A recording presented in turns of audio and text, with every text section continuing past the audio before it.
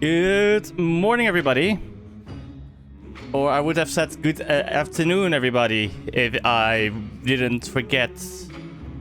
If I didn't notice that the time zones actually changed and I didn't inflate it on my schedule, so I'm not an hour late by accident. So I'm just early this time, yes. Hello, everybody. So yeah, I'm now just doing game startup everything right now. But let's just talk a bit, because today's goal is, of course, we're gonna go over and continue where we were off yesterday. Hopefully the cutscene didn't end, so we can watch the cutscene, otherwise I will find a YouTube video of it.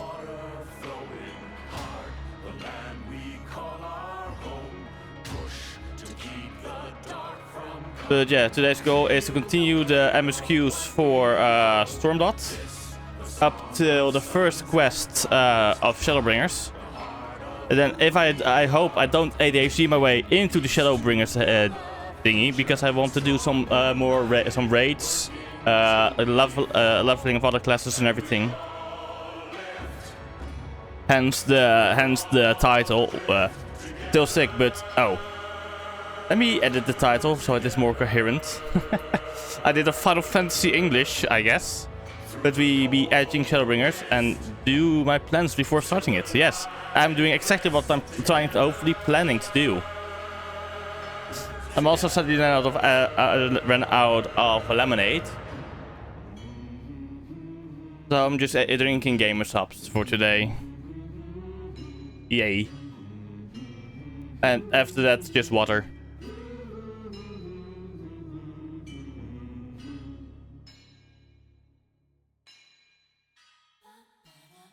Oh, I'm gonna skip this one for now. There we go. Ah, yes. Song of the Jungle Dragon. Perfection. Roar of the Jungle Dragon. Honestly, one of my favorite boss battle soundtracks of them all. If you think about it. The enemy is beyond your control. That is your redemption. Everybody is something to comprehend.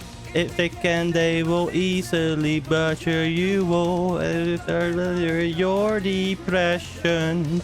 I have gotten to the point where I'm just too afraid that you're going to meet your end. My screams echoed out through the fire. Your rifles, they stand in my way. Yes, this is a hardship most dire. And one day you will heed what I say. This is my message to my master. This is a fight you cannot win. I think that past your great disasters, as the reason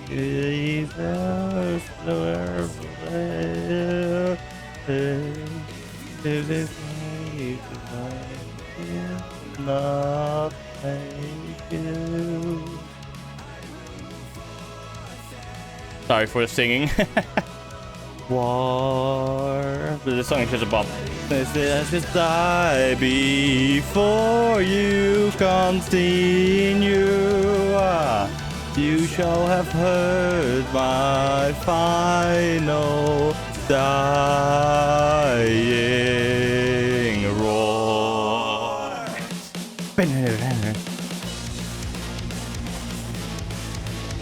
DM Doctorow, I'm so annoyed by how the Calamity community fucking treated him. Like, fucking hell. He didn't deserve the treatment he gotten. For real. Like, his music is masterful. His or her music. Wait, is... DM... Bro...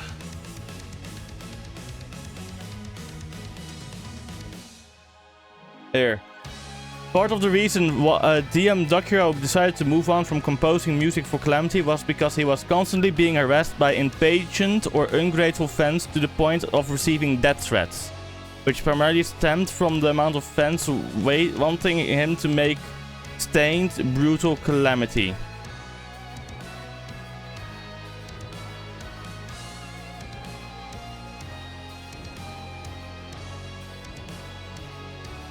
Like, what the fuck, people?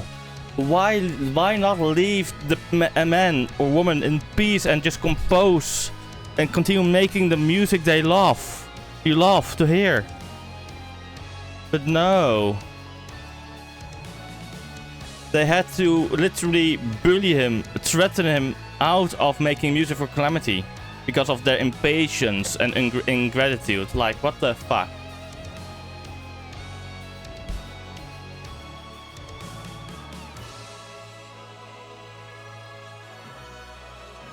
Like, this song is just so fucking good. Just listen to it. 3, 2, 1. The enemy has ascended beyond your control. Good morning. Yes, indeed. And to destroy whatever we made. They're going to comprehend. They will easily butcher who you all, how you're blinded by your depression. I have gotten to the point where I'm just too afraid that you're going to meet your end. My screams echo out through the fire. And your rival there stand in my way. This is a hardship most dire. And also the lore behind this song is also absolute genius. Because everything that you're hearing, like all the singing, is actually the boss that you're fighting. The boss is singing about you to his master. About how, well, they can kill us. We always return to, unless you're a hardcore Destroyer player, for example, but how we literally keep coming back until we have conquered the boss.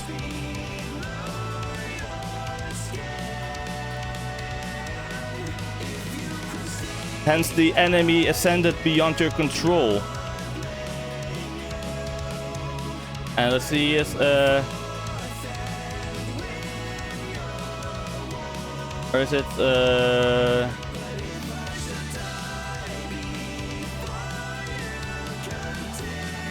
It's basically telling, wake up, boss. Snap out of it.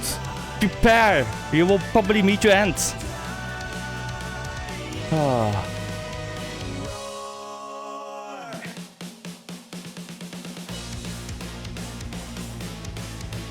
Like, yeah. And the other line, this is a fight you cannot win.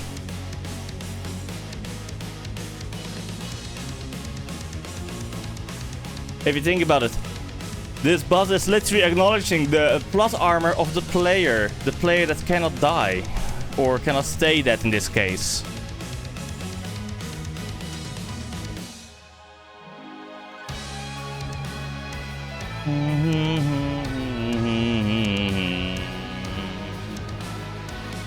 This is literally now in my V2 personal playlist as well, this song, because it's just so good. Actually, we're listening to my V2 playlists.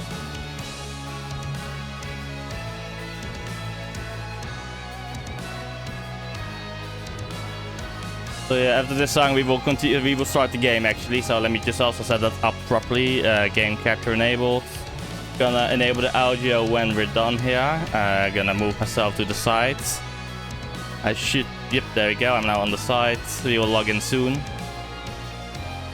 So yeah, but yeah, this fucking music. Oh.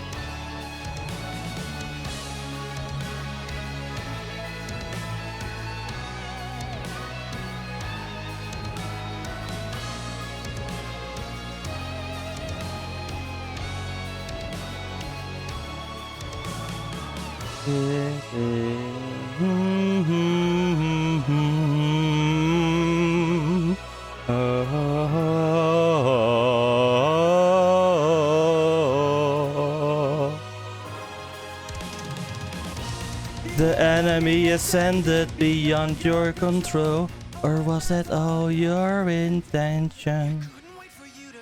Okay, there we go. Let's now start the game itself, the game music. Ah. Didn't fully end because I have on display on my personal players I have like the mix feature enabled that I somehow cannot turn off anymore. I don't know where it has gone.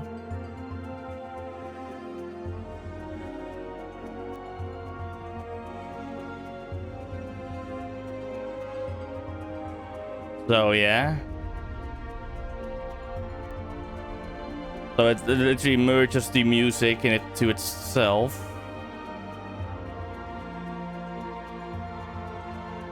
Not that I mind really, because it makes it for some smooth transactions.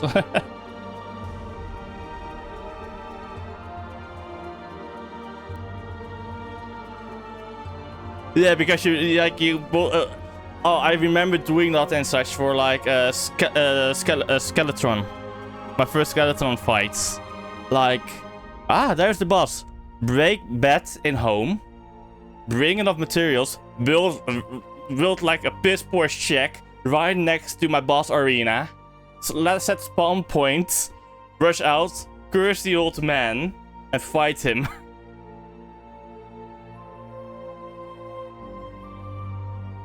Or like for the World Eater and such. Not the Wall of Flesh, because Wall of Flesh was literally just dropped down.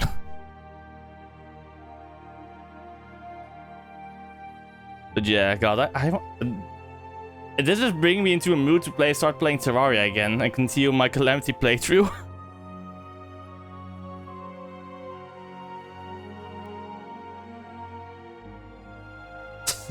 Yeah. Nowadays you would get those like if you no, there's a hard mode thing. Those teleport pylons now you can get them. But still, that's still good. God, I need to play more Calamity. Still haven't beaten it.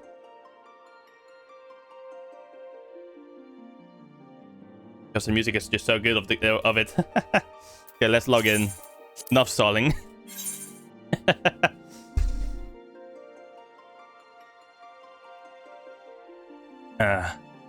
Also, Shadow, you missed one of the best fucking cutscenes. Yesterday. In my opinion, one of the best ones. Wait, I can pop it up. Wait, I can pop it on screen. I literally clipped part of it.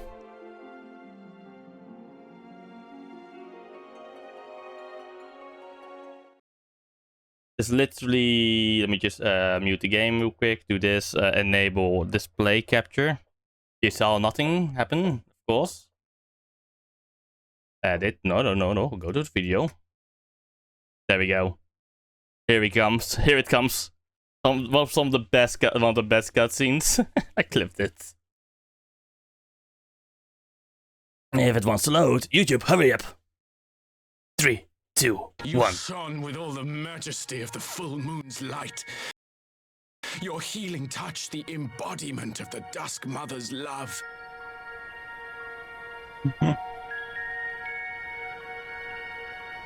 Long had I wondered if my Nama might not be a woman of the steppe.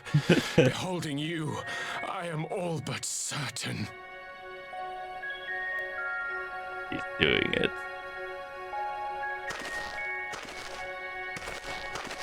Now, look into my eyes. Could it be? Could you be?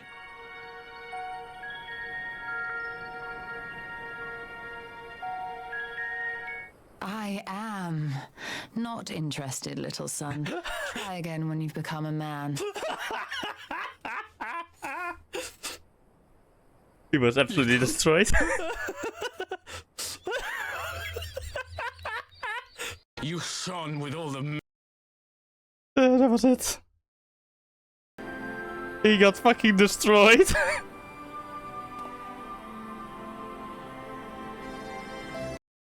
Absolutely violated at all. Okay. Oh yes, a cutscene, yes, okay. We're literally going into a cutscene that I had to abort yesterday by Alt F4ing. Like, that is a real, like, r/murdered by words moment, for real. Okay, time for long cutscenes. Upon proceeding to the Royal Palace, several cutscenes will play in sequence. It is recommended that you set aside sufficient time to view these scenes in their entirety. But the question, they really should tell us how long those cutscenes would take. God, cutscene time, yay.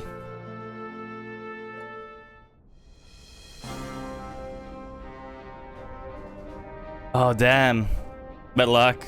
Mistress Lys, Commander Aldin, it gives me great pleasure to formally welcome the city-state of Alamigo to the Eorzean Alliance.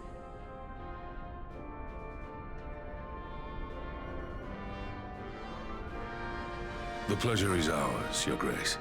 Oh. I know I speak for all Alamegans when I say that we are glad of this chance to stand with our comrades of the Alliance. And we, for our part, are glad indeed to be able to welcome friends both old and new.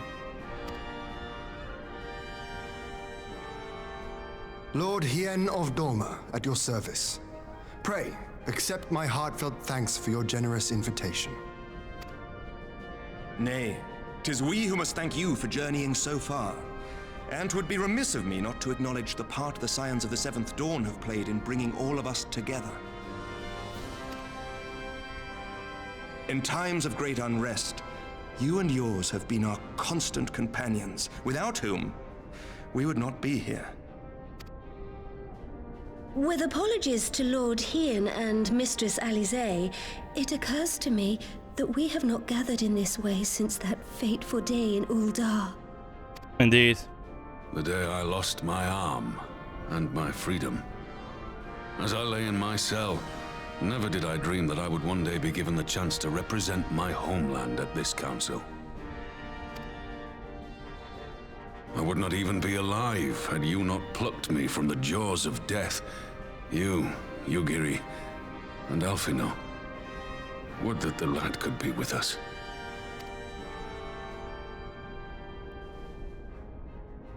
I too owe my presence here to Alphino, in so many ways.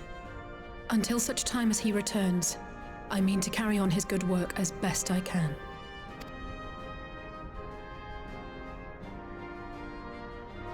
Come, friends, let us leave the past in the past and turn our eyes to the future. My Lord Hien, pray, Tell us how things stand in the east.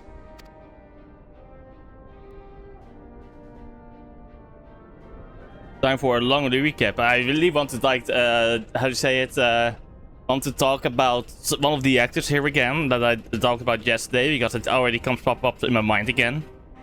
Having heard the rumors of dissent in Garlemald, I dared to dream of a peaceable solution.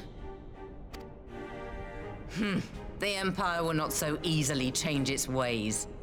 Here it is, here's the opportunity. Shadow, have you played Skyrim?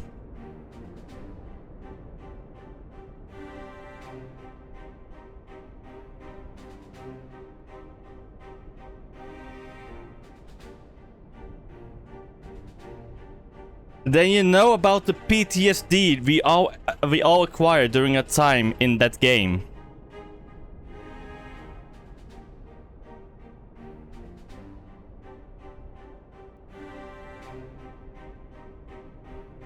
The PTSD of all Skyrim players.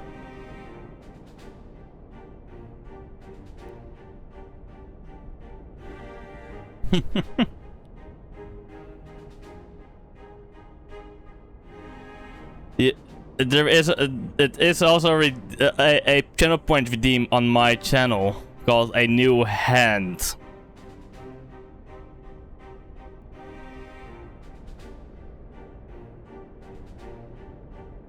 Let's just say that, okay, right now it is a different actress, a voice actress, but when when they changed already all of the voice acting cast for many of the characters in that were from the game English cast in the game, like during the base game A Realm Reborn, the voice actress for this character was Meridia in Skyrim.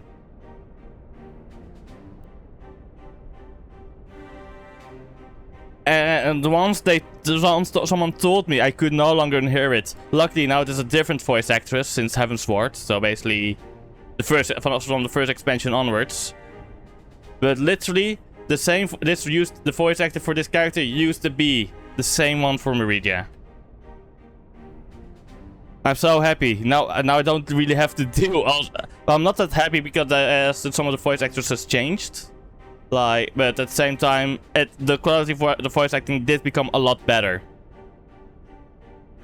But then, after that message, it caused me PTSD.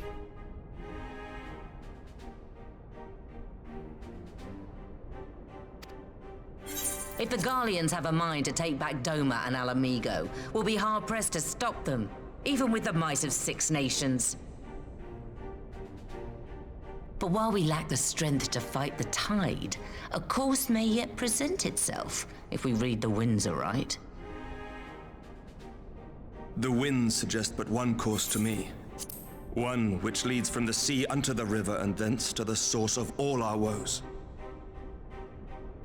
Indeed. Welcome to the unexpected Vietnam flashbacks that you can get, or in this case, Skyrim flashbacks that you can get from playing A Realm Reborn. Yay! Like the voice actors for Meridia's, voice actor change. Murray's English voice actor changed from Gene Gilpin to Tracy and Oberman after the release of A Realm Reborn and prior to Heavensward. This was a change for multiple Final Fantasy XIV characters, as a new voice acting studio was used after initial release. Original actor John Gilpin voiced in A Realm Reborn.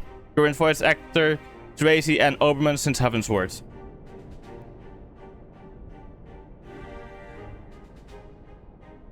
And Gene Gilpin voiced in the following games, by the way. And the following characters. Oh, she is also the voice actress of the Bene Gesserit in Dune. The Bene Gesserit ancestors, by the way.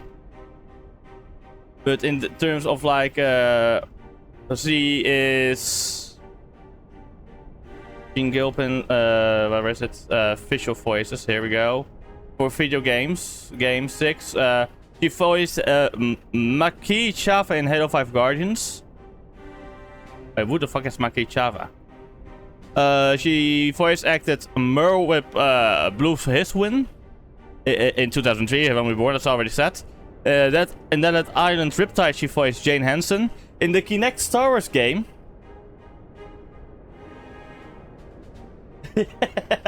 Basically, yeah.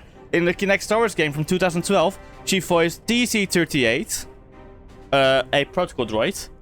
In the Elder Scrolls Skyrim, she voices Elenwen, Meridia, and Butia. And in Dragon Age 2, she voices Meredith.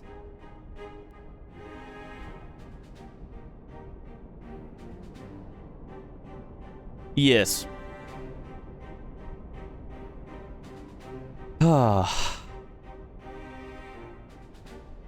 Oh, she also voices the mother in Dying Light the Following. In Masters of Orion, she Conquer the Star, she voices Klakon Empress. She is also some voices in Final Fantasy VII Remake.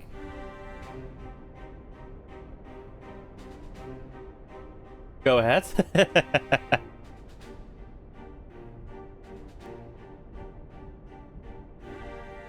You hear it now? You have searched of the original some of the original clips from A Realm Reborn.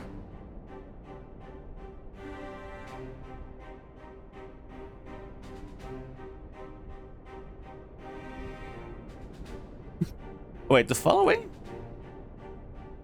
Didn't know she's in there.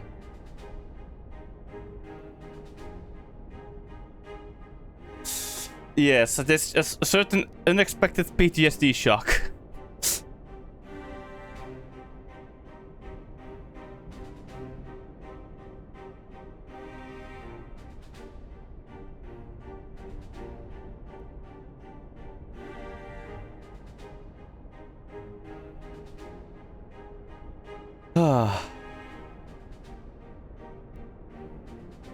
Like, how can one voice actress be the source of so many people's PTSD with a certain game?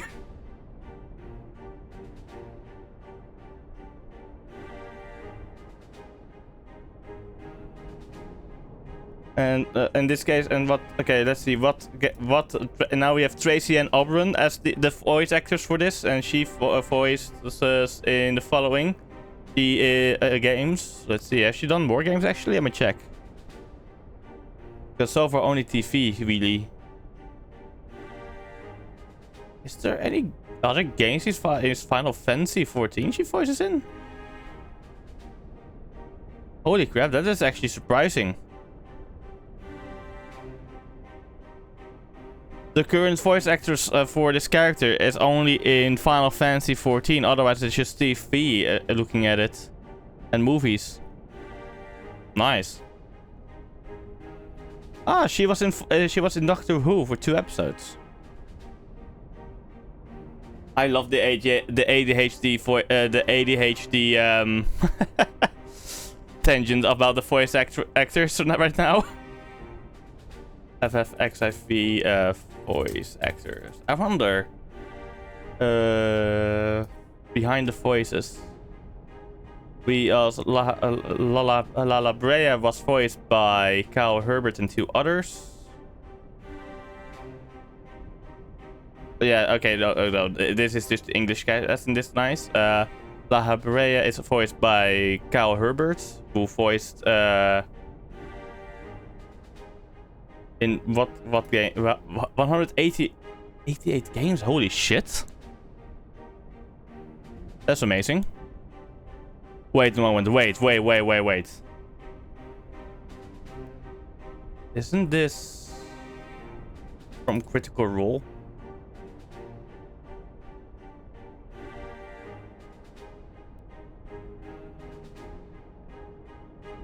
Okay.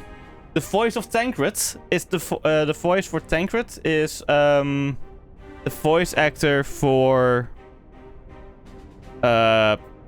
is part of Critical Role. Taliesin Jaffe. Amazing. Let's see who else. Open Out. Wait, Open Out is fucking voiced by Sam Riegel?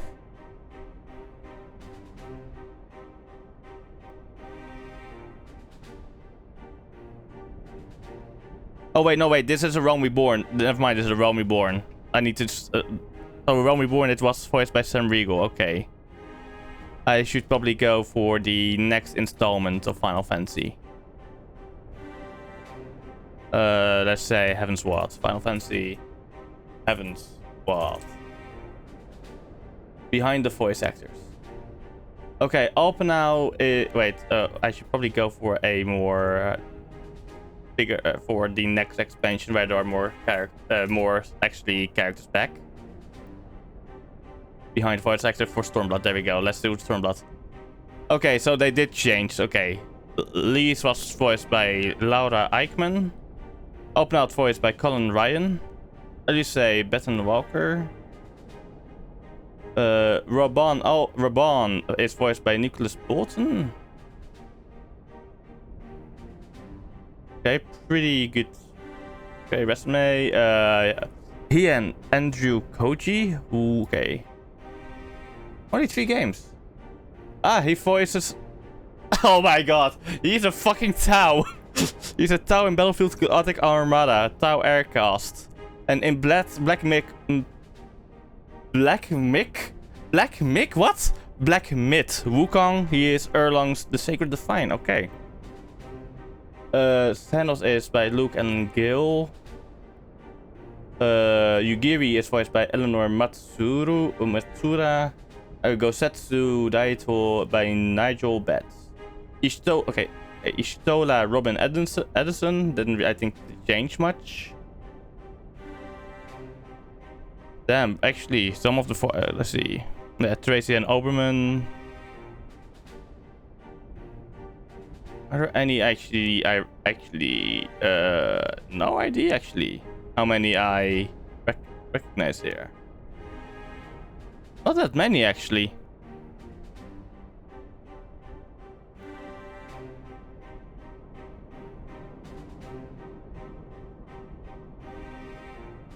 That's nice to know. Okay, let's just continue on. Let's continue on with the game. The Ascians. Or how I like to call them, the Asholians. Indeed. All here have felt their blighted touch. It was the bringers of chaos who nurtured the Archbishop's tyrannical ambitions.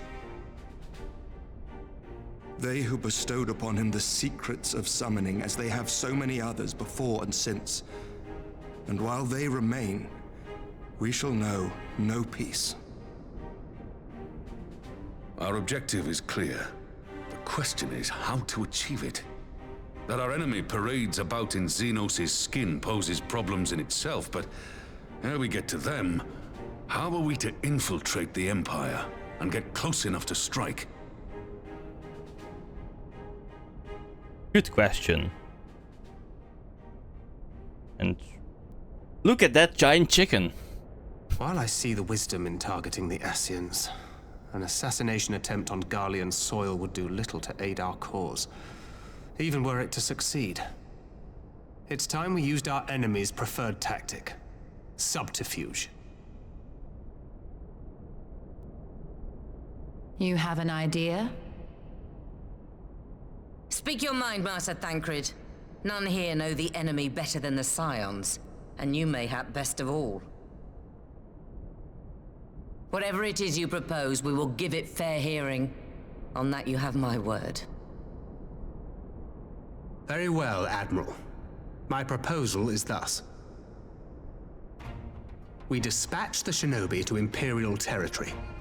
There, they sow the rumor that the Crown Prince perished in the battle for Alamigo, and that the man parading around is in fact a corpse inhabited by a servant of darkness.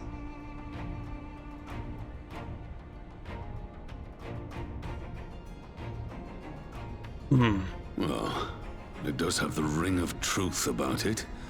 And were the Garleans to learn that their future ruler is a puppet, the Empire would be shaken to the core. But at the risk of sounding stupid, would they actually believe such an unlikely story? I didn't. Ordinarily not. But prior to his miraculous recovery, rumors of Xenos' death had already begun to circulate around the Empire. Ultimately, however, what the masses believe is not our chief concern. Our true objective is to create an opening for rival factions within Garlemald to exploit. Just as a war of succession erupted in the wake of Emperor Solus's death. A war which raged until but recently, plunging the Imperial House into disarray as nephew and uncle grappled for the throne. It is no coincidence that one of Varus's first acts as Emperor was to name Xenos heir apparent, family feuds being so tiresome when armies are involved. Not all welcomed his choice of successor, however. There is no shortage of individuals who aspire to the throne, who would jump at any chance to seize power. The news that Xenos is not only dead, but a puppet to diabolical forces would be too enticing to ignore. The Empire would not be quick to recover from a second war of succession. I am no stranger to infiltrating Imperial territory. With a team of operatives gathered from among the Alliance's finest, the plan should have a reasonable chance of success. Doma already has shinobi in place throughout the provinces. We stand ready to act, and act we must. What say you all?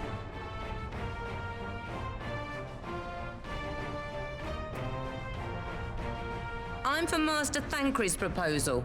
We shine a light upon the Ascian and test the Empire's unity. 'Twas his plot that scuttled Doma's negotiations, was it not? Why then, if we can eliminate him, there may yet be a chance for peace. Let us wage this war of subterfuge, that we may one day lay down our arms. Gods know we never will while the Ascians remain.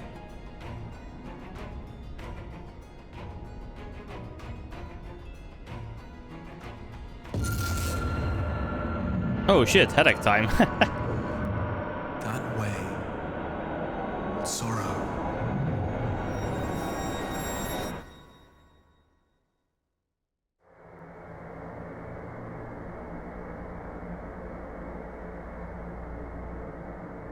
Gonna press the same buttons I did yesterday. History must be changed.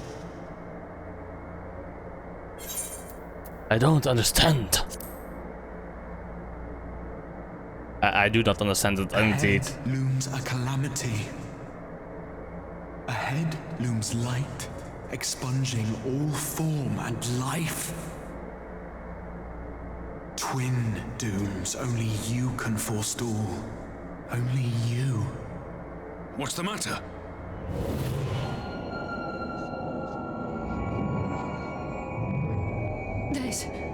There's a voice. Spies in our midst? Nay, I sense no such presence. Let expanse contract. Eon become instant. Throw wide the gates that we may pass.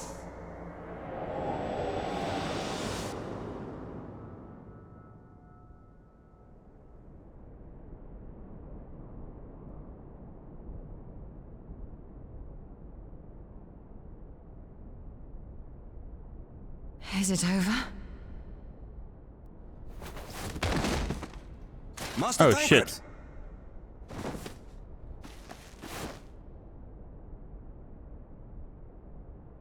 For Fend.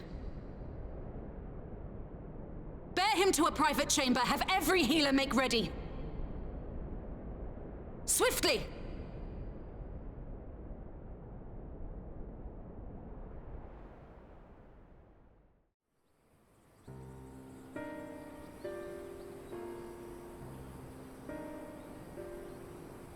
Master Thancred remains in slumber. Though his vital signs appear stable, he's unresponsive. What could have done this? And why just him and not the others? I'm afraid we could not identify the cause, my lady. Our examinations revealed no wounds, nor the presence of any poisonous substances. Gods, that only makes it worse. You're to let us know the moment there's any change, all right?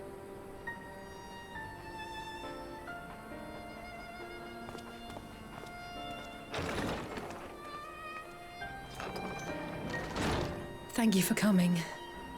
Knowing Thancred, he would apologize for being otherwise engaged at so crucial a juncture.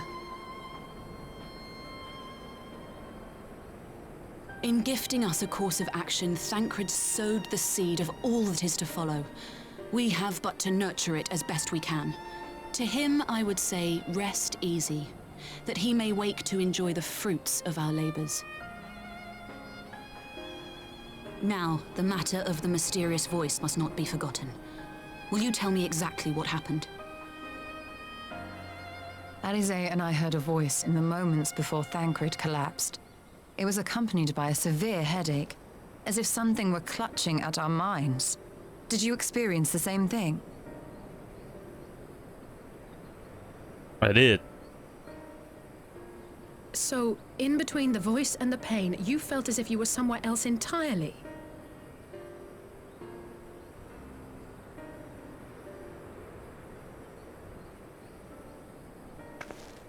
Your testimony confirms my suspicion.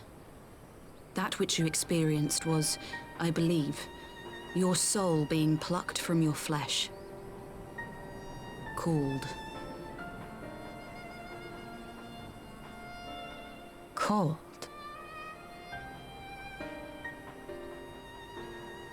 I myself examined Thancred.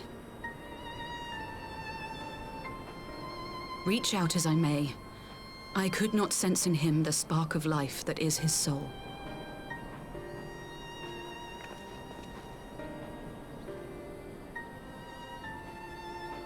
That Thancred alone was stricken so is likely due to his heightened sensitivity to the effects of ether, a consequence of his prior possession by the Ascian, La Hebrea. The owner of the voice, whoever it may be, reached out to you, called your souls, and in so doing, caused you and yours such pain. But if that's true, where exactly are we being called to? I know not. Yet one thing is plain. Whoever waits for you on the other side is possessed of a power unlike any I have ever known.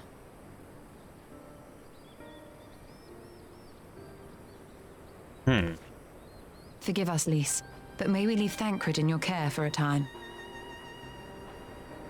As if you had to ask. I may not be a scion anymore, but I'm no less a friend. Don't worry. I'll see to it that Thancred's well looked after. Just focus on solving this mystery, all right? Thank you, Lys. As the Elder Seedseer says, 'tis no ordinary individual we are dealing with. Nor can we discount the possibility of Ascian involvement. Whoever or whatever is behind this, the sooner we find out, the better.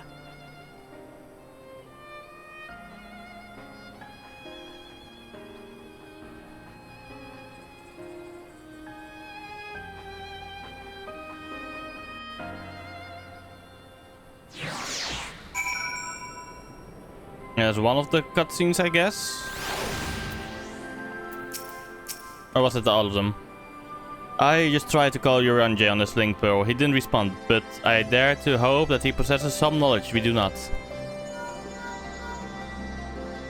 Ah, Urianjay, something happened during the meeting. Thancred's collapsed. Disembodied voice suddenly started... What? But that's... We should talk about this in person. Alright, we'll meet you there. There was Urianjay. He heard the voice too. In Tanlan? As we alone were afflicted at the meeting, had my suspicions, but if the voice also spoke to Urianjay, there can be little doubt the science were targeted specifically. By whom and to what end is the question, one to which we must find an answer with all possible haste.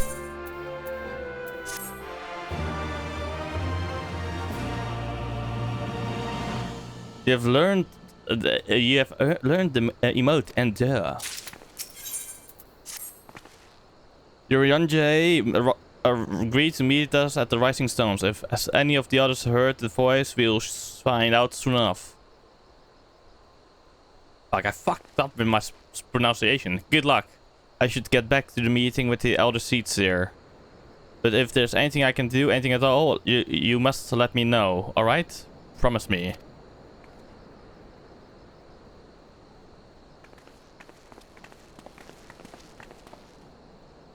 Right, let's be on our way.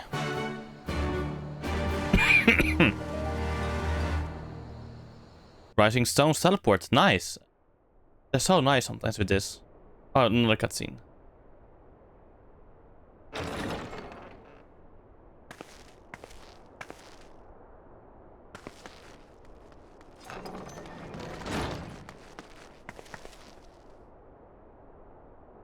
Urianger! Gods, it's good to see you. Would that our meeting were under happier circumstances. I judged the voice sufficient cause for concern even before you sent word of its effect on our comrade.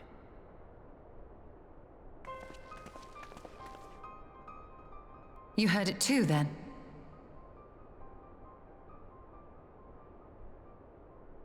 Aye. And all but certainly at the Oh, fuck. Accidentally pressed the wrong button.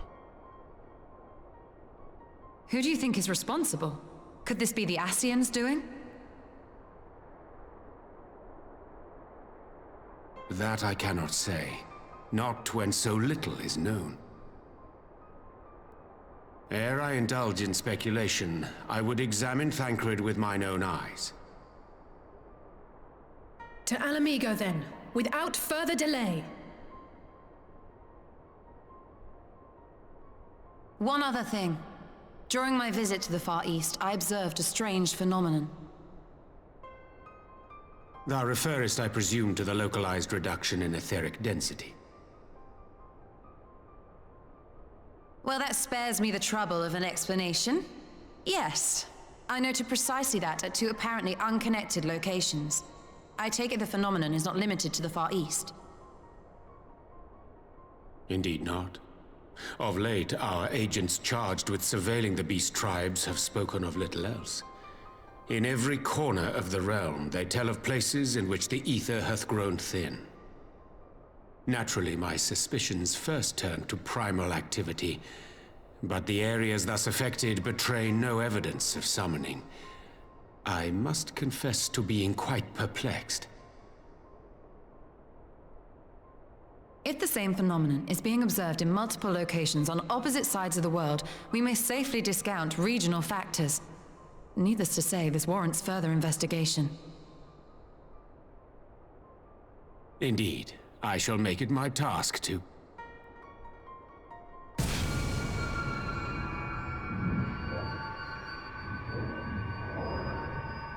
The voice. It calleth to me once more.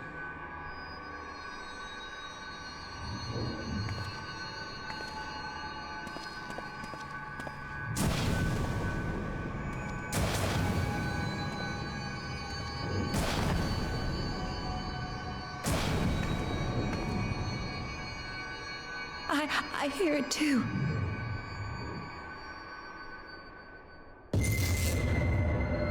Only you. Only you. No! Ishtola! Urianger! Throw wide the gates.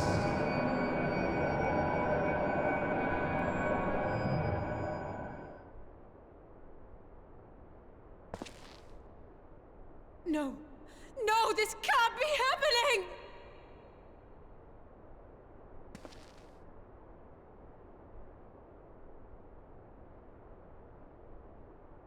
Y'shtola! Urianger!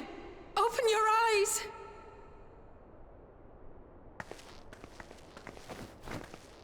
Open your eyes, I beg you! Say something! Anything! Not again. Please, not again.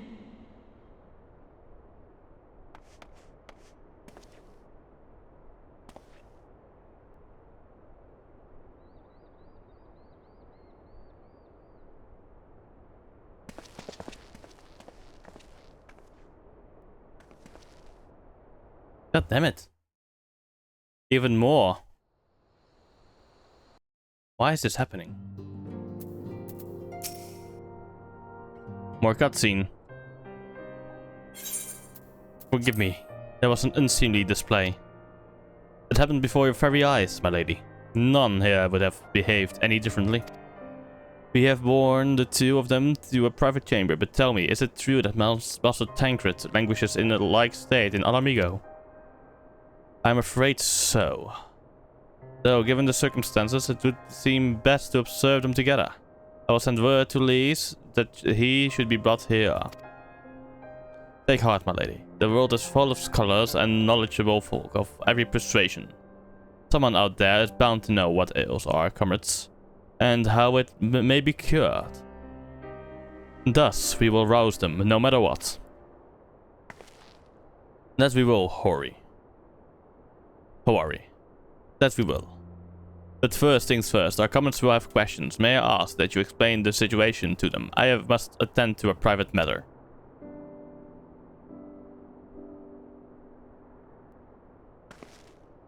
Oh, I promised that I'd visit someone in Limslominsa. He's been waiting at the Maelstrom command for a while now. You know, oh, you should come along too. I think he'd be glad to see you.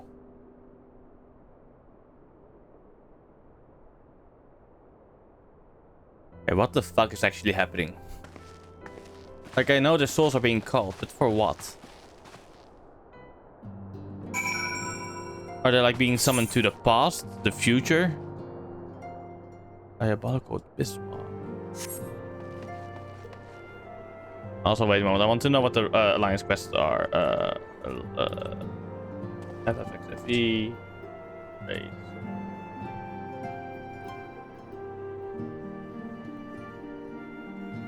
I need to get the Shadow of Mac going and return to Ivlis. I should get that one going as well. For that, I need to find a dramatist. Okay, he's the market overseer in Kugane.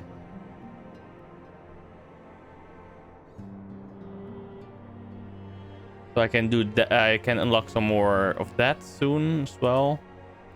These are some alliance raids that I want to do. I also need to do the Shadow of Mac. And I currently also have... Wait, what is weapons refrain?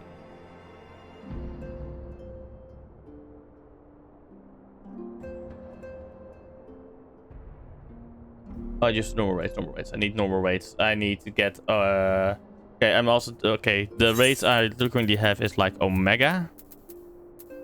I'm doing. Alexander and the Coils of Bahamut.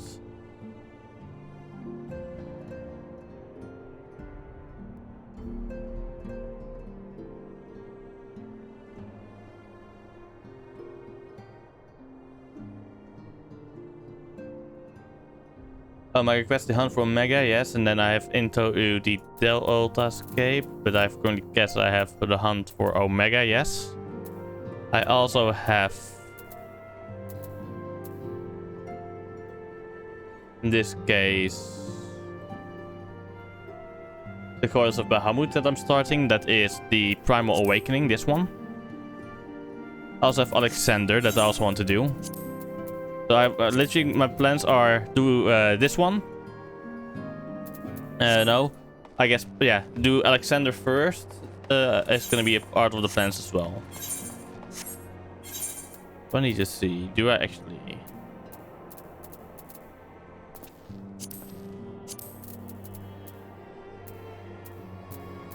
Not really.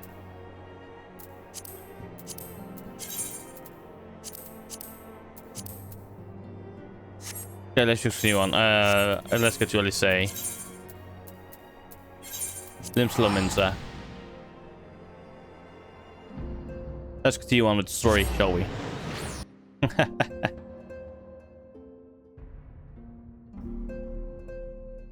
Okay, currently I am...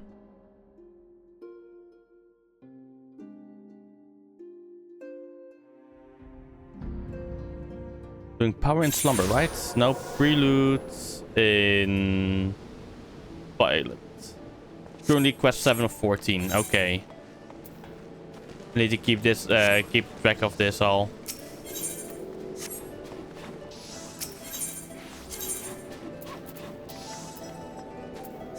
The Aft Castle. So don't accidentally start Shadowbringers, you know?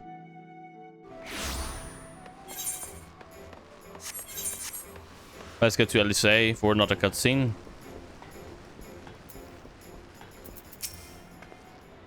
As you probably guessed it's Gabu. We've come to see. The private here will bring him out to us. Ever since the Maelstrom took him in, I've tried to visit as often as I can. And after what befell our friends, I was taken by the urge to visit again. It's difficult to explain.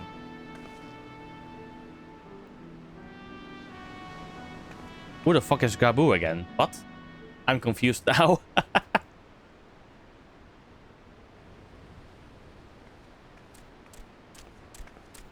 Oh, Gabu! Yes! That's Here Gabu. he is, my lady.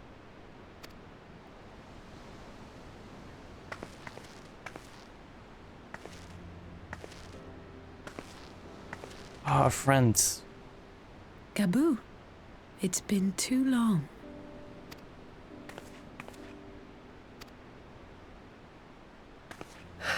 I'm afraid there's been no change. If he can see or hear us, he has given no sign. I see. You're still fighting. I'm proud of you.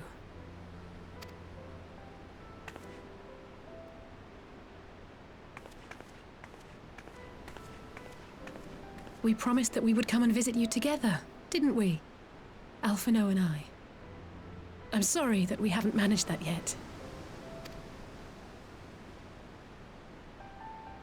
You know, with the three of us like this, does it not remind you of that night? Of the stars beyond count twinkling in the heavens? I don't really see any stars right now. What? What are you talking about, Elysee? I was feeling pretty low back then. Powerless. But I knew that my brother was close by if I needed him, and that the others would be waiting for me back at the Rising Stones. Not like now. Indeed, Elysee. Indeed.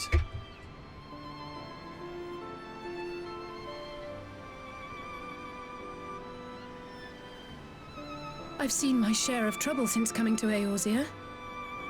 Been reminded again and again of my limitations, of how little I can change about this world. And I've come to know the sorrow of parting all too well.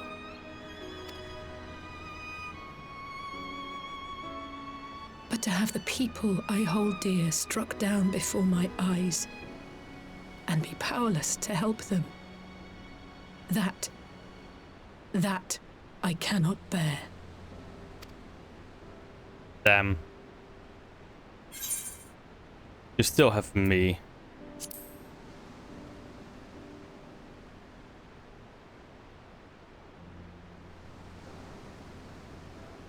And for that, I am grateful. I don't know what I would do without you.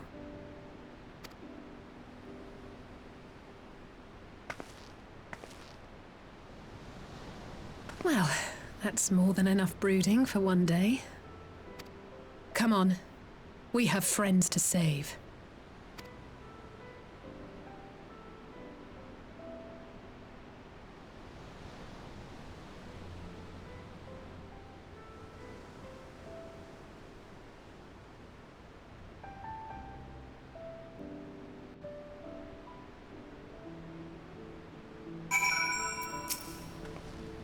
Let's return to the Rising Stones and take it from there. Yes. Thanks for agreeing to come. It meant a lot to me.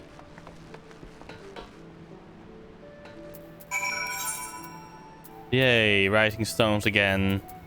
And this time they didn't decide to like bring me with, so time to go to Mordona. Yay.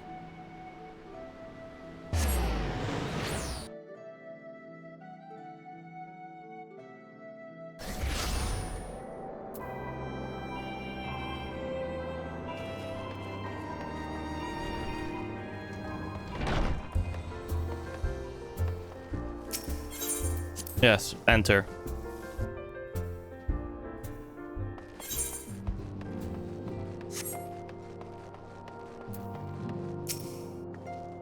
I did some thinking on the way back, and I think Hori is right. We need to seek outside help. Ordinarily, we would turn to our own experts on such matters, but they are both among the stricken. I will begin by reaching out to the myriad guilds and research institutions here in Eorzea. Additionally, Grandfather and Minfilia had a wealth of connections between them, and I mean to explore those avenues too.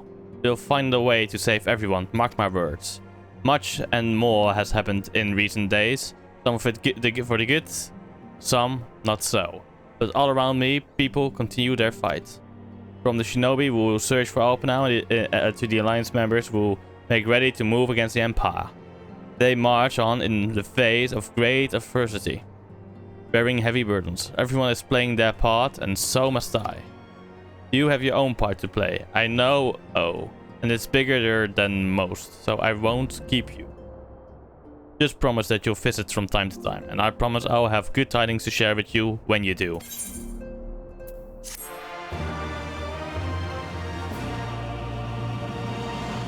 Next quest. Oh, cutscene time. Meanwhile, in the Imperial Palace.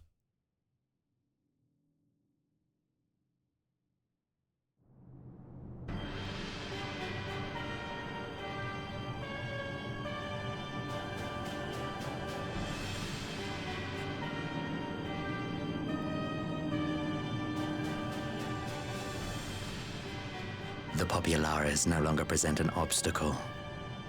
Now is the time to bring the Empire's might to bear. A word from your Radiance is all it takes. But one word, and the Imperial army will fall upon Alamigo as a pack of bloodthirsty wolves and tear that feeble nation apart.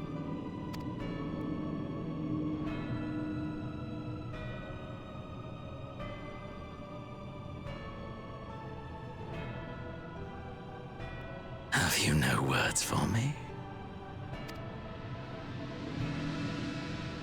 Despite the lengths I go to, an emissary playing the part of a fool. When first I took this face, I swore to use all of my knowledge, all of my power, to further the cause of the Empire. My deeds stand testament to my commitment. And with this adamant flesh at my disposal, I could destroy the Icon Slayer as easily as one might swat a fly. Why do you hesitate?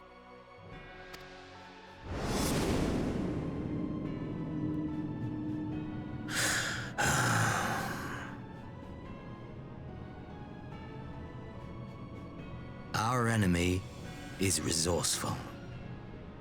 Though victory is certain now, it will not remain so indefinitely.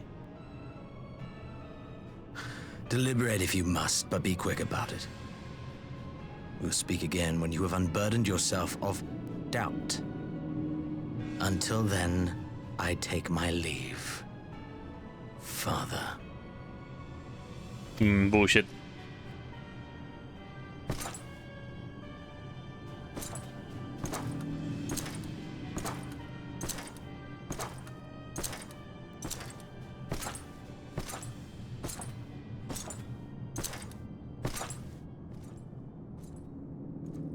I should be the one to sigh.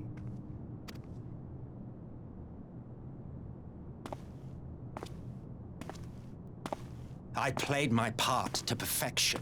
I had earned my rest, and then, thanks to La Habrea's crowning act of idiocy, our favorite emissary sees fit to summon me back. Elidibus was ever a warrior. A most tiresome trait, would you not agree? Who the fuck is that?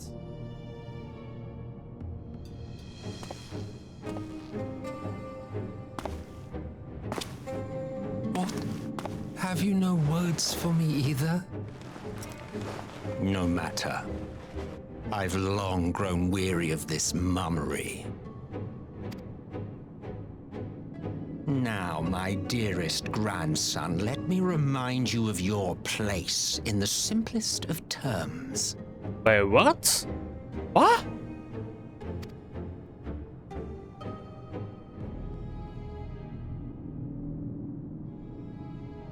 You do not make judgments, you administer them. Swiftly and to the letter. Naught else is your concern. Elidibus may be an insufferable bore, but he is no fool. His choices as emissary seldom err.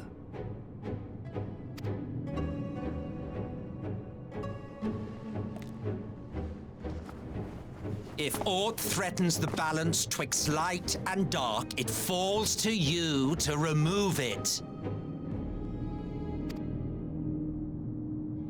Be it by your own hands or by your armies, you have ample means at your disposal.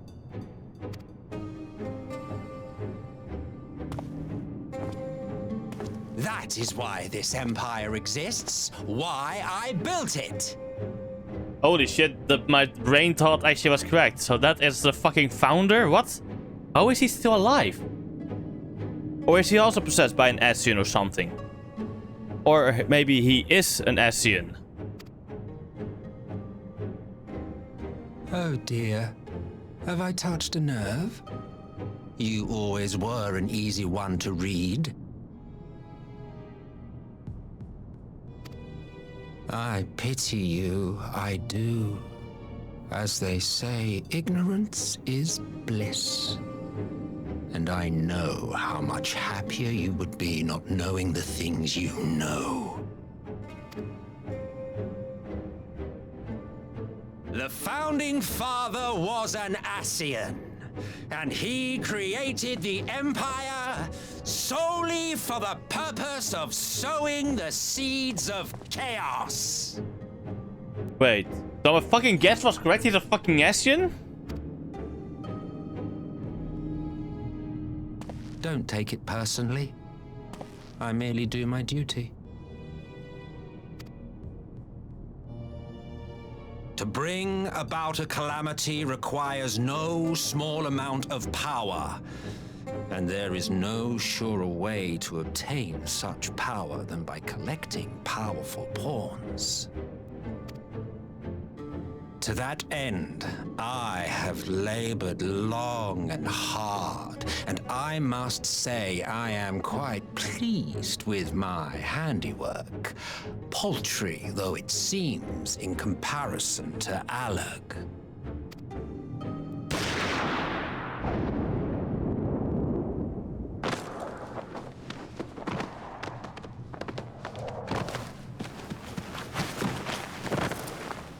You fiends are overfond of your own voices. Nice. But he's still alive because he's a fucking Ascian. Man is the master of his own destiny. He will pop up again, and I know this for certain, by the way. He will fucking pop up again because he's a fucking Ascian. Such a waste of time and energy. Both yours and mine. So that's so.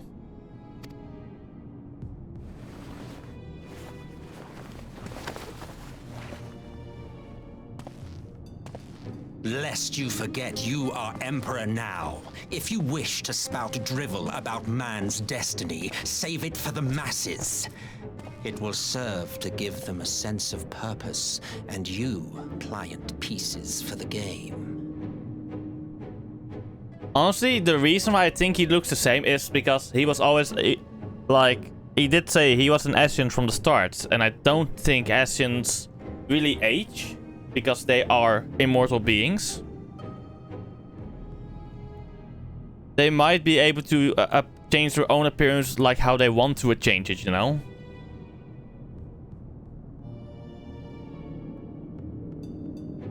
True, and it's still there.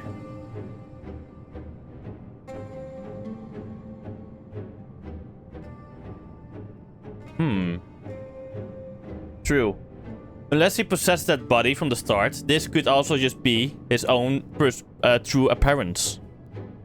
Or, no, wait. Yeah, good point. Body is still there, Shinx. Cloned. He cloned it. He has a fucking clone fats of his own body.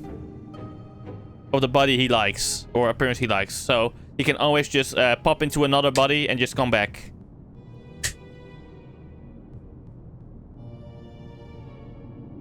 He has a secret clone army of Soscalvuses.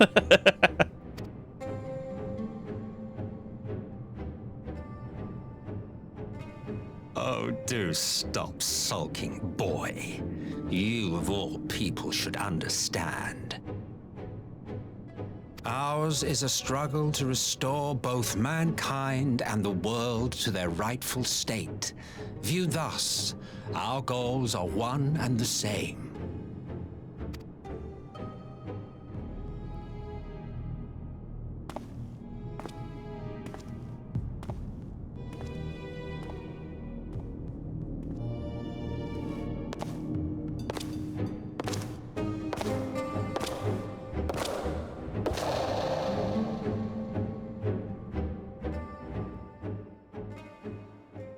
And also at the same time, it doesn't really matter if the body is fucking dead for Ascians. They can still take it over. But since there are two bodies, or like two, with a separate body as well, that means something happened.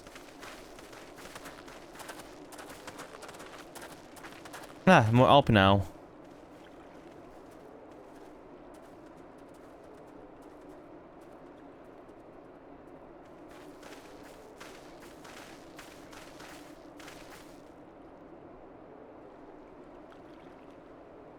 What in the world?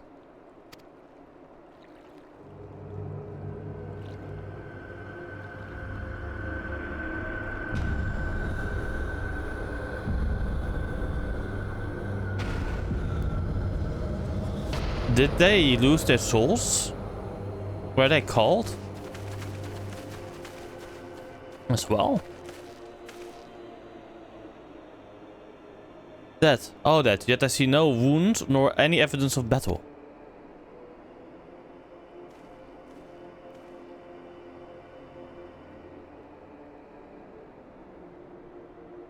Or did I get poisoned?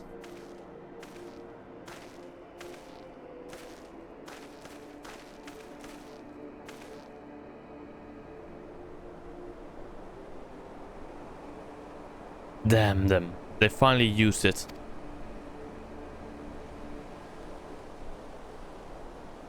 The Empire developed an alchemical weapon in Gyr Albania, a gas, Black Rose it was called, and to breathe it is to breathe your last. Oh, chemical warfare. And that did this?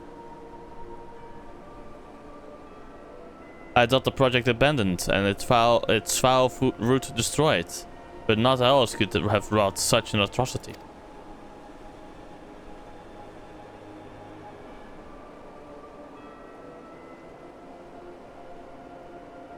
Fools, what hope do they hope to gain with this butchery? Can they not see that a rule, one true terror, will not endure? How many more prophecies must they lose?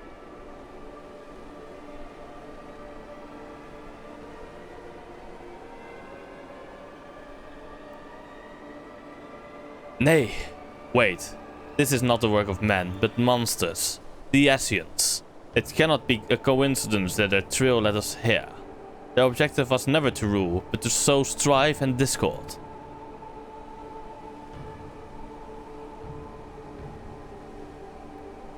Such a crime does indeed bear the mark of bringers of chaos.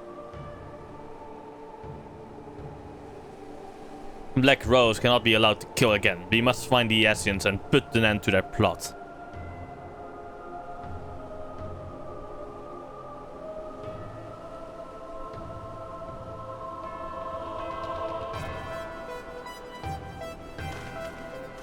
Wait.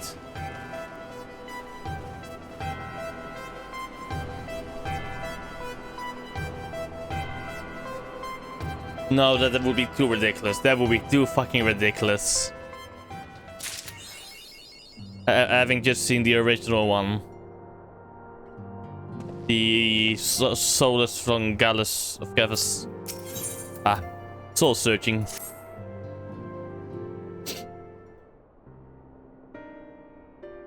I'm glad you've come, though I'm afraid there's little in the way of good news.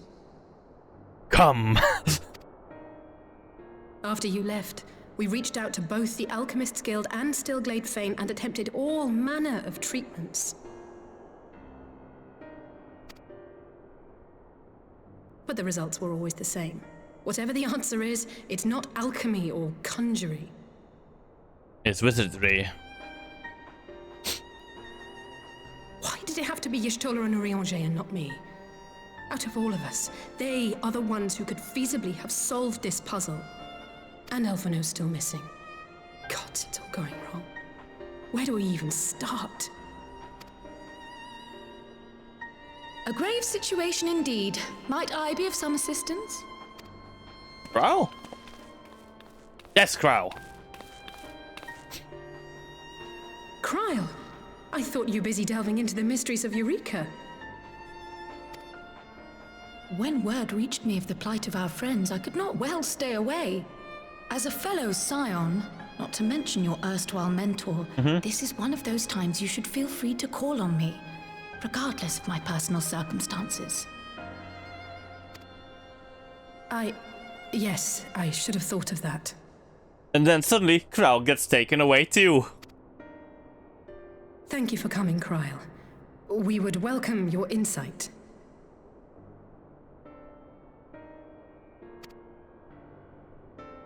And I should be happy to provide it. Now, what's this I hear about Alphino heading into Imperial territory? That boy always did have some funny ideas. Do you remember the speech he gave when he was accepted to the Studium? No, I do not. My life's goal is naught less than the salvation of this star. True, she already has her kidnapping arc indeed. Yeah, and it wouldn't be a kidnapping arc for Tancred or Y'shtola because they caused it themselves. And Philia is currently kind of still in the middle of her kidnapping arc. So yeah.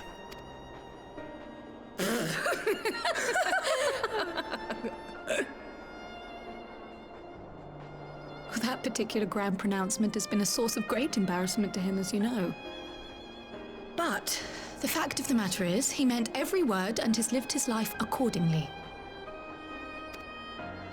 Yes, he remains altruistic to a fault, but I'm worried he was too fixated on his goals to see the dangers, as has happened before. You needn't be so concerned. Though his values remain the same, Alphino is not the blinkered boy he once was.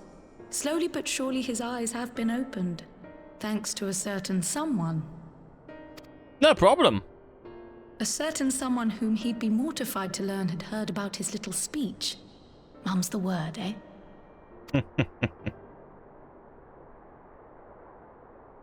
Right, I'd better have a look at our patients. They're in the infirmary, I assume. I'll need absolute quiet, so it would be best if I did this alone.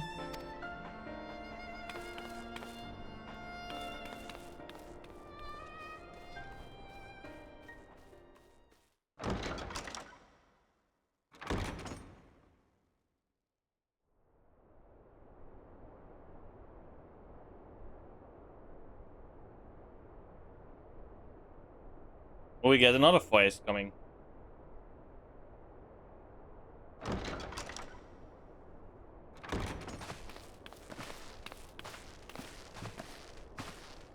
All three are in fine physical health. At a glance, I would say they were merely sound asleep. Okay. Except for the fact that I couldn't sense the slightest trace of them in their bodies. It's as if their souls have taken leave of their physical forms. Yes. Ah, yes. The Elder Seedseer made a similar observation. I've read the report. When you heard this mysterious voice, you described feeling as if you were somewhere else, yes? Correct. There we have the knots. Take a shot. If we assume the ether which No, just comprises kidding. your essence is being drawn to some other place, And it may be possible to follow the trail it leaves behind, just as we did in our search for Thancred. I wasn't around for that, but I can't imagine it was easy. Oh, it wasn't. But that's no reason not to try. I will have need of Master Matoya's crystal eye if I'm even to make the attempt. So I suggest we pay her a visit.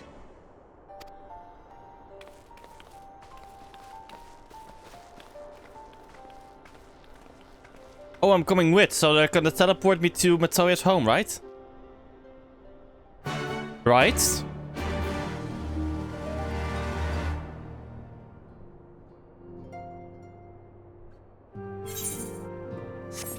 I expected too much of them. I expected far too much.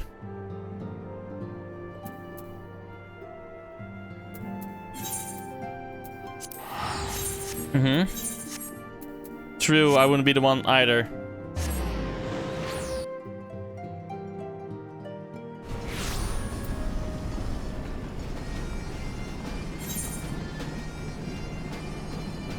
Wait, that is new.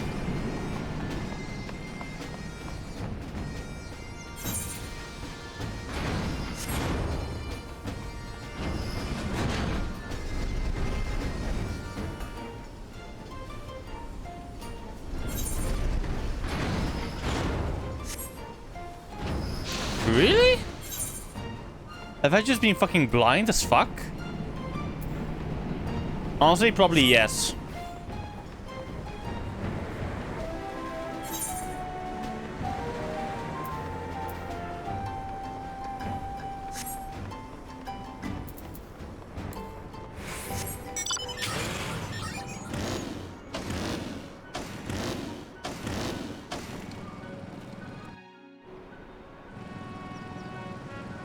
Okay.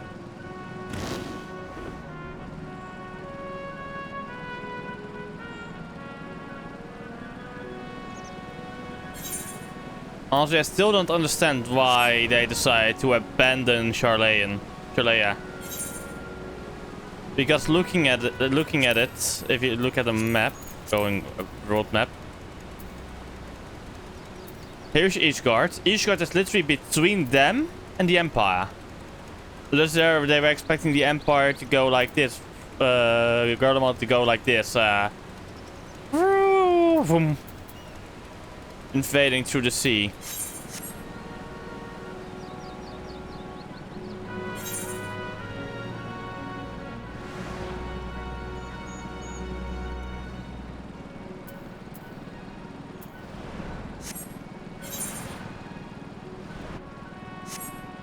So still, honestly, if they were afraid of something like that, then understandable that they abandoned it, but this place is so well defendable, looking at it. Except maybe from the air, but still.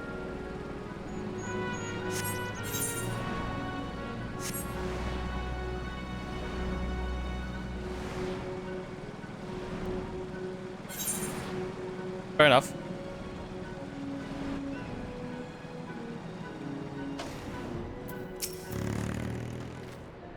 I heard that Master Matoya was something of a recluse, but this seems extreme. I'll happily overlook her eccentricities if she agrees to help us. Yes. My cutscene.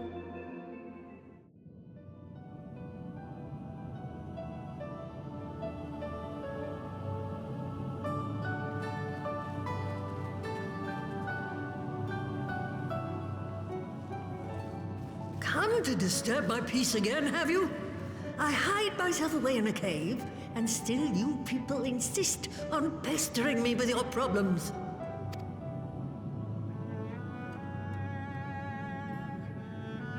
Oh, I mistook you for young what's-his-name, but I see now you're the sister.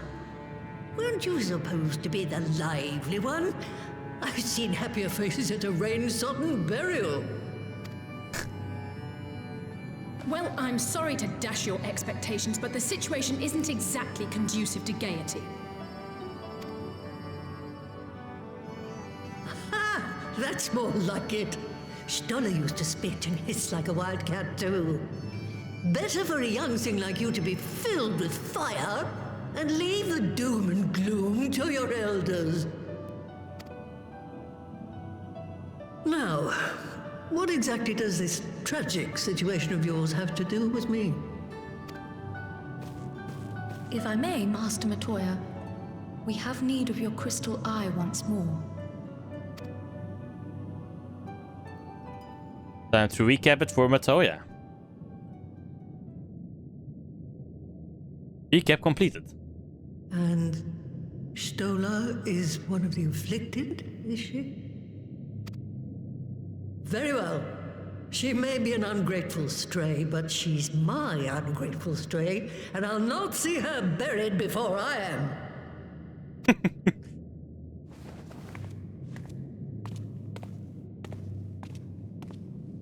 So basically she's saying she's not dying before I die.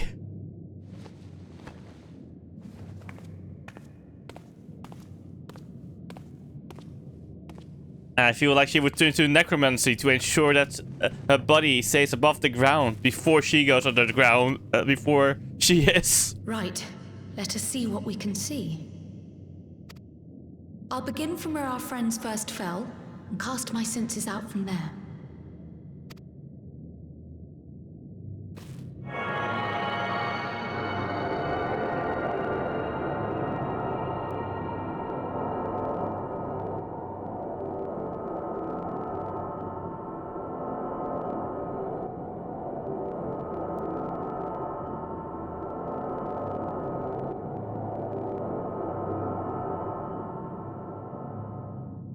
There's nothing. What is it? Did you find them? This doesn't make sense. How is it even possible? How is what possible? Kryl, what did you see? The threads, they just ended. And no, I didn't lose track of them. I followed them as far as they went. It's as if they were cut off. Could their ether have dissipated? If it had, oh gods! No, I don't think that happened. I think they mentioned something about time travel during the original one, like we have to go back in time. What I think has happened is they were far enough away where they could safely be traveled across time. Their bodies are just husks. It's like the Broodmother's daughter all over again. Who the fuck is the Broodmother's daughter? No, this is different. The Kalyana girl was already dead, body and soul, when Lakshmi effected her resurrection. Aye, let's not jump to conclusions. If their physical forms yet breathe and show no signs of wasting, then it follows that their souls must still be intact somewhere. Totally forgot about them. They were not really rememberable. But where?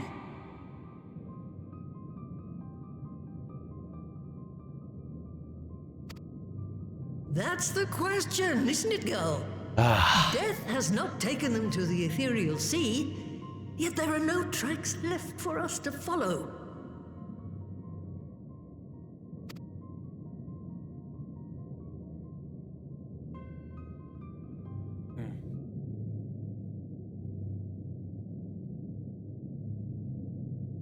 We're no closer to an answer than when we started. But knowing their souls are still out there is progress of a sort. We just have to keep looking. Indeed. Pray, excuse me a moment. Yes? I remember, but... What, to Alamigo? We're on our way. That was Lee's. Apparently, a group of Populares have defected to Alamigo, and Maxima, the envoy Alphino left with, is one of them. I'm sorry. I realize we've barely begun here, but... Maxima, the real G of them all, you know? Go child, go! You've made up your mind, and life's too short for dithering.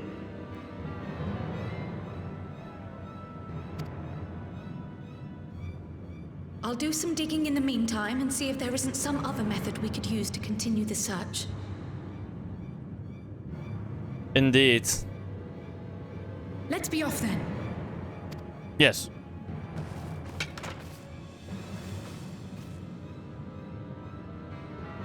Oh, not again. The enchantment barely seems to take these days. I chalk it up to old age, but I rather doubt it's that simple. Oh my god, I think I know why this is happening.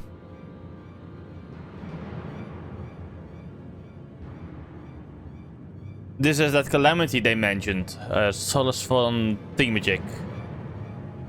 And we have accelerated by allowing ether to flow back into the burn. So while another calamity is happening, we are also wasting aether, the world's aether, by basically allowing aether to restore, go back to the burn. I mean, the burn isn't that small. The burn is a fucking huge, a pretty huge area. It would take probably a lot of ether to fix, you know? So while this is happening, while the world is restoring order, aether is growing thinner and thinner. That's what my feeling says.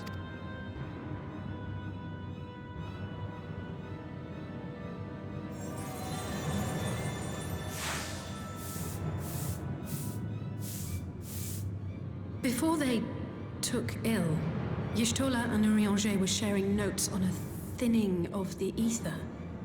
It seems to be happening all over. Does it now?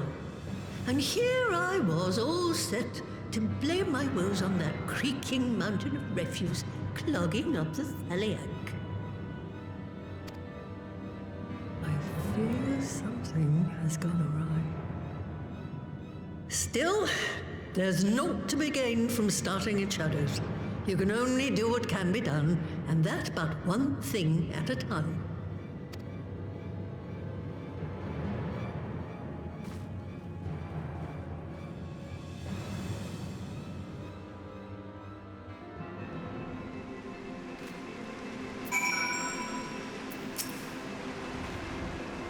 So that was the woman who tamed Y'shtola. I had the distinct feeling of being grabbed by the scruff of the neck and having the nonsense shaken out of me. When Alpenau is back, I'd love to visit her again and ask her what tale she has of grandfather. The defector's tidings.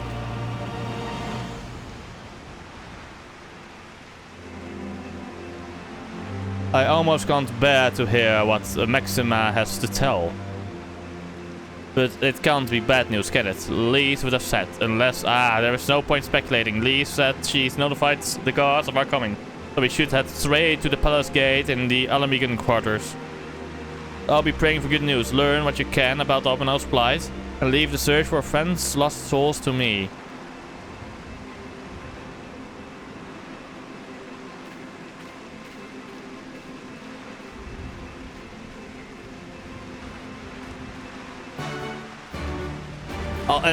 Honestly, and it also doesn't help that we have like decided to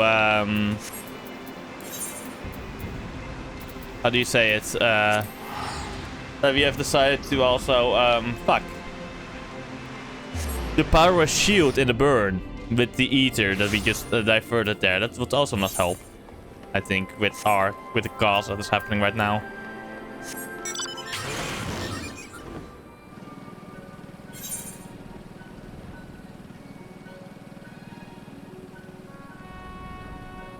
Yeah, that a lagging gizmo, yeah.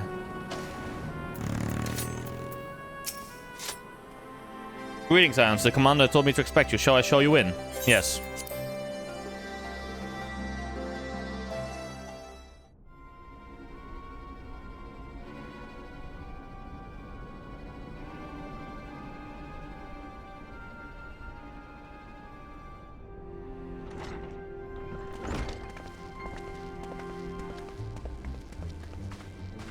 I'm sorry to drag you halfway across the realm, but when Maxima mentioned Alphino, I thought you'd want to hear the news in person.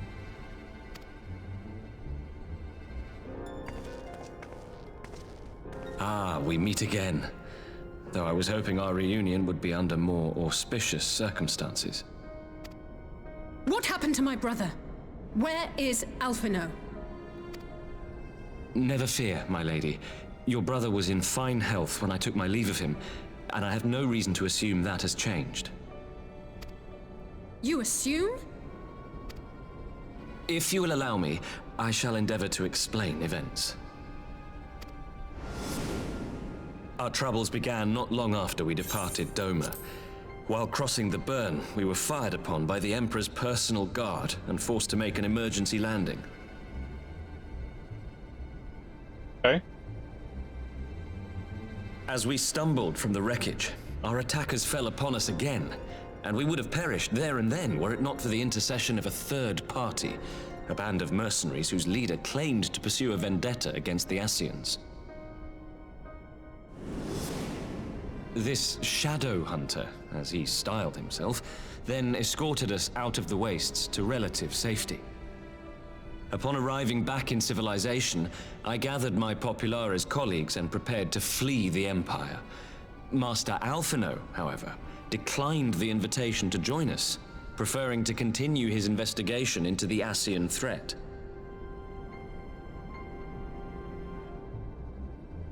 Well, at least he's not lying in a heap in the burn. Tell us more about these Ascian hunters. Who are they? And is Alphino still with them? He is. As to who they are, I'm afraid I have nothing to tell you. Beyond the fact that they root out and destroy Ascians, they were unwilling to divulge anything which might serve to identify them. They would not even reveal their next destination. But Master Alphino asked to accompany them all the same. Since parting company with your brother, we've been engaged in a game of cat and mouse with the Emperor's guard. We made our way through province after province, finding the army busy restoring order wherever we went, until we finally arrived here in Alamigo. I cannot thank Commander Aldin enough for giving us such an unexpectedly warm welcome. I'm not inclined to turn away refugees, no matter which land they call home. And if they can tell me how things lie in Garlemald, all the better. On that subject, there is much I would tell you. During the course of our journey, we heard tales that an entire rebel army had been slaughtered in the space of a single night. It would seem my former comrades grew tired of putting down uprisings in the conventional manner, and chose instead to bring a formidable new weapon to bear. Details were sparse, but the rumor alone was enough to dampen the flames of rebellion. I have also heard reports that several companies have withdrawn from their designated provinces and begun marching westward. It is my assessment that the Empire's forces are mobilizing for a large-scale military engagement. Westward? You mean they're getting ready to invade Alamigo? We knew this was coming, but not that it would be so soon. We've barely even begun to shore up our defenses. They won't stop an invading army. No, they won't. Dispatch messengers to the Alliance leadership requesting reinforcements, and send word to our officers in the field to hasten completion of those border fortifications. Prepare to meet the Imperials head on!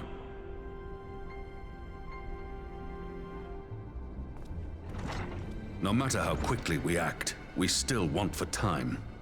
When the enemy comes into view, our best recourse will be to open negotiations with their commander, and see that the ensuing proceedings take as long as possible.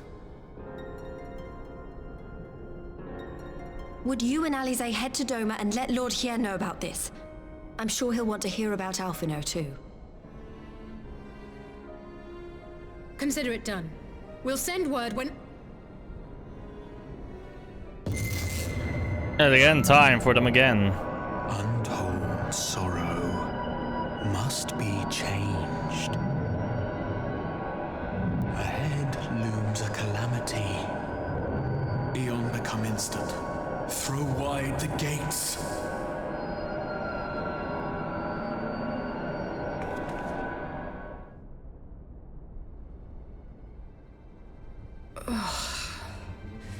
You heard it too? Yes. Well, at least we're both still standing. Oh, thank the gods. I thought we'd lost you for a moment there. Why does this keep happening? I wish I knew. Nothing we've tried has brought us any closer to an answer. We'll keep working on it. But first, we need to go and see Lord Hien.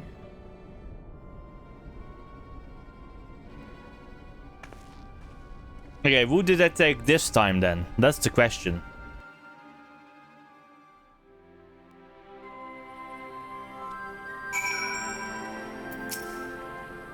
Dolphin is safe, for the present at least. Now all we need to worry about is a full-scale Imperial invasion. I'm actually glad Lee tasked us with visiting Lord Hien. Better to be dashing from place to place and sitting around and stewing over things we can't change. To the Enclave!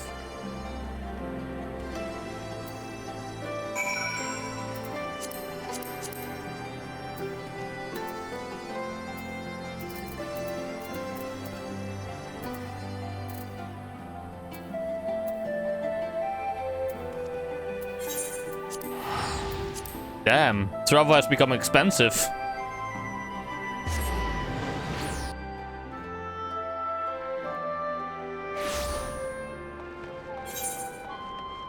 Wait, Kyuka. Let me try.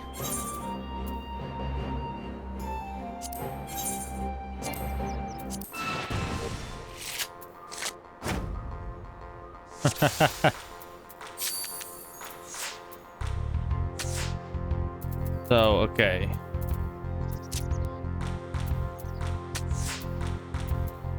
Fuck.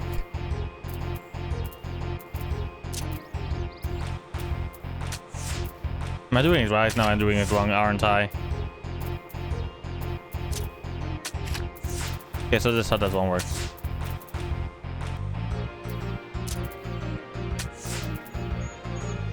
I lost. Rematch, let's do it.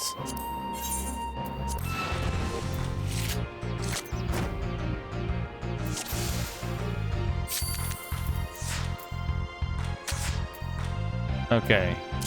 So I do this. Okay, so yes.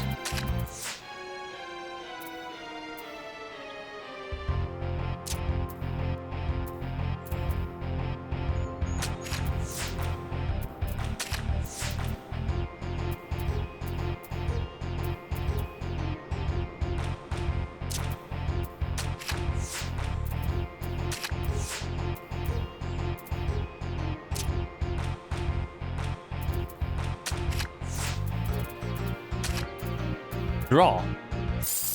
Nice, I'm getting closer to understanding it.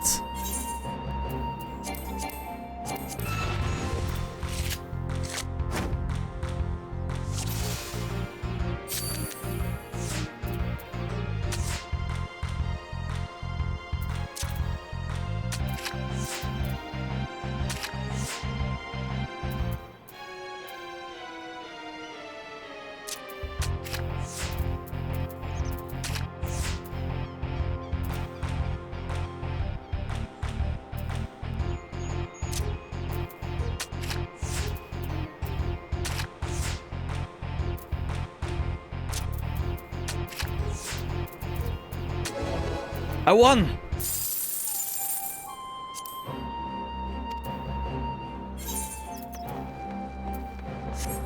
There we go, I won.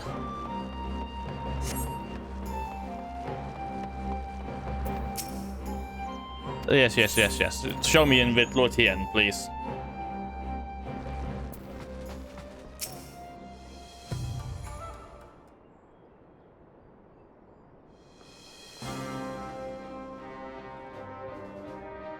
Okay, good to know.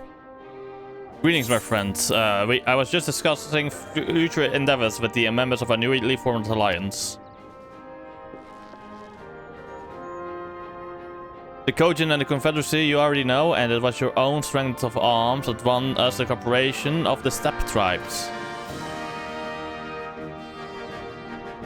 If also being joined by our neighbors from Naxia and the indomitable citizens of Dalmasca, though the scattered nature of the latter's resistance will somewhat delay their official induction.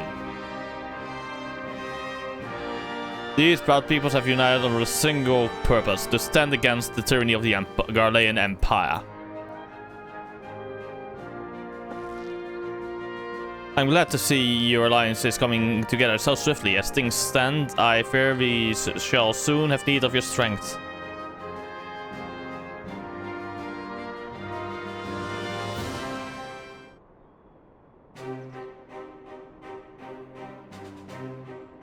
I thank you for bringing me news of help now. His fate is never far from my thoughts, and not only because he is our emissary. As for the sudden deployment of Imperial forces, I agree that Alamigo would be wise to shore up its border with all haste. Every report we receive from a shinobi indicates a massing of troops in the western provinces. It seems all but certain that the Empire is poised to bring its fist down upon Eorzea.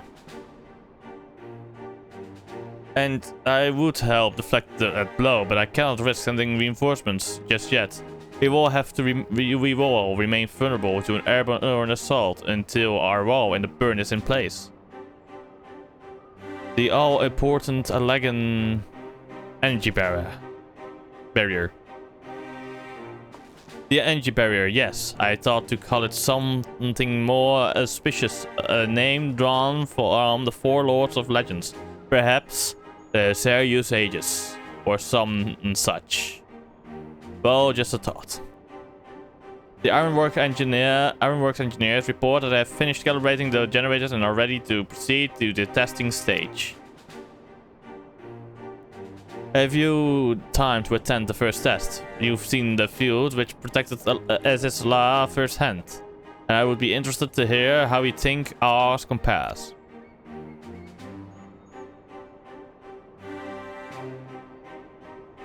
I will come too if you don't mind. Though I'm no Ishtola, I may be able to offer some insight.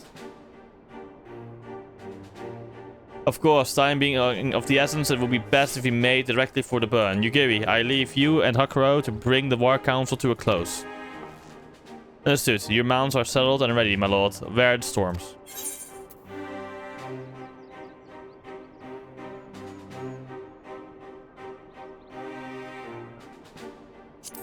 Let's take this one.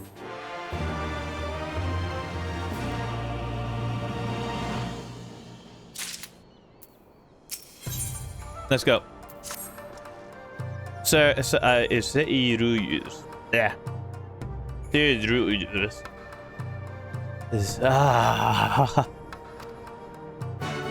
I can't speak.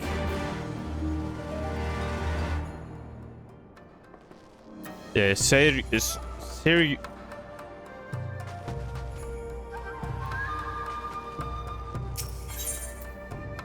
Serious wall. There we go. Oh my god, my tongue. My tongue was fucking getting twisted as fuck. You know what? I want to win that card. Let's try to win it.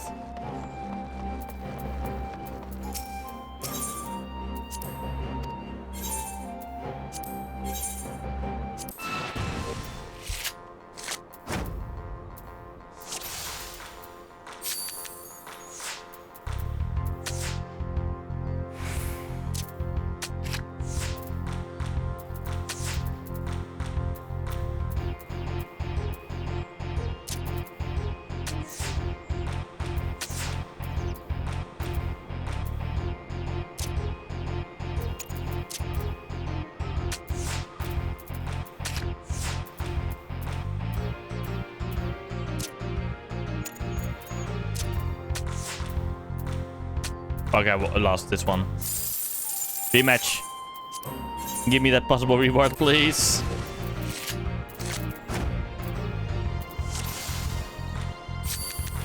I have never begun, by the way. I've never begun a triple triad match. I guess I will do have this one to do.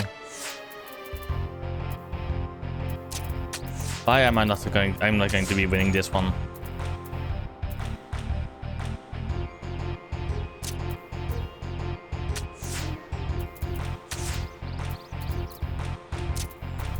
My cards are not letting me win this.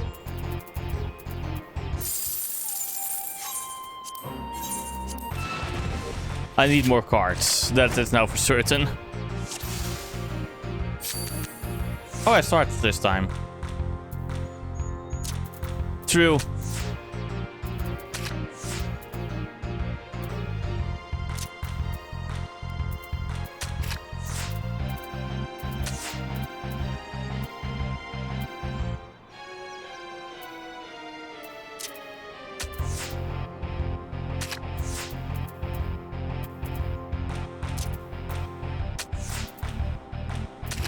Shit.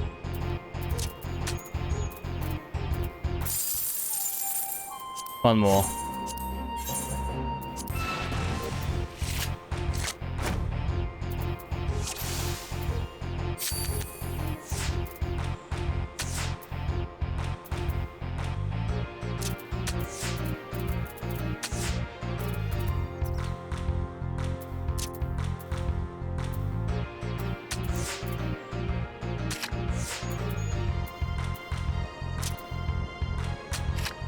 Open house, mine.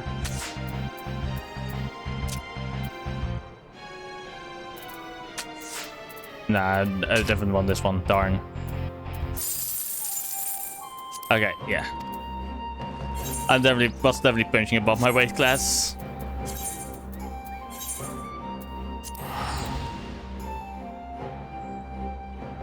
Okay, so going through those in AR should be easier. Okay, copy that.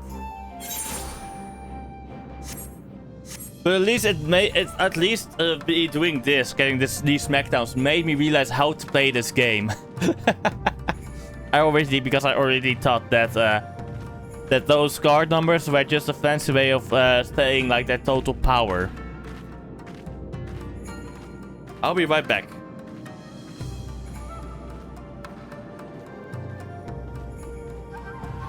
Have to go tinkle.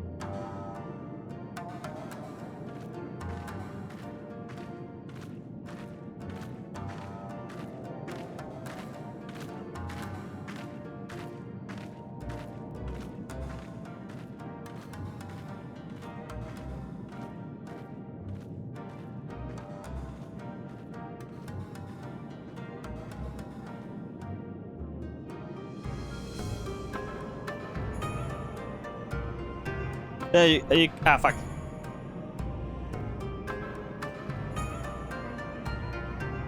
Fix.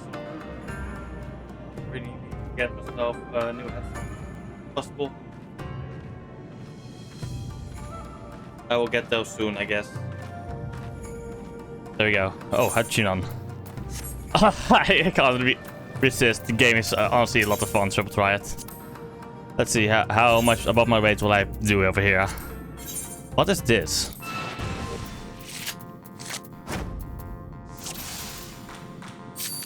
Wait, reverse. So this means I have to take lower cars that are lower? Yes, correct.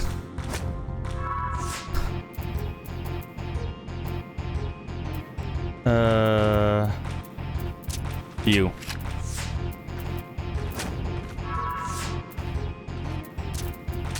You.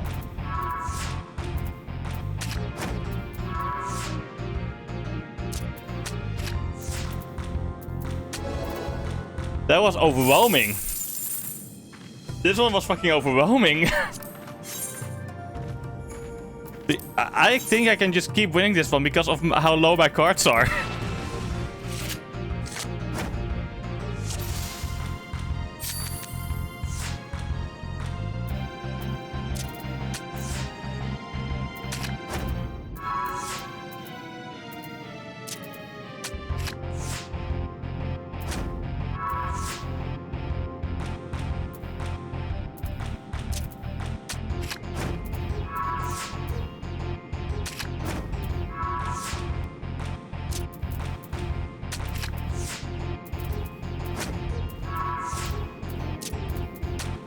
There we go.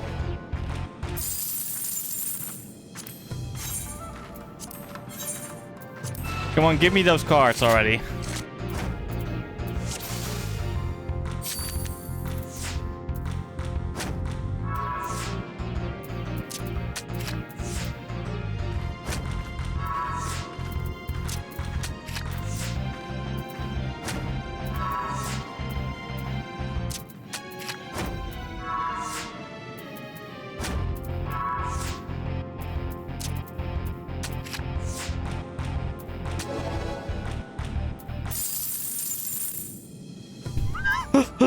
I'm fucking wrecking him.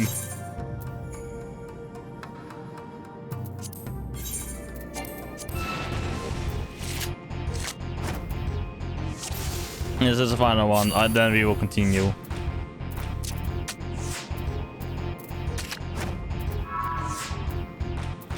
Okay, okay.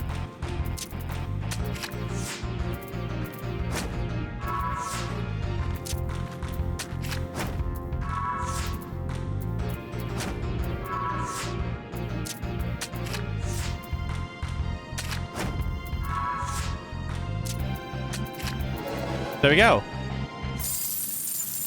Okay. I can still get that cards, but not gonna do that for now. God, I wish that like games like Star still probably had mini games like that in the game. Yeah, that was fun.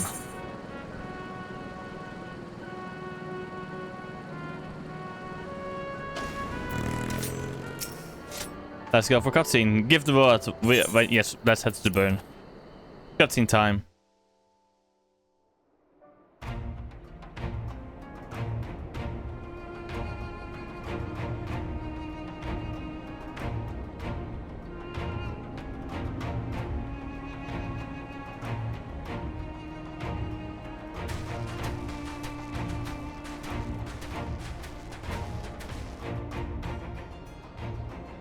It seems the engineers have matters well in hand.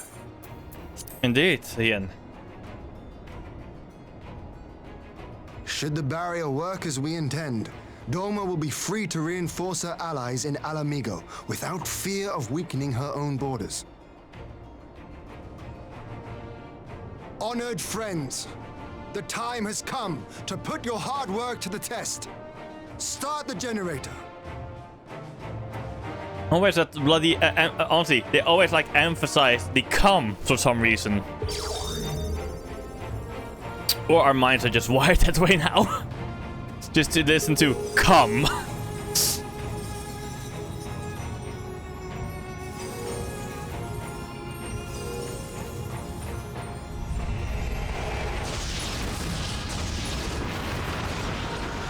Indeed. Node 1 is operational. Nodes 2 to 8 are reporting similar energy levels. The barrier is forming. Indeed. 1,000 yards. 2,000. 3,000. Expansion remains smooth. No fluctuations detected. Who, me? No, I'm not. Not at all, luckily. 4,000. Oh, wait, the voice. Target altitude reached. The barrier is holding steady at 5,000 yards. We've done it. Is that Tancred's voice actor?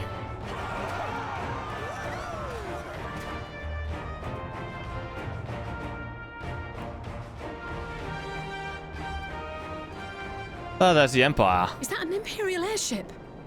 Of all the rotten timing. But this is a gift, Mistress Alize. They can test our new wall for us.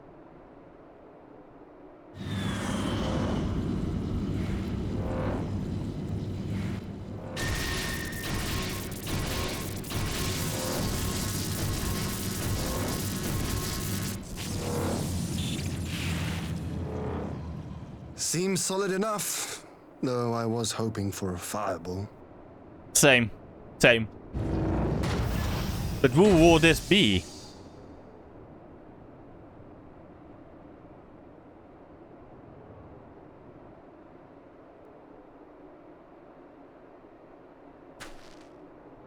Oh, it's him, the Shadow Hunter.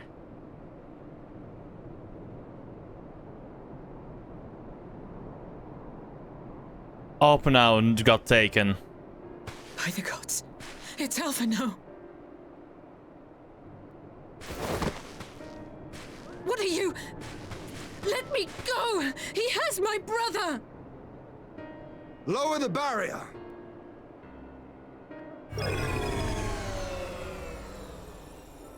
Alphenau got taken by it.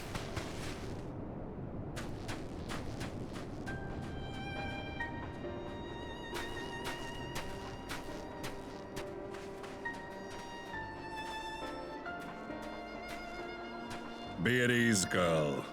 The lad is not dead, merely locked in slumber. No, not him too.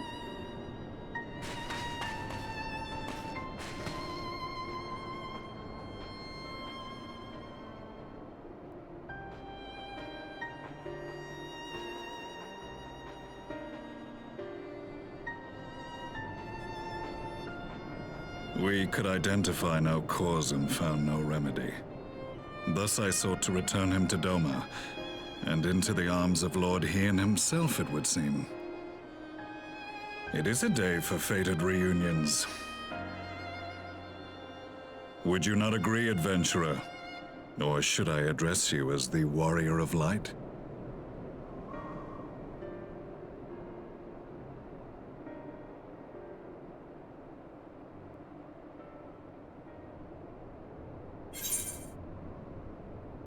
Gaius van Balsa. Aye, Gaius van Balsa, the Black Wolf. That was the title I was given. One I have long since relinquished.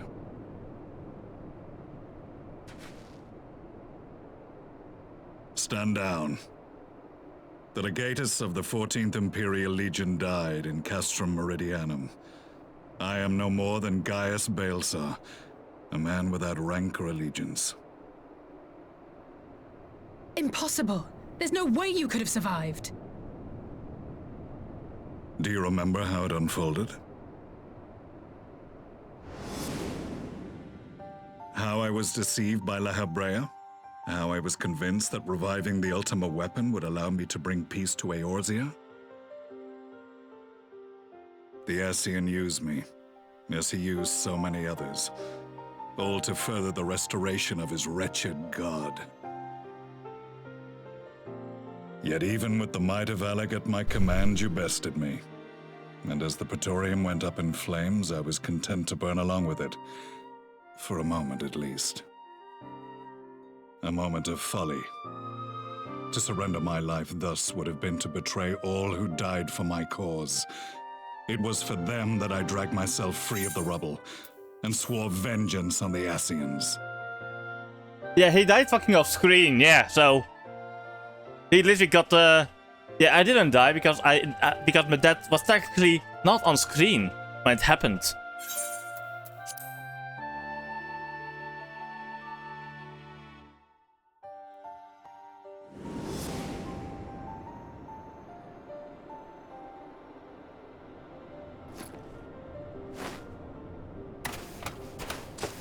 The Black Wolf has shed his pelt, never to return to Garlemald or her legions. I live now only to exact revenge.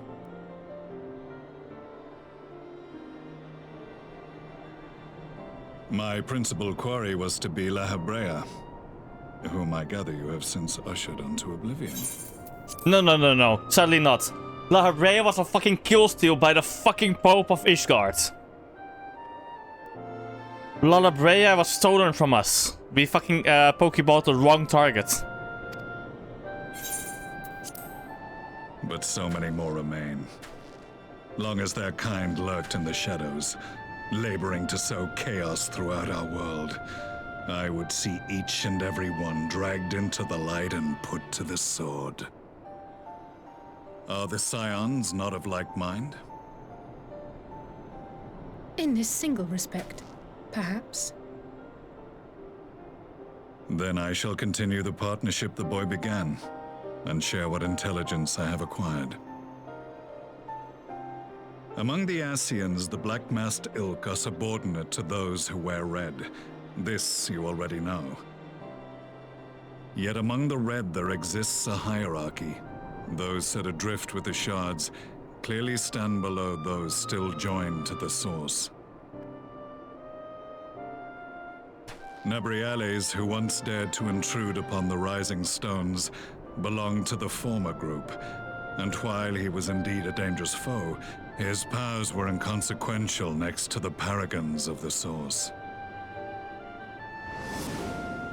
The first was Lahabrea, who plagues us no more. There is also the white-robed Elidibus, and the elusive Emmet Selk, about whom little is known. We have files on Lahabrea and Elidibus, but I believe this Emmet Selk is new to us? As I assume my brother told you, we have evidence to suggest that an Ascian now walks in the body of the Crown Prince.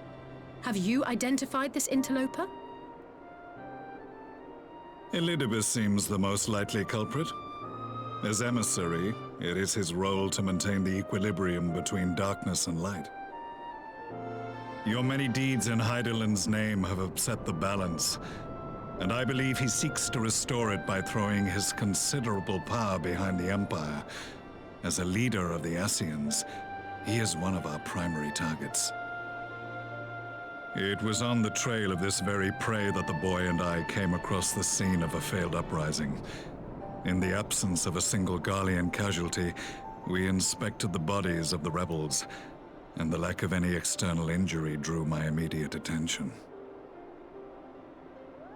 They had been slain by Black Rose, an alchemical invention of the Imperial Army. When I yet served as legatus, I ordered its production halted, and all stockpiles destroyed. Toxic gas is not a tool of conquest, but of extermination. Toxic gas? This must be the new weapon Maxima warned us about. Something deadly enough to sweep away all resistance in a matter of hours. Gods. You don't think they're planning to use this in Alamigo, do you? Put your fears to rest. We infiltrated the production facility and destroyed all existing stores of the chemical along with the plant itself. Even should they rebuild the operation, they will not soon manufacture another batch. Regardless, I would draw your attention to a directive we discovered in the plant's records. The document was marked with a recent date and authorized with the signature of one Zeno C. Galvus. Yes. A dead man signing the death warrant for thousands. 'Tis bad comedy.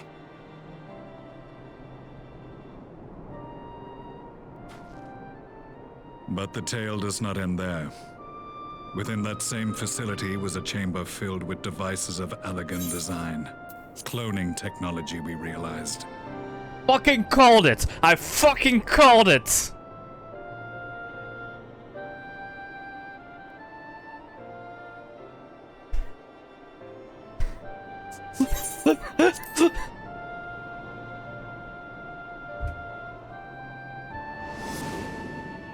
And what should we find in each and every incubator? But a young Emperor Solus.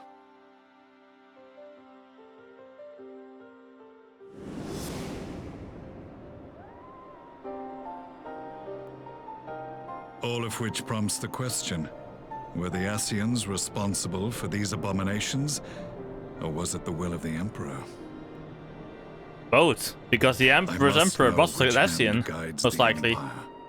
Though I have given up my rank, I am yet a son of Garlemald, and I will fight for the future of my homeland.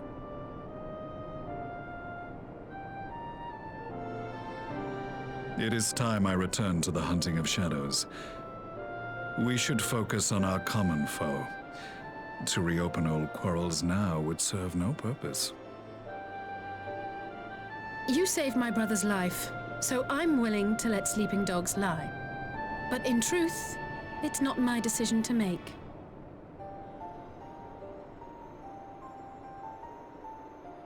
It is mine. You're right. There are more important matters at hand.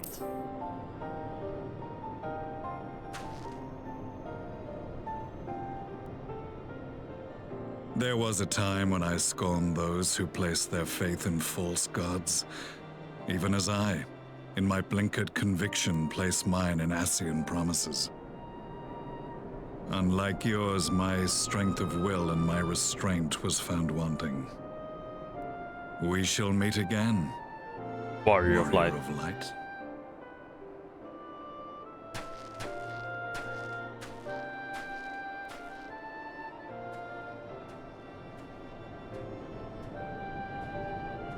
So that was the infamous Black Wolf.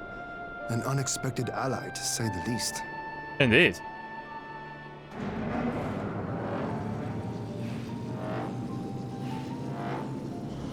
Well, I am content to leave the fine-tuning of the barrier to cleverer minds.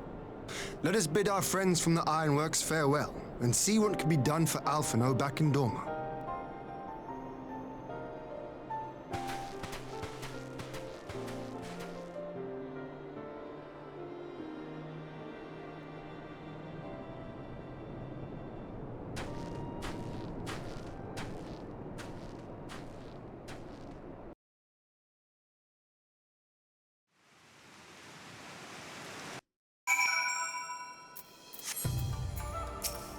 More cutscene. Okay, this is one I have to read myself. Alphino is safely ensconced in a private chamber. My finest healer is examining him as we speak. No need. This soul is not in his body again. I've spoken with a physician, and there are no outward signs of illness. Alphino is lost in sleep, from which he cannot be awoken, just like the others. It seems that even the lands of the Empire are not far enough away to escape that cursed voice. I share your frustration, I say, I do, but Alphino is returned to us alive, and otherwise unharmed. All that remains is to find the means to wake him. Until then, you can both fulfill your science as a scion. Yours and your brothers both. You're right, of course. There are arrangements to be made and little time to make them. Do business then, my lord. Now that we know Sirius Wall works as intended, can we expect reinforcements for Alamigo? You most certainly can, as promised. We will send troops to bolster our allies in Eorzea without delay. Pray be aware, however, that they will not arrive without delay. Save for some few who boast teleportation magics, the bulk of our force must be transported by sea. A lengthy voyage for which the smaller vessels favored by the Confederacy are ill-equipped. Accordingly, I mean to list the Assistants of the East are not a trading company in which suits finding suitable ships for navigating the distances in questions. We are in the happy position of being able to call upon those who plotted the cause for my people's exodus to Eorzea. Beyond the procurements of ships, I think it's unlikely that our East-Aldernaut friends will consent to any involvement in military operations, but I'm certain they will afford Alpenau a berth aboard one of their vessels. I shall have them have a chirurgeon accompany him every elm of the way to the Rising Stones. You have my thanks, Lord Tien. Igiri, I will go ahead with our friend Amigo and list all those capable of teleportation and put them at the disposal of the Eorzean Alliance as soon as possible. They will form the vanguard. Yes, my lord. This is exactly what we'd hoped for. Lees and the Alliance leaders will be glad indeed to welcome the combined strength of the East.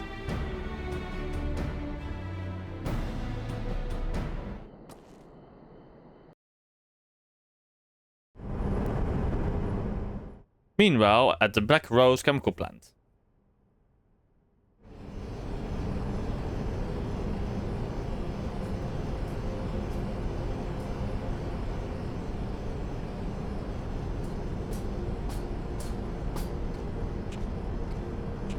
Our supplies at Black Rose have been ruined, but the new plant is already under construction. We should have the first batch ready in time for the offensive, Your Radiance.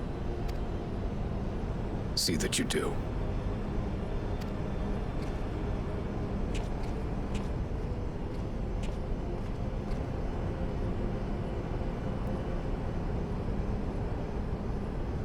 Ah, yes, the infamous Black Rose. If I recall correctly, Gaius did not much care for the invention.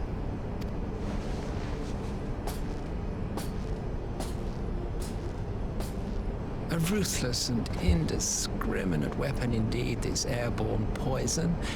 It seems you are capable of making decisions worthy of your bloodline.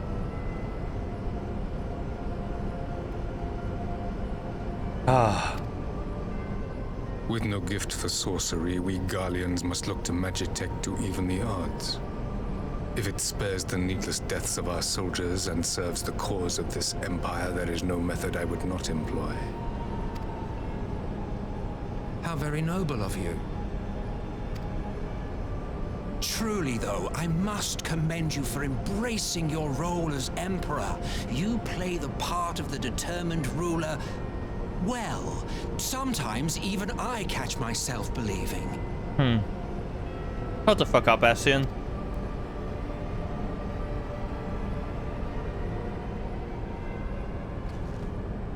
A silent agent of death. Now that I think on it, Black Rose may well possess the perfect aspect. Slowly but surely, the deluge of light has worked upon the ether here in the source, and the gas should be most susceptible to its influence. Well, I shall leave you to your own devices. Go forth and bloody the land with your grand and glorious war.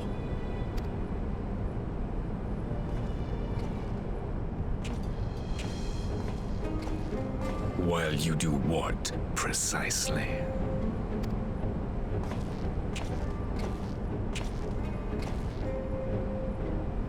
Need you ask?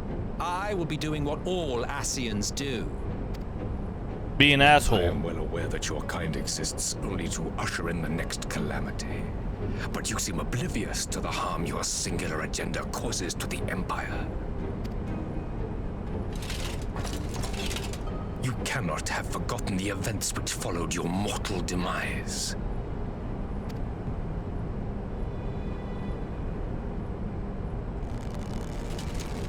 Our homeland was plunged into civil war for your failure to name a successor. The edifice you so carefully constructed was but a hair's breadth from collapse.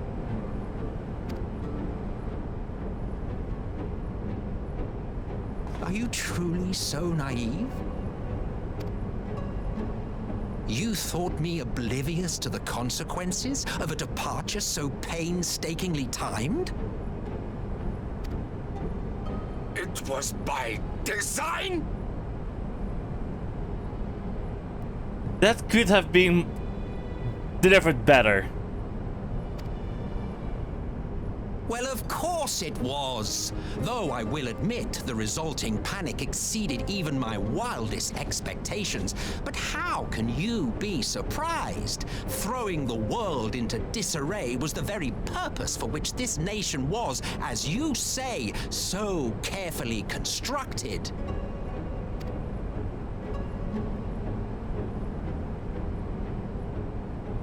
Now, if you have no further questions, I must be on my way. Hi, Lyra. I'm doing good. No longer really. I'm feeling still a tiny bit sick, but nearly fully over.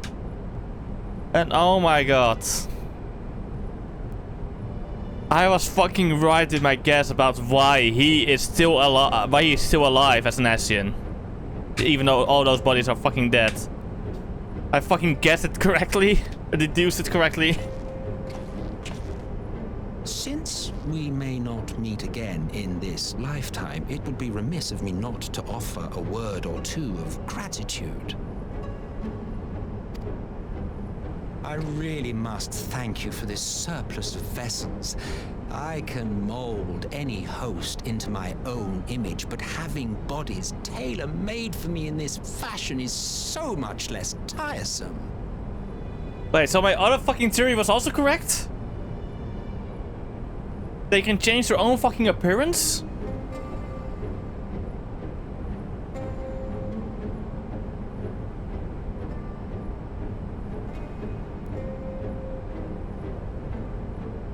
What the fuck, me? So the only reason they're cloning them right now is basically for your fucking convenience. Okay, okay. You dabbled in elegant cloning techniques, yes? It certainly is a compelling, not to mention entertaining, field of research. And of all the options available, you chose the founding father on whom to experiment. You have a twisted streak to you, Varus. Like grandsire, like grandson, hey? Okay, I do love how he delivers everything. That is one thing that's great. He likes the dramatics. If events play out as planned, this will become something of a family enterprise. Then he's doing fucking great. Highway to Hi, Malta.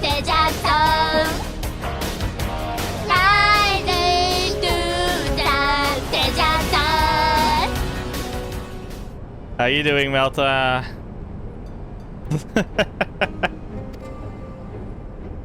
You will be the capstone of this world, I the anchor and shard, and together we will give the lie to this star's fraudulent existence.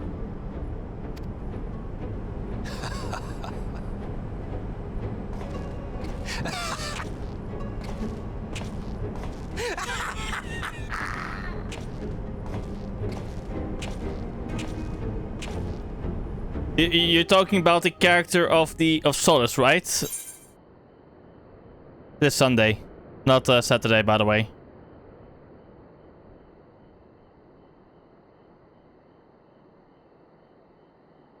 Nice. He's crushing it for his first voice actor gig. He's absolutely crushing it. Next up, Parlay on the front lines. We must leave now to convene with the Eorzea's leaders, and it may be some time before I return to Doma. Akiro, I leave you in command. My lord. I shall assemble an advance party with all haste and join you in Alamigo forthwith. I've just received word from Lise. The Alliance has established a base camp near Alamigo's northeastern border. Once we arrive in the locks, we are to report to a resistance officer stationed in Porta Praetoria, who will point us in the right direction. Let's not keep them waiting.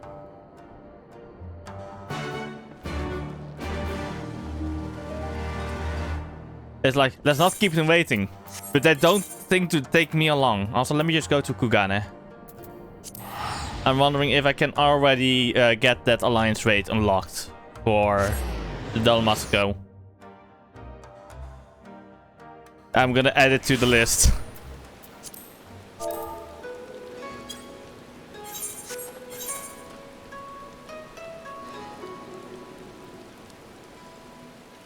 I think it is that one. I love this place though. The architecture is so lovely and everything. Also, let me real quick unlock my other 2 retainers. No, wait, I will do that later. Yes, there's Keaton.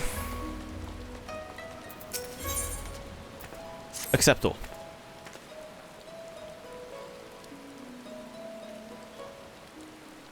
Welcome, my lord. There is a young maiden here who would like to speak with you.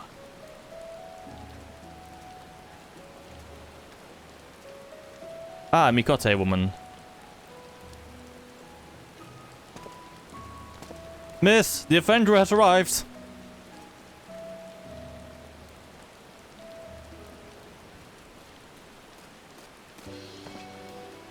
And here he is, the liberator of both Dome and Alamigo, in the flesh. I am Lina Mervila, correspondent for the Raven. You may recognize me from my expose on the secret lives of the homunculi. But enough small talk. It's not for nothing that I've been standing here since yesterday morning on the off chance you passed by.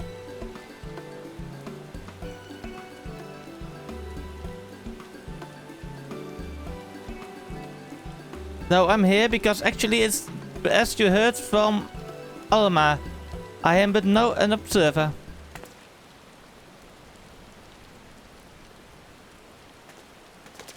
Alma, come, I found him. Let me guess, that's a princess.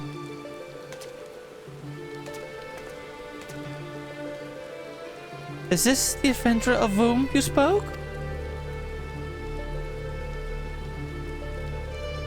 Indeed it is.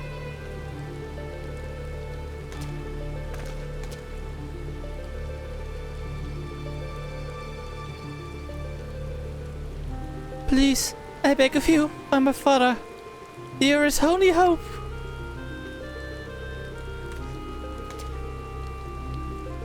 It's alright, Alma. We are attracting unwanted attention. Might I suggest changing of venue? We will await you before the Prima Vista, the theater barge as a bird at the airship landing.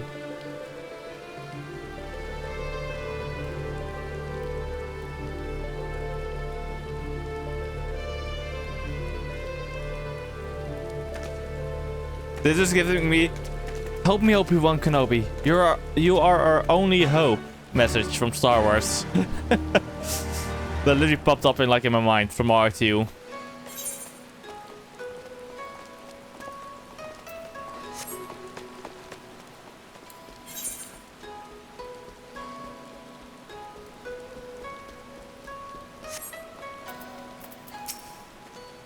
As I said before, I think we better... Yes, let's go.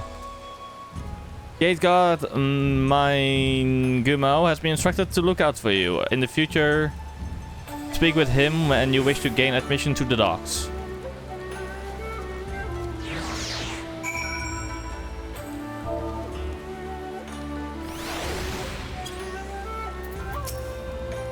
Thank you for coming, hero. You're probably wondering why I've summoned you to an airship and a Garlean one at that. Oh, that's a nice looking Garlean one. Now allow me to explain on the shuttle.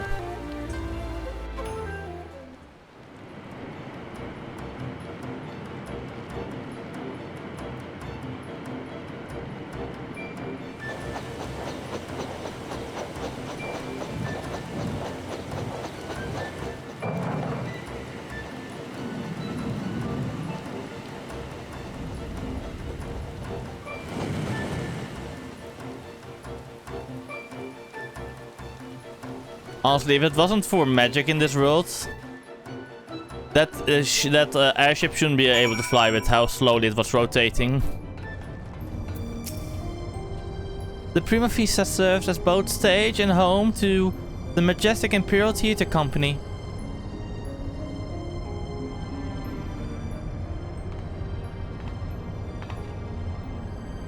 You can keep that there, can you draw us? No one here is a member of the Imperial Army, nor are there any spies within the trope, at least no known spies.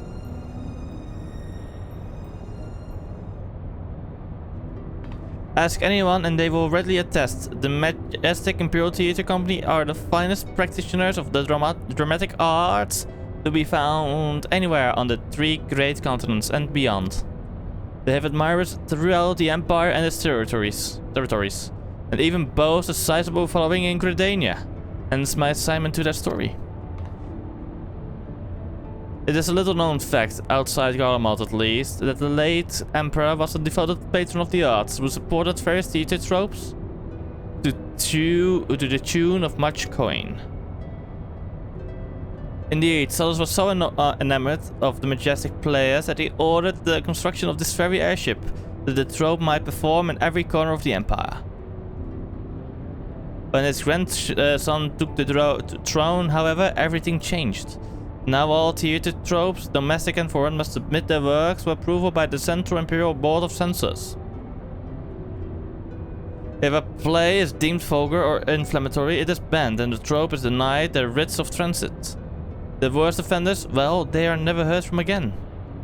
This policy has effectively left playwrights with one of 2 options. Compromise their creative integrity to curry favor with its radiance, or put down their quills altogether. The Principal of the Majestic, however, chose the 3rd option, to express his disapproval for the new Emperor's policies obliquely in ostensibly in political works. Pray forgive me for my earlier outburst. I am Alma Bas Lexentil, daughter of Principal Genomis Lexentil. Mayhap you have heard of my father's latest play, the Zodiac Brave story.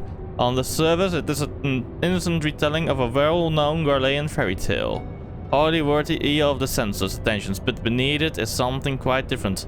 A fact the censors had failed to spot when they approved the manuscript for public performance. The play quickly became a huge success. The common folk loved its fantastical story, while the learned classes appreciated its true message. By the time the Imperial Board of Censors realized their mistake, it was too late. No longer in a position to prohibit the performance outright without admitting fault, they took aim at the company's purse strings instead. Before long, noble patrons began to withdraw their support, swearing to be associated with the trope. And by the end, even the learned felt compelled to feign ignorance. By bleeding the Majestic of their fundings, the censors robbed them of their voice. Damn. And none of this made it any clearer as to why you're here, right? Allow me, Lena. Oh my god, hey Sid.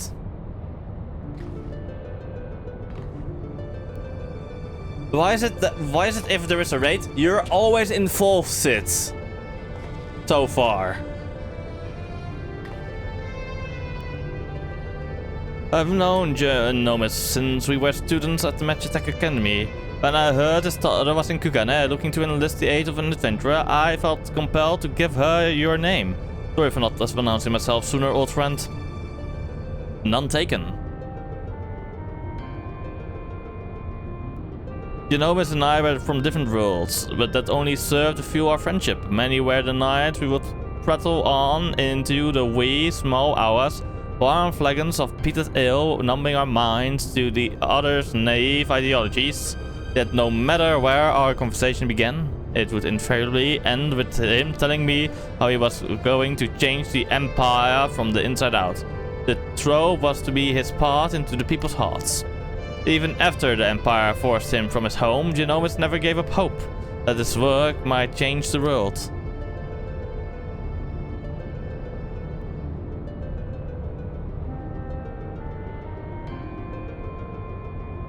Damn. Art was strained against artificial bounds and borders, man-made walls and misguided wars. This in such times of uncertainty that we must needs embrace our calling and take to the skies how others might do the same.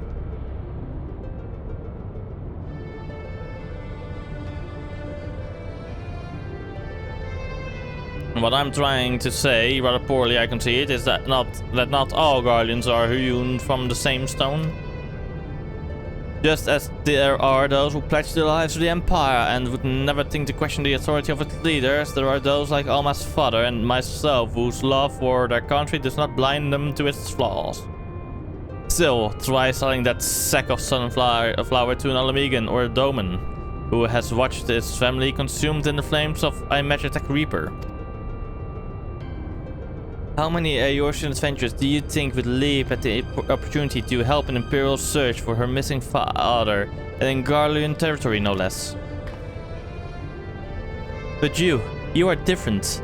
You have seen enough to know that the line between good and evil is not defined by race, color or creed. So what say you? I would make a poor adventurer were I to shy from adventure.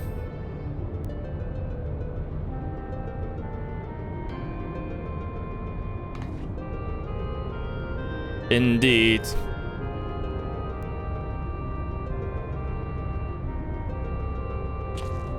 Now that you understand the task, the nature. Let me read through this one. Now that you understand the nature of the task, perhaps Alma could provide some insights as to where we might begin our search. Shortly before my father disappeared, he began work on his next play, a successor to the Zodiac Brave story. But I'm getting ahead of myself. Please follow me.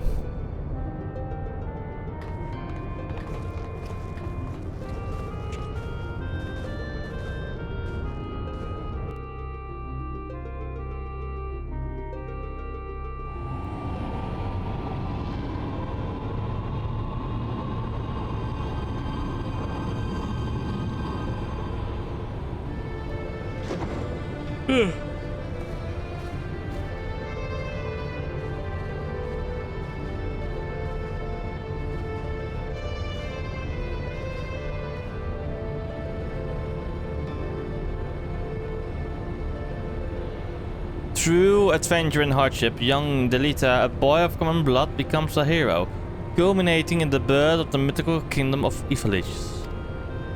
But that's where the story ends. There are no records of anything that follows, whilst Principal is simply going to invent something.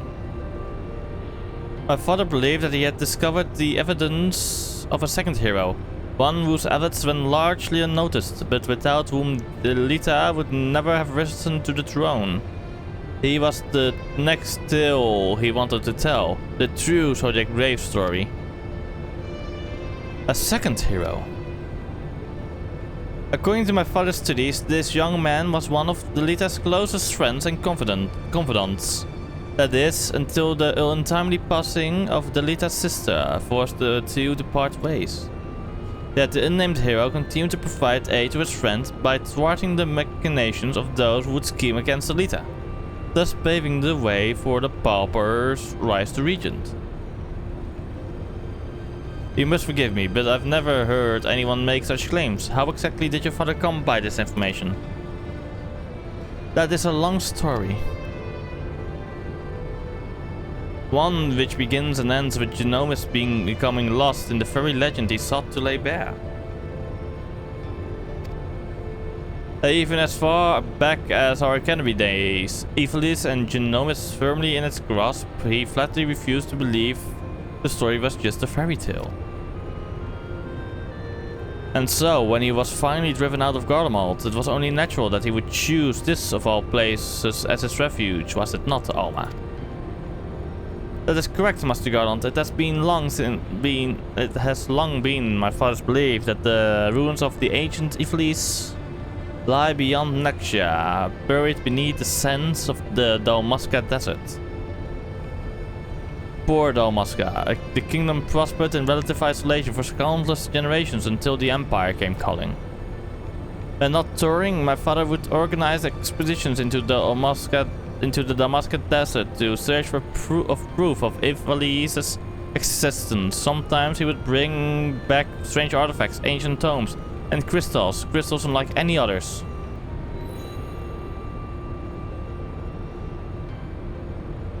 My father called them Arisites and claimed they were vital to proving his theories. This is one such crystal.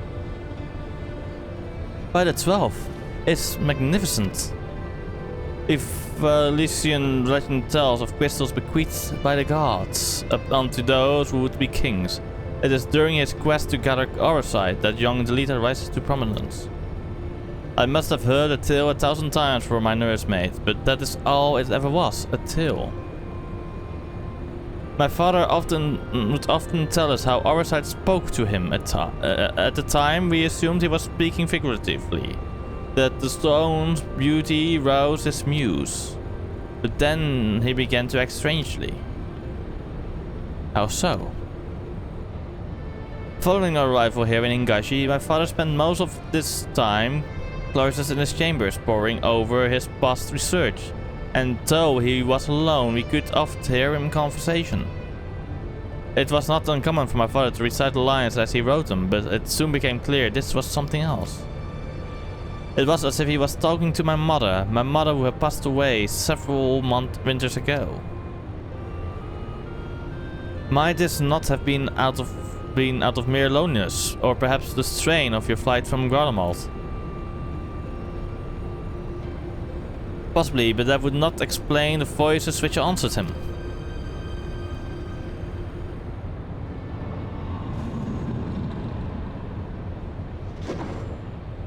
Who is that?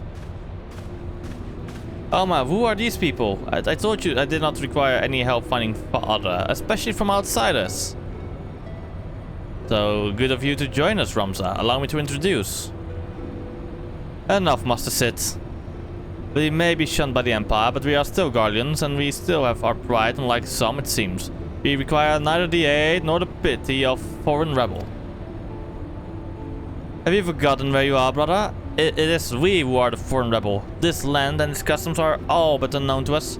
We would be fools to conduct our search without a proven guide. Your sister is right, Ramza. As for my good friend here, your mistrust is ill-placed.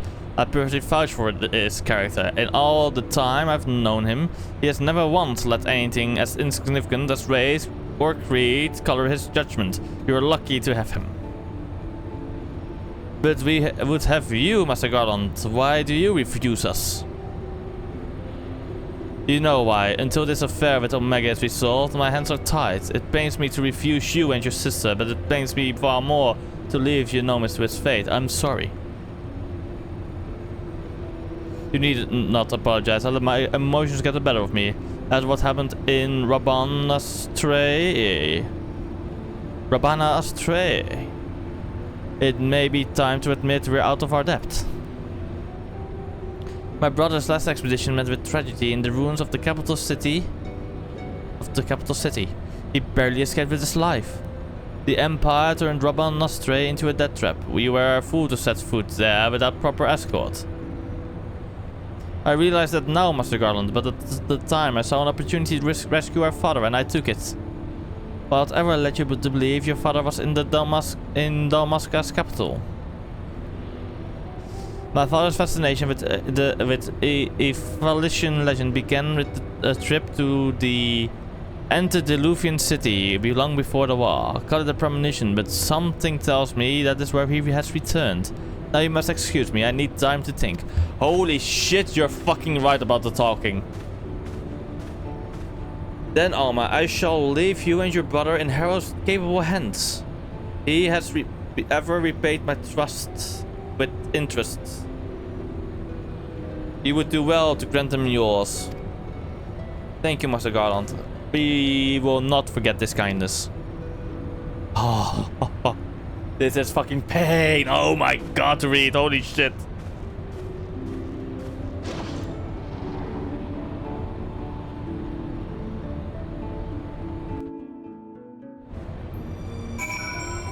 Okay, at least I can complete this quest right now.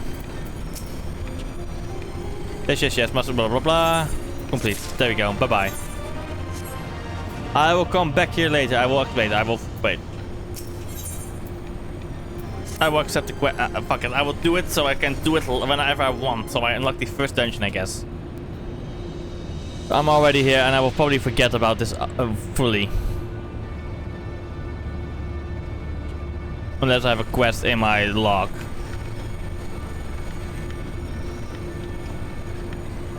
Dalmasca is nestled in a forgotten corner of the Empire's outermost territories. I do not foresee any trouble from the standing army, but would suggest committing to memory the locations of each of the barge's exits. Just in case. As for the flight itself, the currents above Dalmasca are as wild as the land below. You may want to hold on.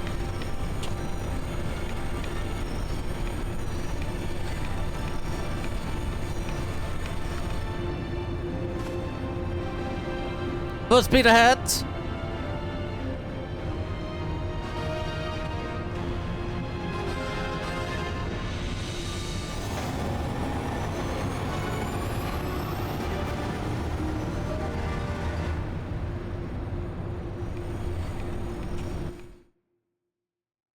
Please don't tell me I'm not fucking trapped here.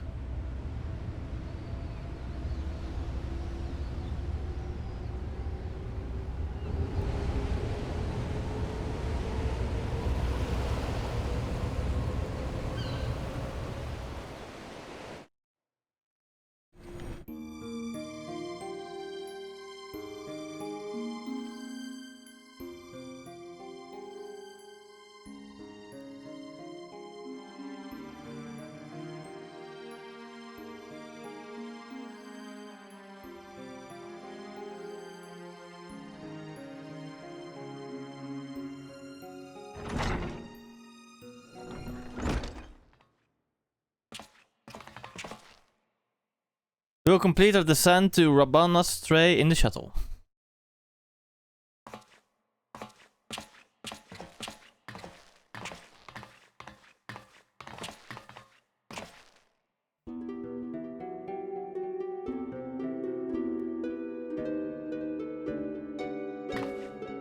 Ramsa! I thought I made myself clear, Alma. The capital is simply too dangerous. Father would never forgive me if I were to lose you trying to rescue him.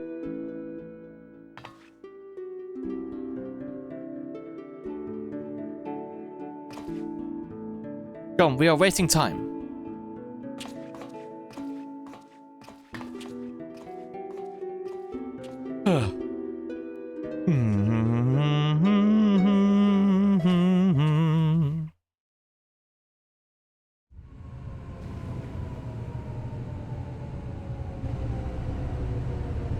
The royal city of Robonstray. Okay, it is ruined. Looking at it.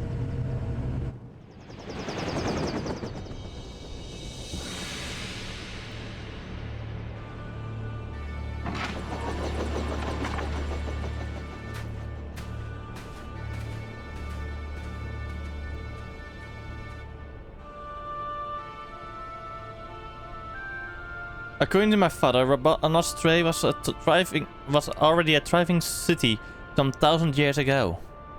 But after performing several private excavations beneath the so-called desert Sapphire, my father came to the conclusion that it was not the first settlement to stand here. Ah, nice, you started Hollow Knight ons. Welcome. Then your father believes that Rabonstray sits atop the city of royal city of Lesalia, capital of Ivalice. But if that's true, it could change history. We would be famous.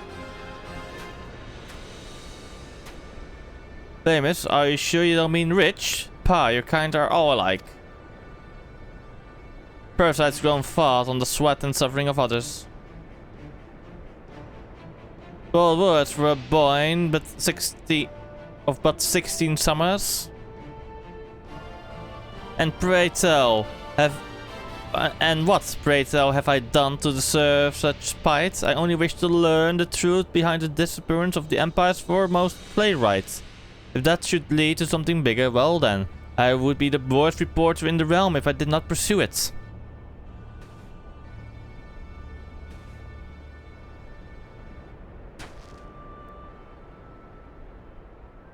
Somebody's watching us. The smoke.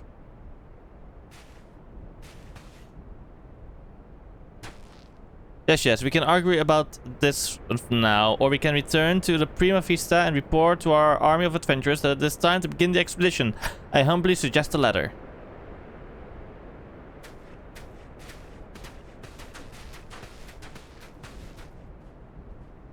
We are being watched, aren't we?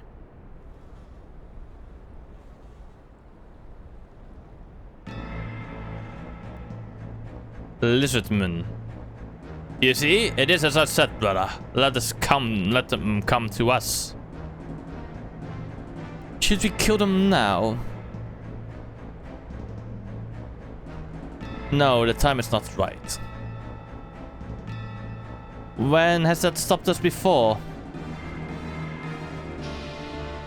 Oh, do you not see that one? Slayer of gods, they call him. Warrior of light.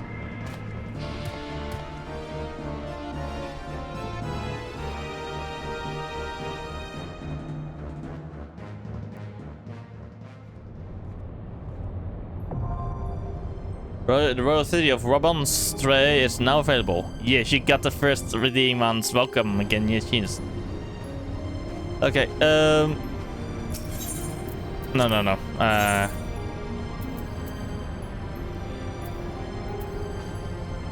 Okay, Kugana, I'm done with you. Let me now go to Porta Praetoria again. See you later, alligator. I can do your quest later.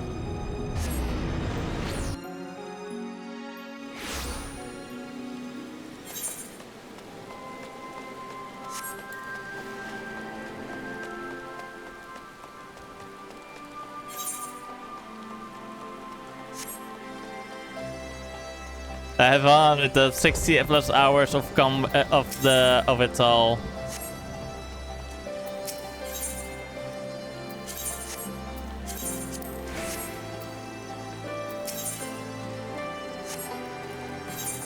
The Resistance Fight Hall? Ah, you must be the sign party I was told to look out for. If you follow me, I'll take you directly to Alliance headquarters, yes.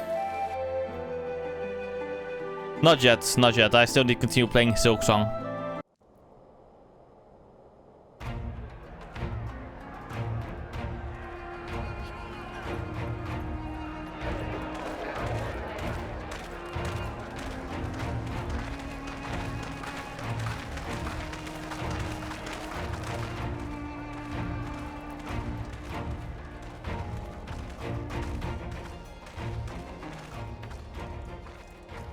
Welcome back, you two.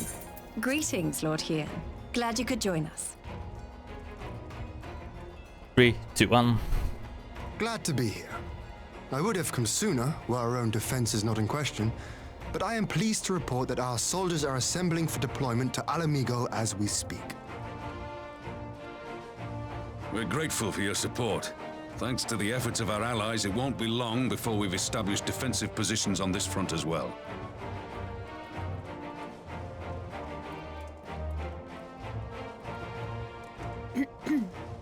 We have some good news too. Alphino has come back to us. As for the bad news... He has been struck too. That's the bad news, sadly. So, Alphino won't wake up. Gaius van Baelsar is alive and hunting Ascians, and the Empire is planning to poison us all with toxic gas. Does that sound about right? Yes, you got it correctly. Ordinarily, any one of those things would have left me in shock. But the way things have been lately, it's all starting to seem pretty normal. Getting back to your report, are we sure this Black Rose is the weapon Maxima was talking about? It fits the description. And it seems we have Alphino to thank for sparing us an early demonstration of its effectiveness. I have a feeling this won't be the last time his bravery in the Empire will serve us here in Eorzea. The threat of an unknown weapon has had us all on edge. But now that we know what we're dealing with, we can take steps to defend against it. Time to make gas masks, I guess. As for Gaius, I'm not sure what to think. Am I happy he's alive? Not in the slightest. Am I happy he's hunting Ascians? Aye, I'd have to say I am. Oh, speaking of Garleans you didn't expect to see, we have a tale of our own, as it happens. When we sent envoys to the Imperial Army to request talks, they returned with the message that Varys Galvus would be attending. The fucking Emperor. The Emperor himself. Well, Varys did sanction the Popularis peace mission. But knowing that an Ascian walks in his son's skin, I do not see how we can trust him or anyone from that nest of vipers. The Alliance would proceed with negotiations regardless, if only to give ourselves more time to prepare. We do, however, require your cooperation. Right. Yes. So, as a condition for the talks to go forward, the Empire has requested that a member of the Scions be present. There'll be a representative from each Alliance nation, of course, but I'm afraid we have to ask that you come along too. Of course.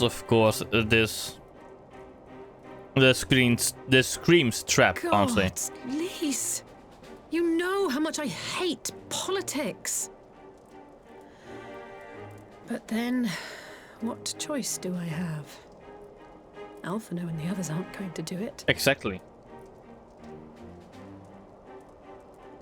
Very well. I shall attend as the Scion's representative.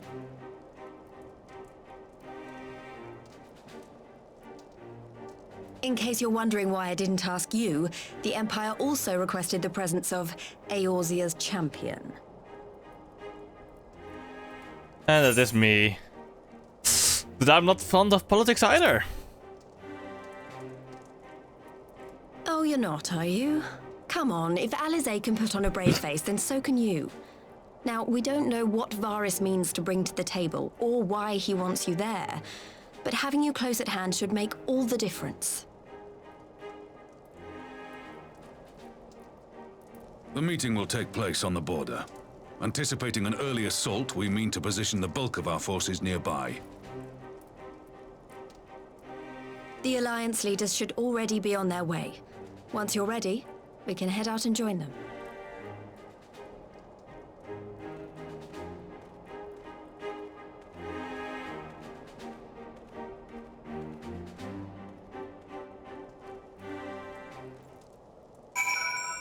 Okay, I'll be right back. By the way, I'm gonna go do the toilet real quick. So I'll be right back and then we continue on. We're currently at Parley on the front line. Which is Quest 11. And we have to pay the fall, brief, then a Requiem of Heroes. So basically, if the next MSQ is this Circus Trench, we do other plans. Yes, I'll be right back. Ow.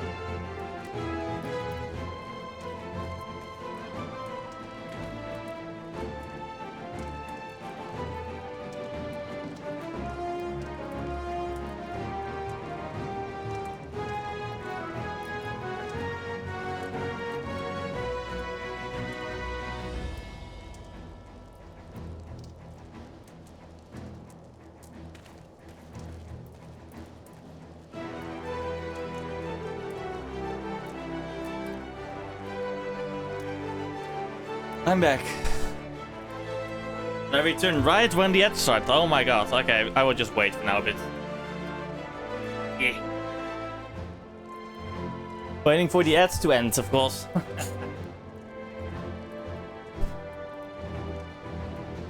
Wait, I haven't been eating the eggies. Yum. And then yum.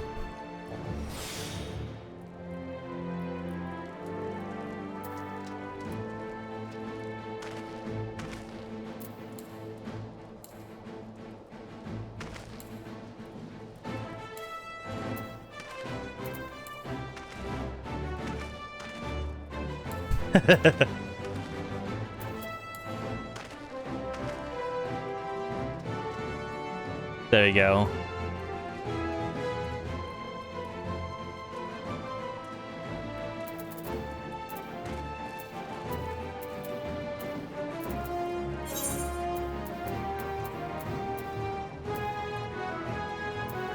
The city fallen. The hunt for Omega. And then we have not this one, but I need to do this one as well. Relic Reborn. I don't think I have that Arcanist Tome for it.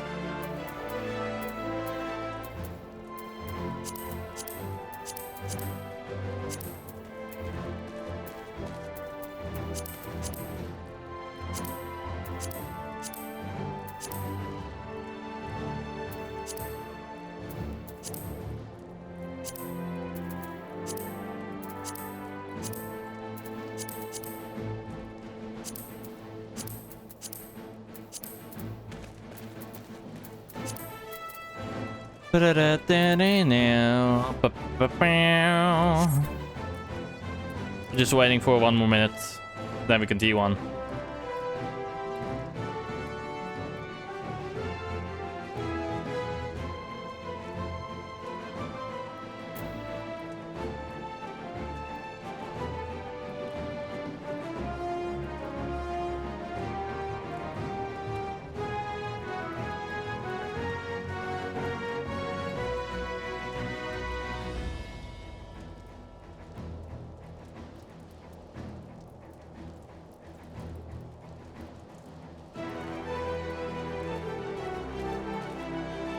Okay.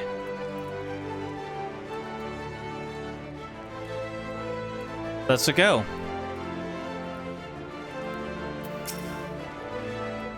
Well, I don't suppose it's polite to keep an emperor waiting too long, shall we?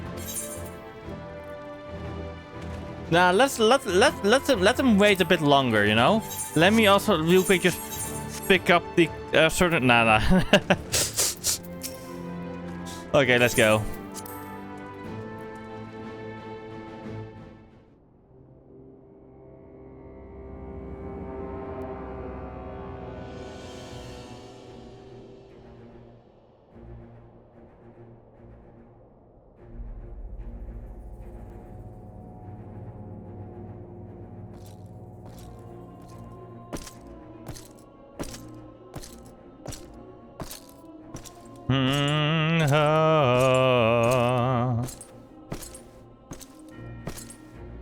We meet again, Emperor.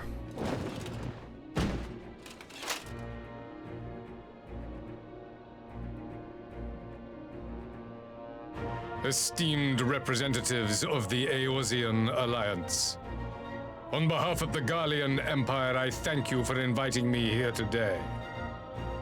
As this parley was convened at your request, I invite you to speak first. Very well, Your Radiance.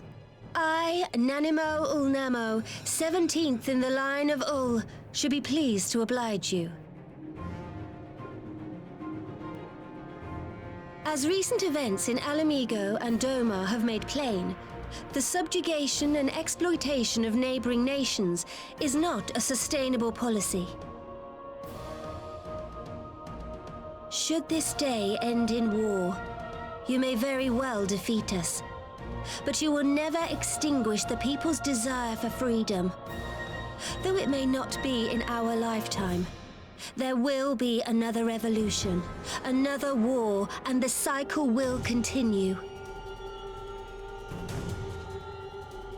Domar has entered into a concord with the nations of Eorzea, a partnership wherein we recognize one another as equals. Garlemald could be afforded similar treatment. You need only set aside your ambitions and join us in paving a path towards peace.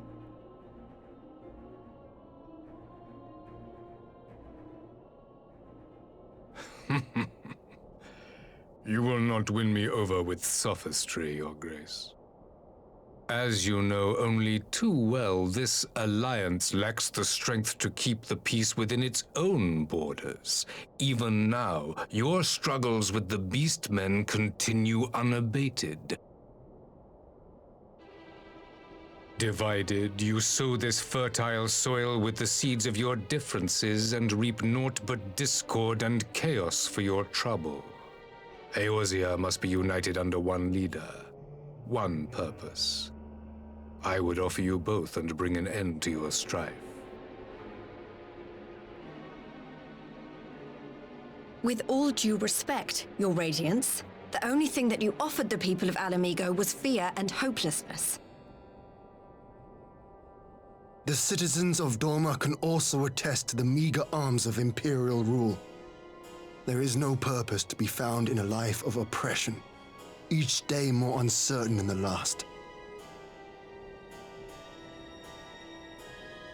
Our people are willing to die for their freedom. A great many already have, and countless more will, if we don't put an end to this madness here and now.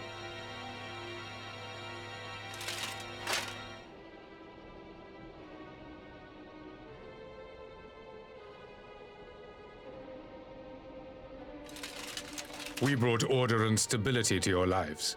This madness and bloodshed is of your own making. You broke the peace, not Garlemald. Peace. Order. You kill our peoples, despoil our lands, take everything that is ours. And what? You expect us to lick the boot that grinds our faces into the dirt?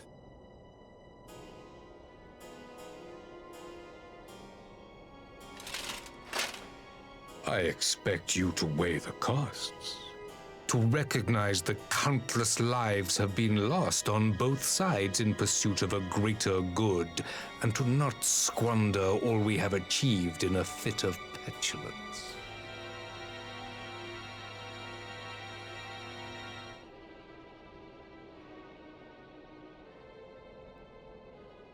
Your Radiance. I fear I can personally attest to the dangers of pursuing one's vision with such righteous fervor. For 1,000 years, the Holy See of Ishgard waged war with dragons.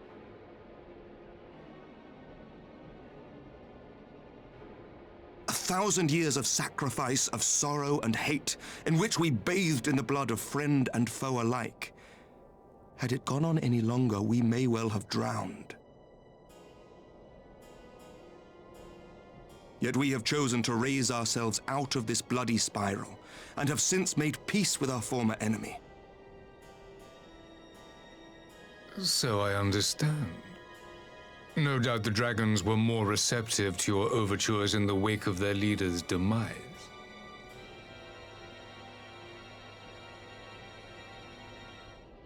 Touché. You Yes. speak of peace, yet use war to achieve it.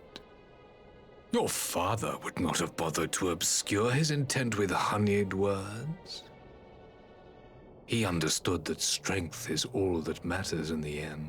Strength of the icons you so despise.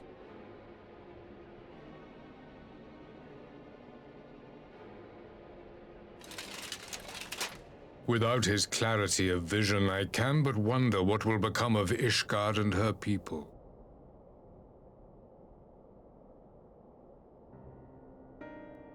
There was a time when Garlemald too lacked a leader of conviction. Weak and unable to wield magic, we were at the mercy of the strong from whom we sought refuge in the bitter cold of the north.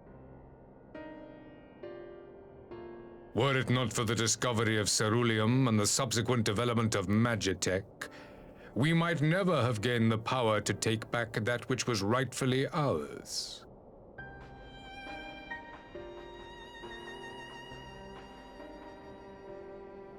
You speak as if your people were the first to have been driven from their homes. Limsa Lominsa was built by wayward souls in search of a place to call their own. On the shores of Vilbrand we found it, and from those humble beginnings did we grow and flourish. And all without robbing our neighbors of their liberty.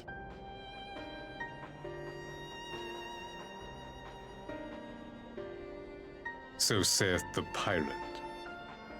Am I to believe that you simply asked the kobolds to yield up their lands and that they were happy to oblige you? That you did not drive them out like rats in the hold of one of the many ships seized by your privateers?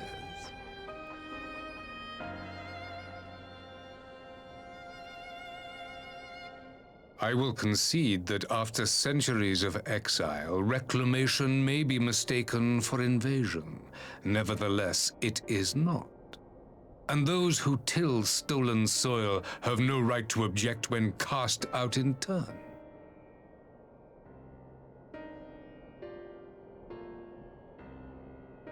Your uncompromising nature rivals that of the Ixal. They too lament circumstances which they themselves perpetuate. Were they but to embrace peace, we would welcome them with open arms. Indeed, some few have done just that, and now receive of the Twelve's Wood's bounty. Would that your people might learn from their example.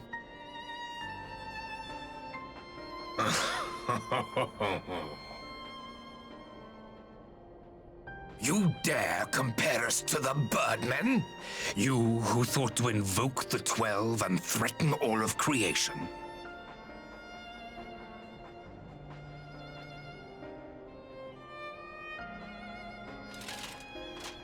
I came here in the hope of finding some speck of common ground, but I see now these discussions will accomplish nothing.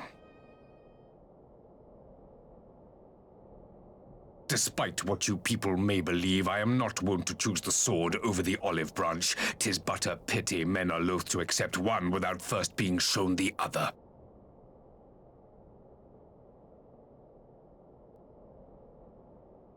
Wait! I beg you. This meeting was supposed to be a chance to find a way forward together, not to bemoan the missteps which brought us here. Please. If you truly consider violence a last resort, there must be a way we can come to an agreement.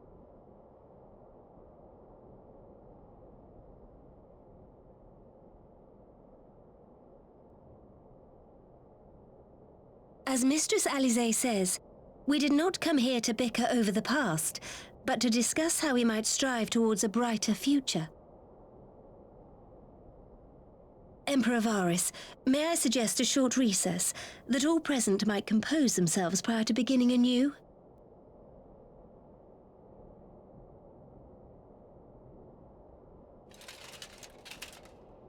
Very well. I pray this intermission will suffice to move these talks in a more constructive direction.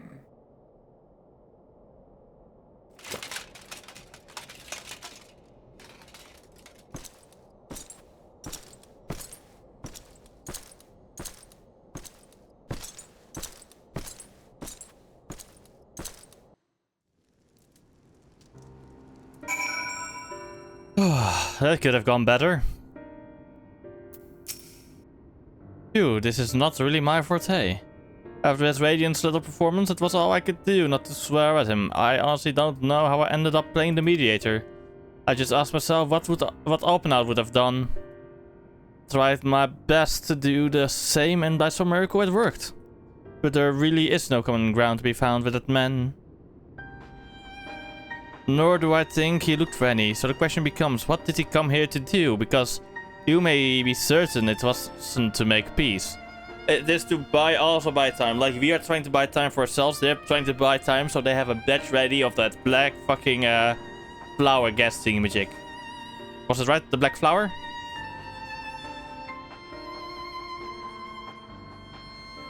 Black rose, yeah, that was it.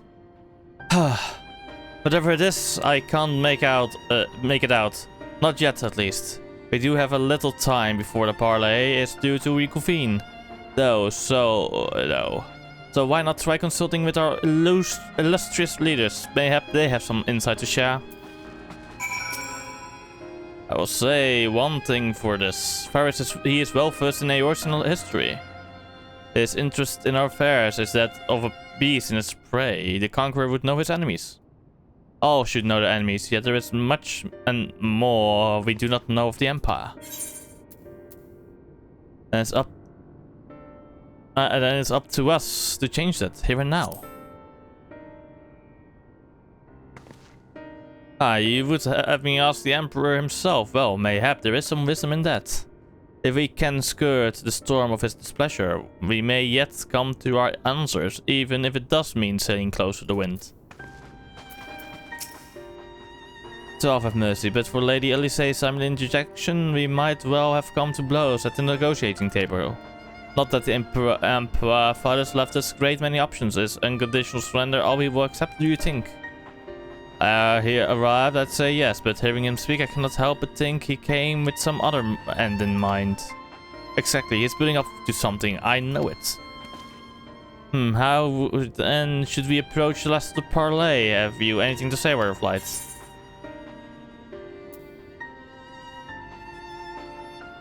Invite Varys to explain himself.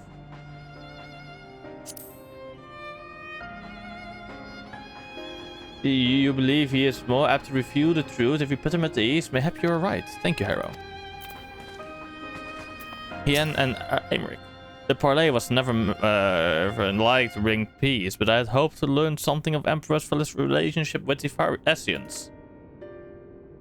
As had we all, yet if he is in league with them, he is not like to volunteer the fact, and if he is not, how much weaker would the position seem for their presence?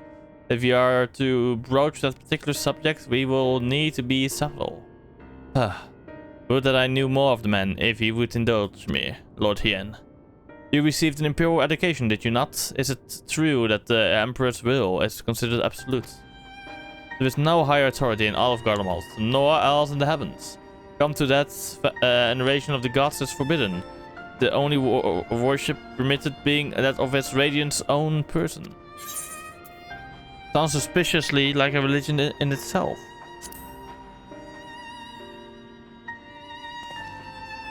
I share your disdain for their hypocrisy, even as they denigrate the idea of faith. They refer to the leader with a fervor others reserve for the divine. This is a flaw common to much of the doctrine they fed us. Logical on the surface, perhaps, but contradictory upon close examination. I wonder if a discussion of the various discrepancies might prompt Varys to refute something. Next talk. You have spoken with everyone then? Good. Now all that remains is to await the pleasure of the Emperor and hope we fare better at the second attempt.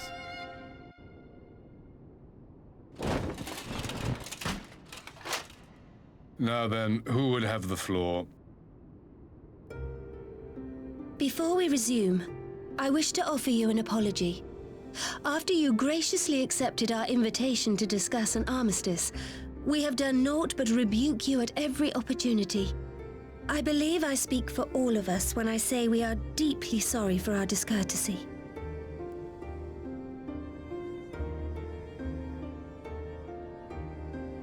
I'll admit your familiarity with our affairs surprised me, and served to remind me how little I know of yours. I think all here can understand the desire to reclaim one's homeland. But why expand further? That is my question. If I may, the answer can be found in the Imperial doctrine they took great pains to impart to my people. Recognizing the threat icons posed to the world, Solus Zos Galvus decreed that they were to be eradicated. To this end, he began a campaign to unite all lands under the Garlean banner. Or so we were taught. Yet the Emperor only reached the burn, the Baron said to have been laid waste by icons. after conquering all the lands that lay between. What is more, I am quite certain the practice of summoning was not nearly so widespread in the days before the Empire's founding. When you put it like that, it all starts to sound like an excuse, doesn't it? But to distract from what? Why are you really waging this war?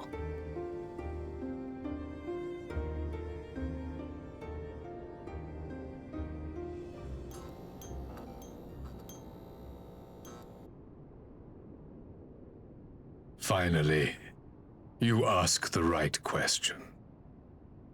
I can but hope you heed mine answer and at last accept the righteousness of our cause. My goal is this: to return the world to the way it once was, the way it was always meant to be. In doing so, mankind will be made whole once more.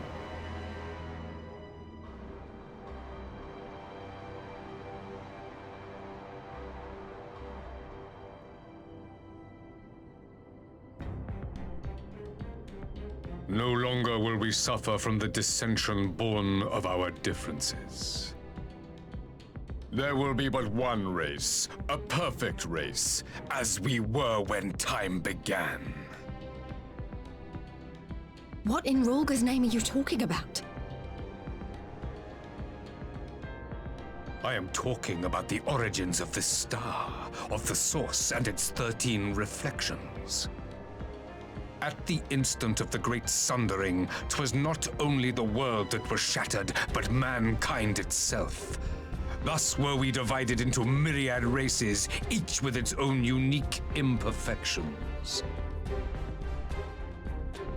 That is why man looks upon his neighbor and feels fear and hatred, why he wages war, why he kills his brother. You all in your own way have proven as much today. The peace you seek is but a fleeting solution to a fundamental problem. One which calls for more drastic measures. To bring about everlasting peace, our worlds must be rejoined.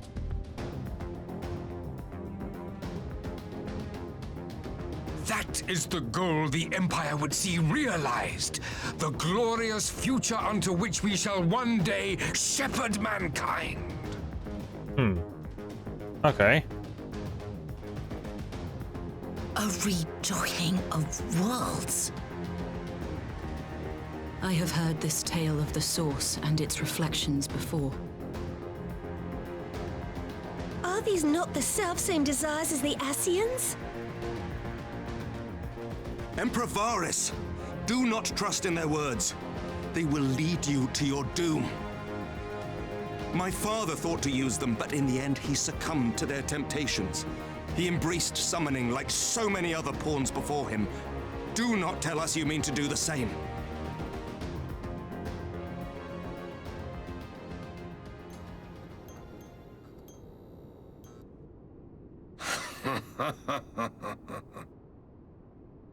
To be a pawn, free from the burden of choice, would be a blessing.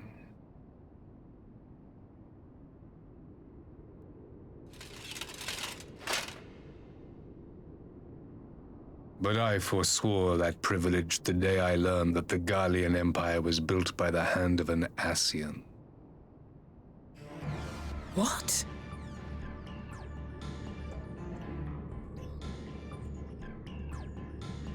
Yes. My grandsire, the former emperor, is of their number. And who better to build an empire capable of bringing about the calamitous change we desire? Would you condemn me for this alliance, for bowing to the will of these shadowy masters, when the prize is true and lasting peace?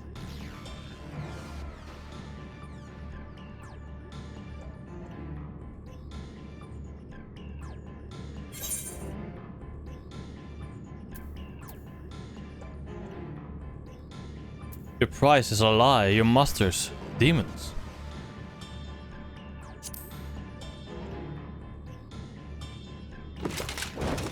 I come not to conquer, but to liberate.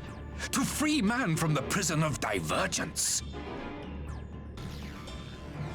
Imagine a world united. One perfect race beneath a single standard. An army before whose might these servants of darkness and light would fly as leaves in a storm, never again to meddle in man's affairs. We would be the masters of our own fate. I bid you join me, not as subjects of Garlemald, but of a new nation.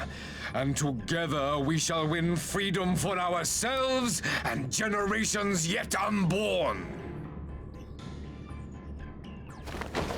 You want to trigger another half-dozen calamities? You can't be serious!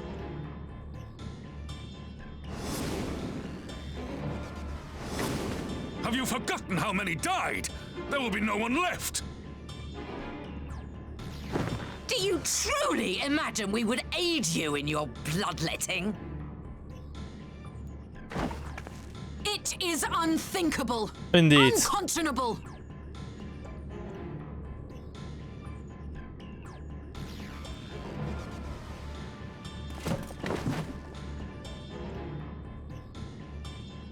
And what is the alternative? To be as cattle waiting for slaughter? I would have us work together that we might take fate into our own hands.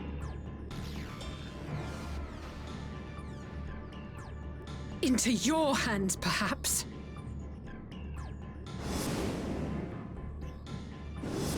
But what of the other worlds, your radiance?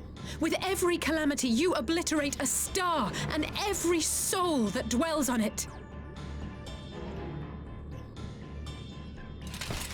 To the Ascians, we are all but tiny, momentary specks within an indifferent universe.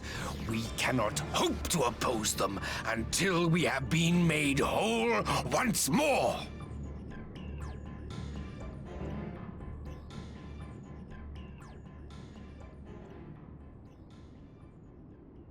Are these truly the words of Garlemald's ruler? The flaws and foibles which you so abhor are what make us who we are. Every nation, even yours, Emperor Varys, is made whole through the combination of these imperfections, the strengths of one compensating for the weaknesses of another. While it is true that man succumbs all too often to anger and avarice, he may yet overcome his baser instincts through the forming of bonds with others, fostering community and cooperation. That the protector of an empire should not only reject these fundamental truths, but seek to change them at so dear a cost to life is indefensible. Such a man is not fit to govern.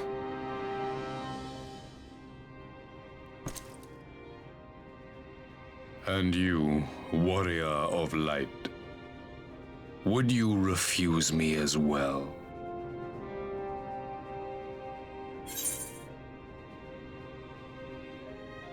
I cannot condone such a loss of life.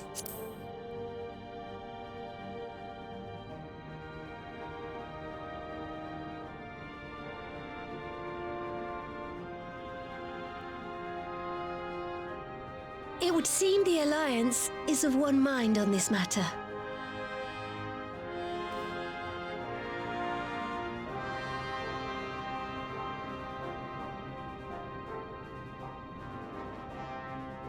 You Eorzeans never cease to disappoint me.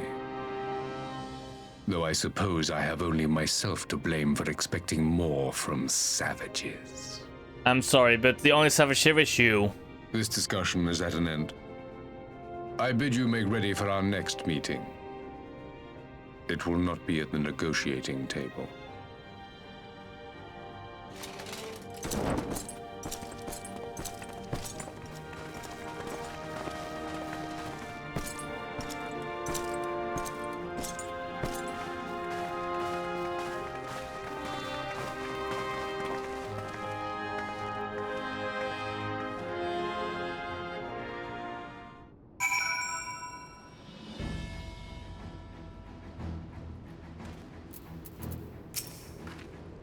come back to find Dome as a trans party, ready and waiting for battle. So as worrying as our little chat with the Empire was, it did buy us enough time for at least some of our allies to arrive.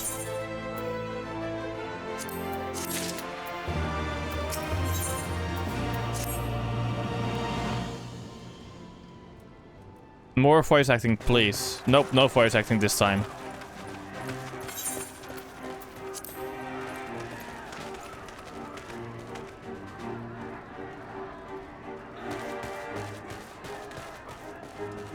I'm not sure what I was expecting from our meeting with the Emperor, but it wasn't that. Still, at least we know now what he's really after. Indeed, the deaths of everybody. Aye, a future built on a mountain of bodies. I too want the Ascians dead, but not at any cost. The last of the reinforcements from Dorma arrived not long ago. I pray it will be enough. Given the Emperor's stated goal, this is a battle we can ill afford to lose.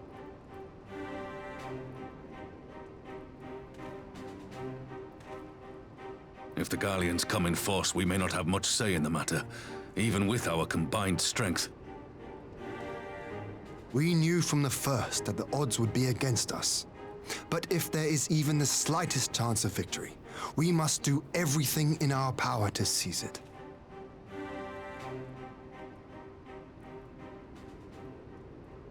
We must seize it, full stop. Here!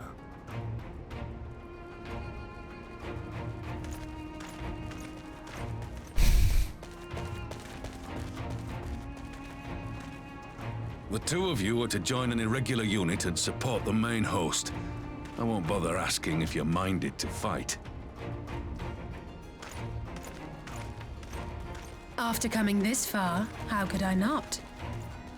And for once, there's no one around to countermand me. Not that they would. Not even my brother. But we all know who really make the difference. Ready to frighten some Garleans? Yes. Not. Got it. Wouldn't want to be on their side.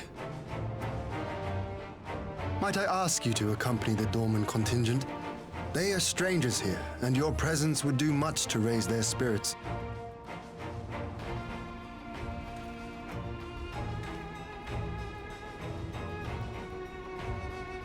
We would be honored. When our people stride out with you in their midst, I dare say the Eorzeans will feel an ilm taller themselves. High spirits have a way of spreading. What I wouldn't give to join you. But my duties as field commander will not allow it. I'll leave the front lines in your capable hands. Indeed, good.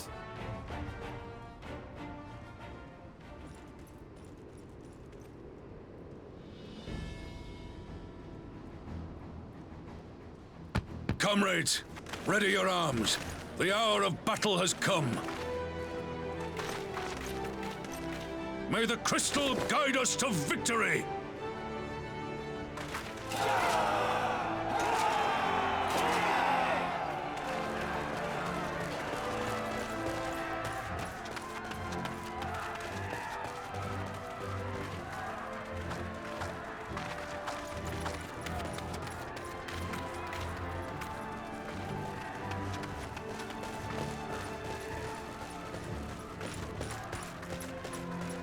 Since the others couldn't be here, we'll have to fight twice as hard.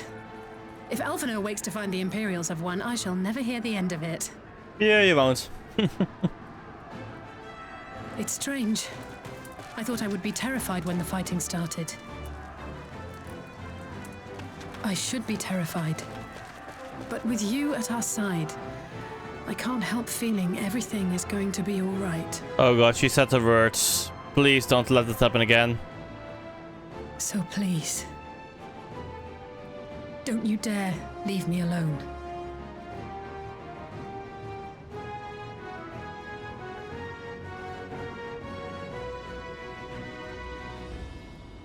No matter what happens, we have to survive together.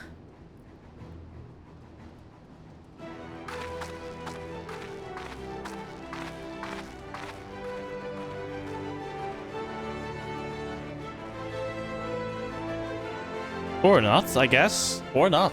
Okay. Lol. Quest accept the Moondote. The Gimlet Dark? Oh. Oh, dungeon time, chat. Dungeon time! Woohoo!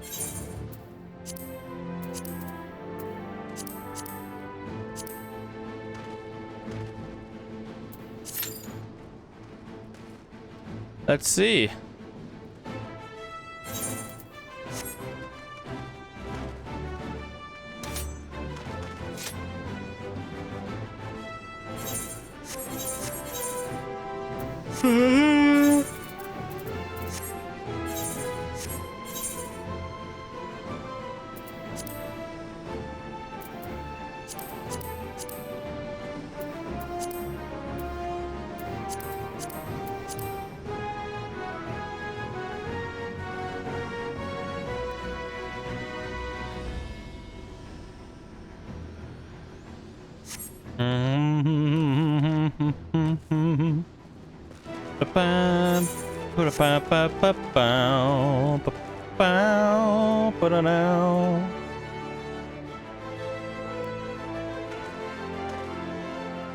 It's going good, did you? Also, hi.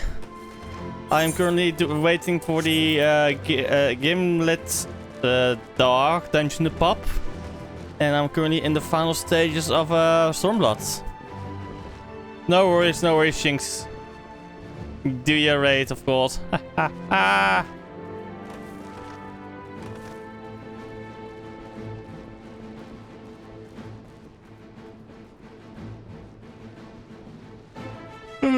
Oh my god, the average is fucking increased, lol.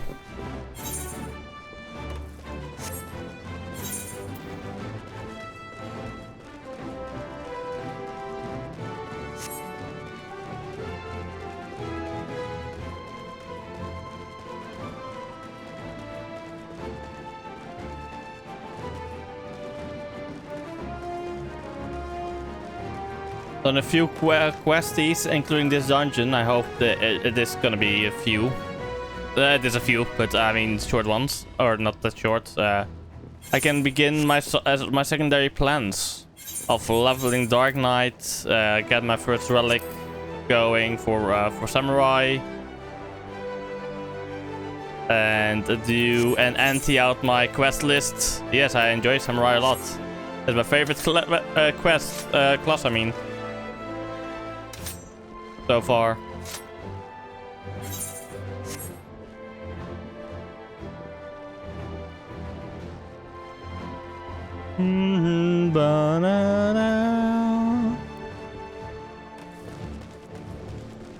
God damn it. Let me in-queue real quick. I'm gonna go to the toilet real quick. I'll be right back again. Back.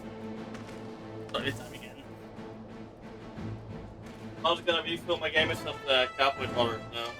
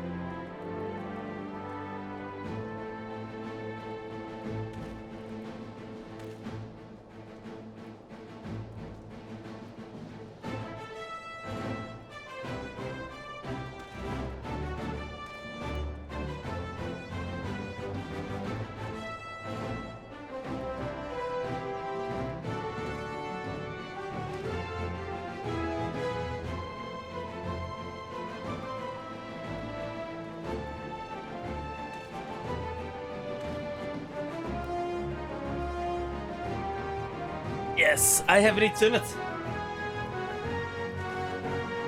Time to kick Imperial ass. And now it is 16 minutes. Oh my god. Fuck. Let's see. Oh fuck, I'm the only one aligned from the fucking free company. Shit.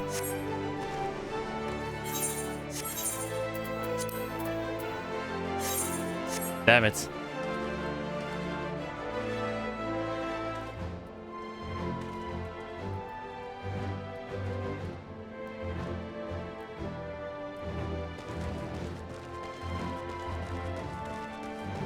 Yeah, but I don't really have any classes that I have ready for that. For supporting. Yes, I might have Sage, but I don't know how to play Sage. And the other one I have at 70 is a Reaper.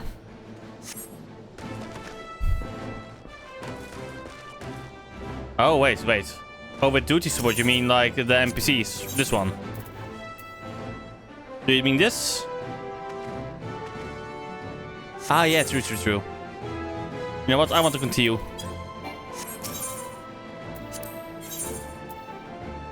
Domin's Shaman. Samurai, Red Mage.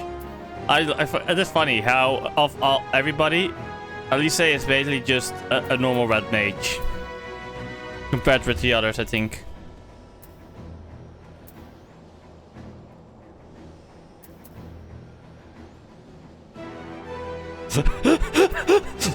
I was wrong about you, Ferris. You are not cringe. You're just a fucking racist. Take this. Bang. I love that. Welcome, Gundam.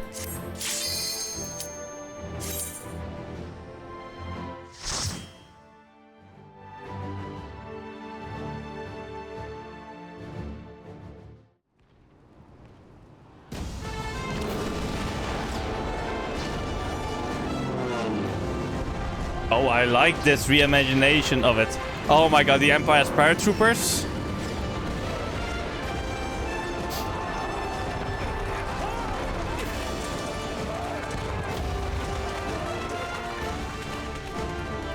Oh wait, what is this? Trench warfare?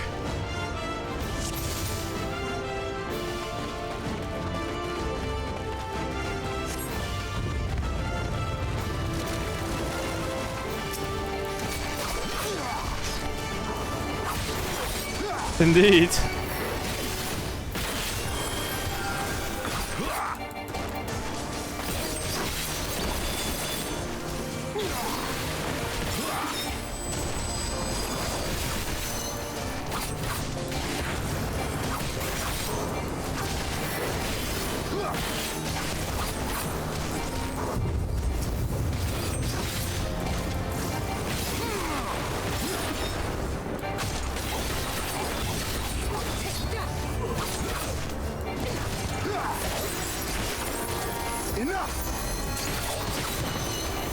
Damn.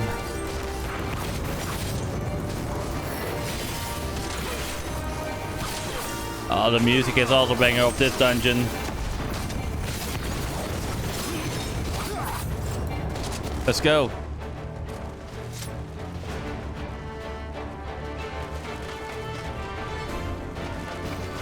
Enemy at max inbound. Let us be about it.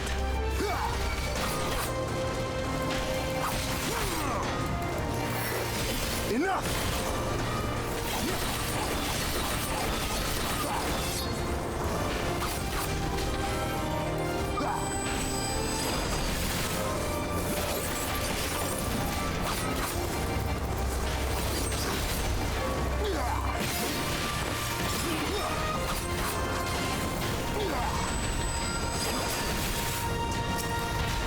There you go. Take care of the Predator. The Predator, I mean.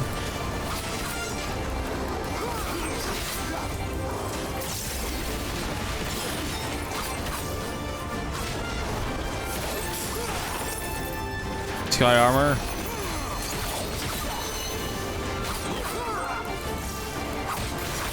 Enough!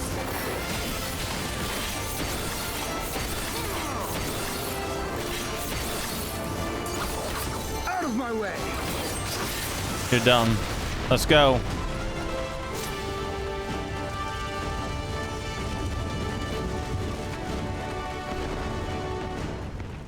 A bunker. Ah.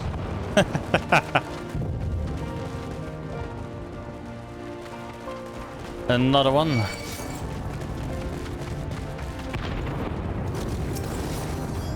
Doggo. So sorry if I have to do this to you, Doggo.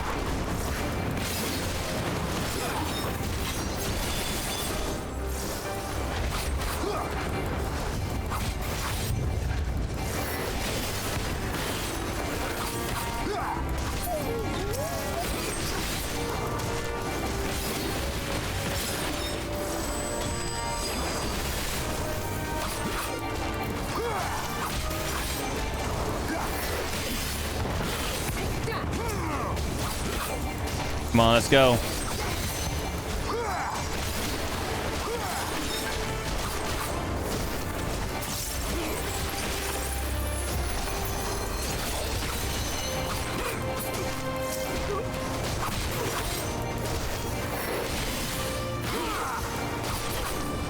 Yes, next attack.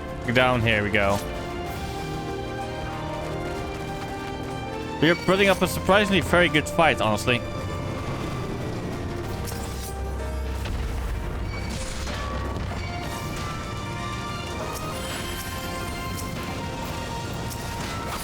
Well, we have a gunship. Let's take care of the gunship first. Out of my way.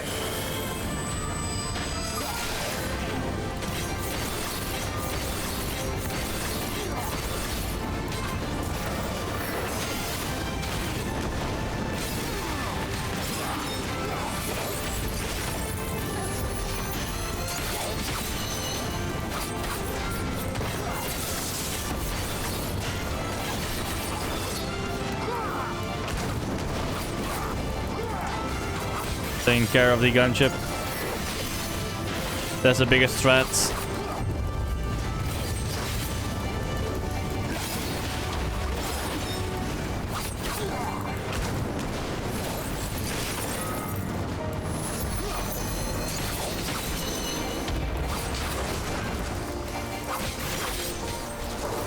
There you go.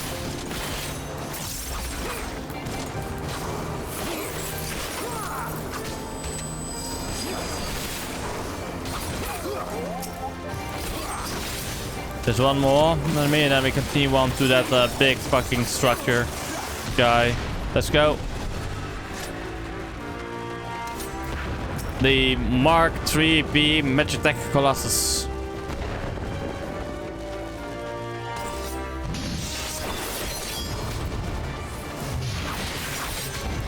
We know the proper moves. Bien.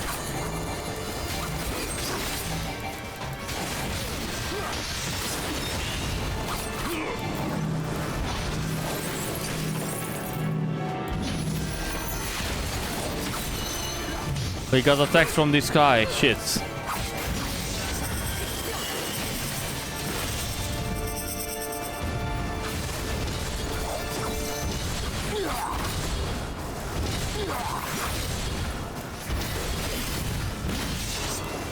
There we go. So that's how that. Okay.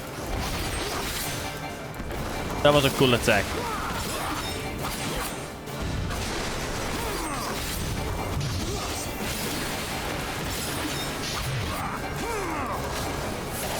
He is doing an attack like this. He's venting.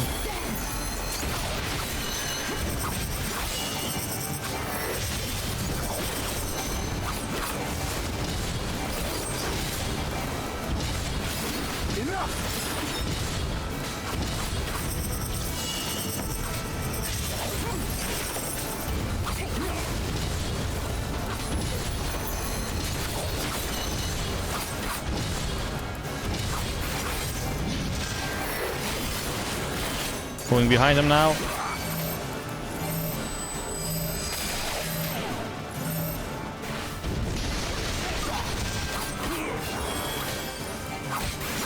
So I guess we spread the damage in this case.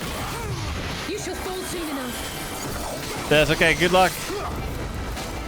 Will do.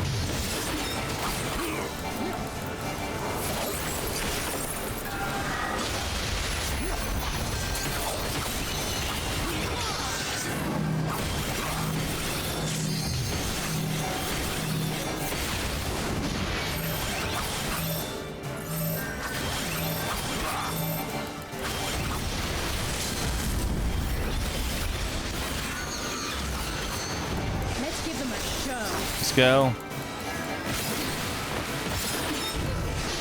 Stop door dashing us.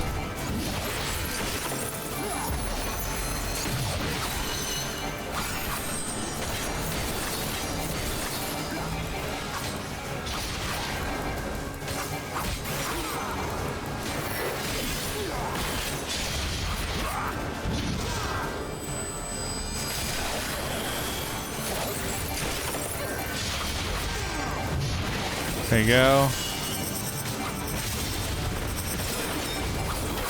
They kept nearly taking it down.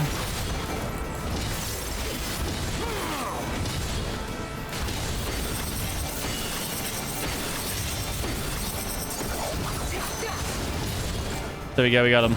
He's down.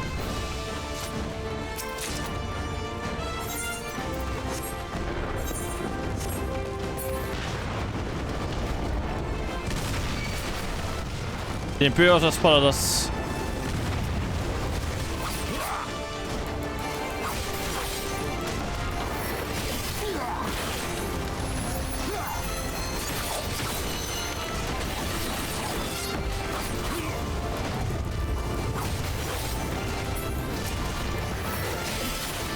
Taking care of the Skola Predator.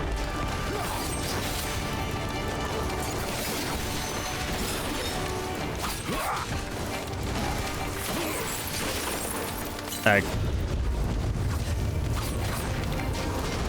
Midara Setsugeka.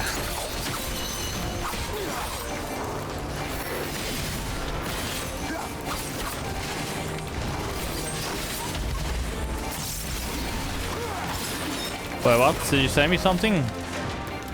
Oh, wait. Did you like the?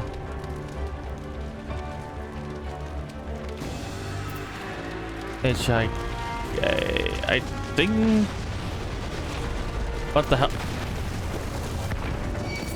I like the video. If in case of videos, yes, I like what you sent. So funny.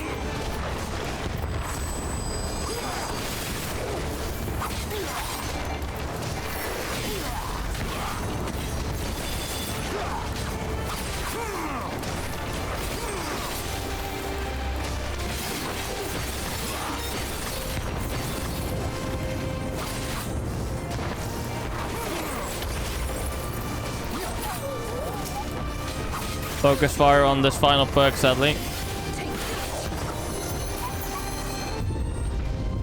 Let's move.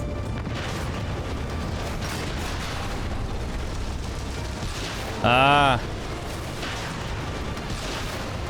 Okay, in that way. Ah, fucking armored weapon. That's the biggest threat. Focus it first.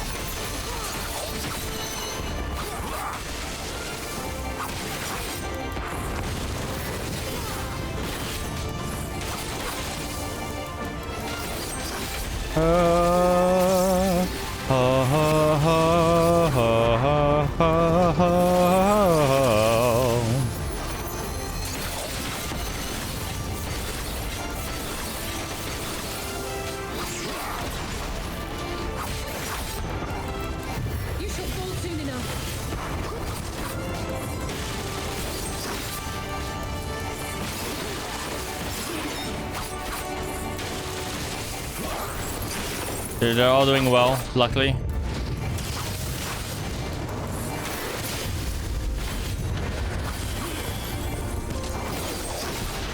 There we go. Lay me down. The Lion's Ring of Slaying. Ah. That way. Yes.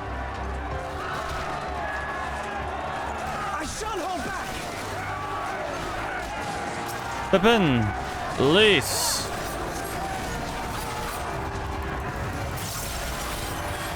We're here to assist.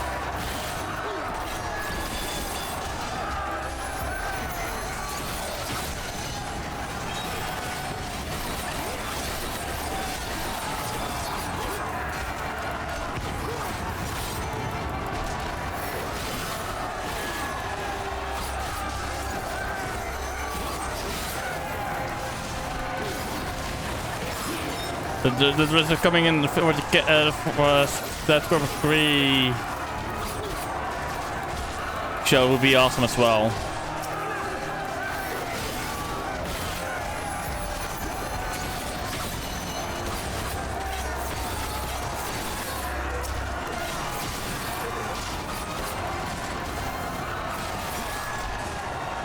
Let's move.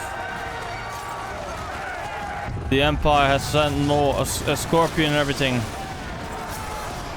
Ready?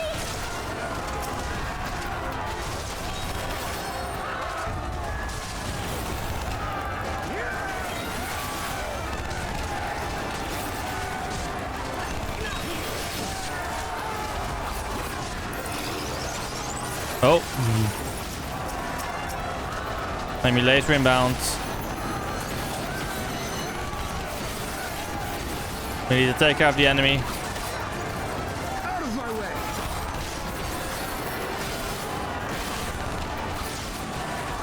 Okay. Haven't played Final Fantasy 7 yet.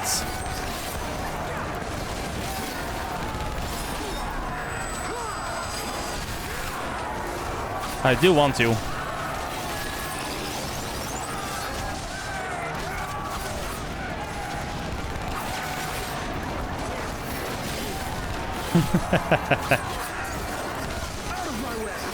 This is literally my first Final Fantasy game.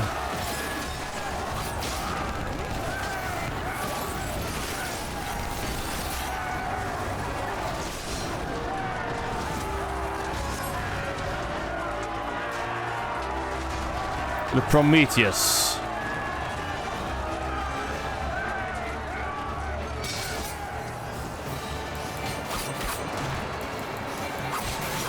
Good job, Lothian.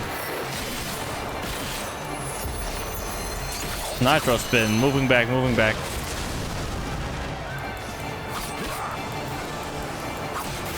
Okay, I shouldn't move up here, go, go, go. Oil. He's gonna shower us with oil.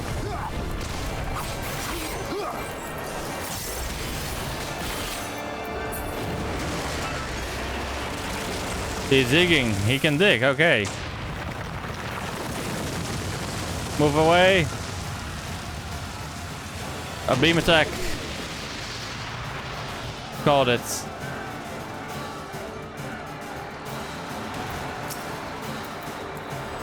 Higan Bana.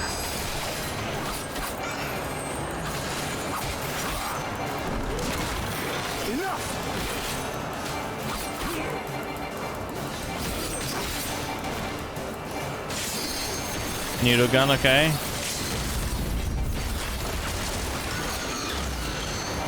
Let's give them a show. He's gonna shower us with oil again.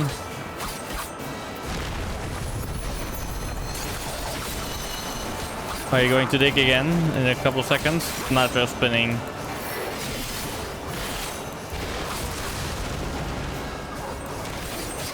Did he just make the circle smaller?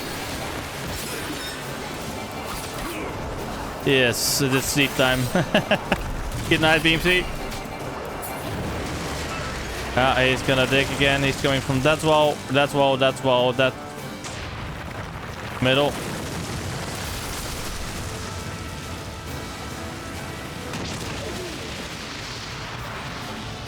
Or that wall.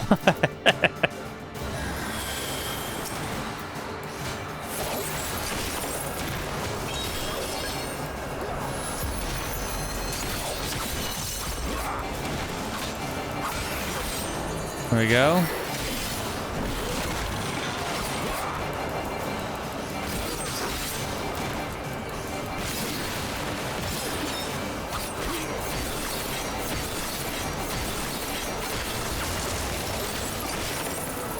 Oh, nope, nope, nope, nope. Over here, oil.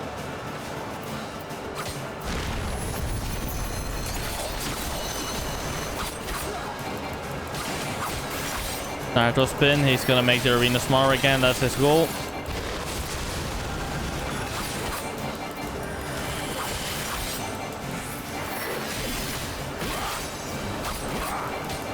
In 3, he will be defeated in a couple of seconds. Fuck, we have final attack of him. Go center. 3, 2, 1. Breach. Time to defeat, smack him. There we go, enemy down.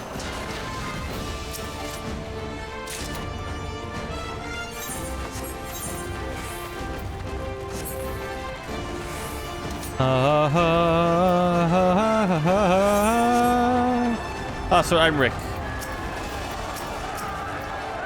You underestimate me.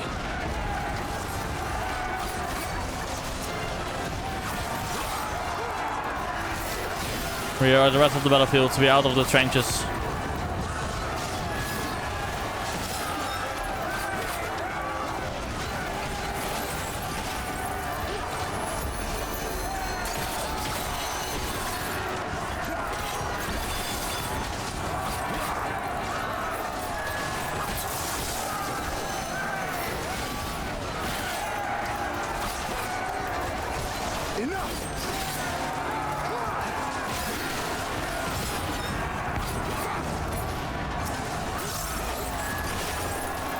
Let's take them out.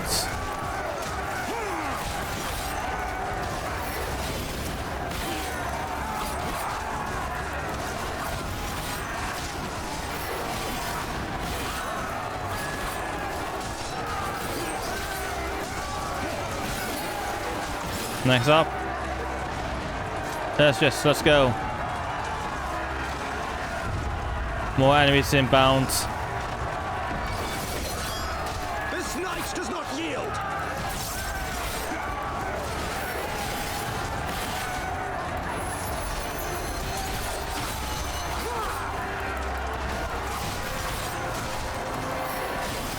We were attacking the Empire's forces with these.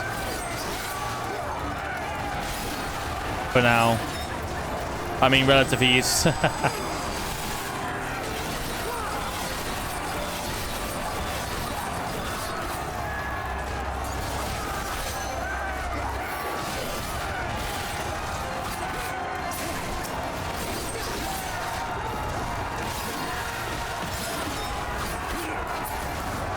Let's go. Oh, and not the next monster inbound. There we go.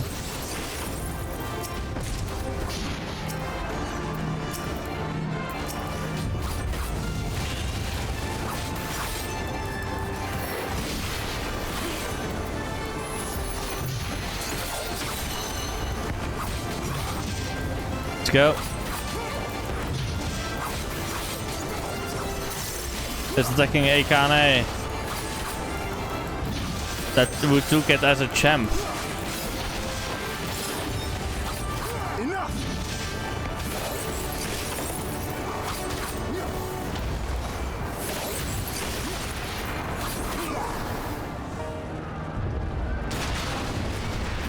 Another one. An exit round this time.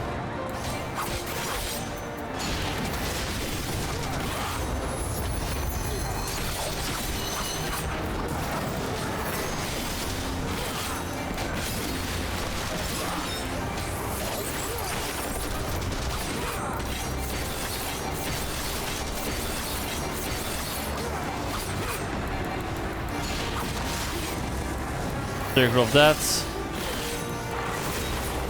There we go, let's go.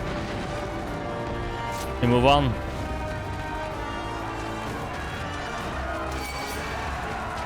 Enemies inbound.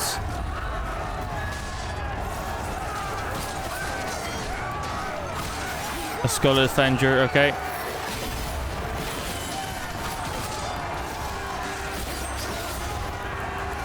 Fear not, help is on the way, Pippin.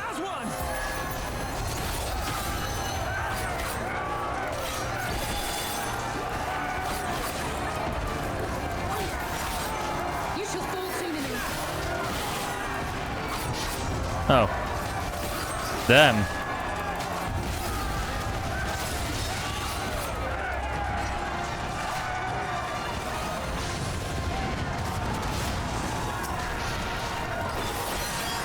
You shall fall soon enough.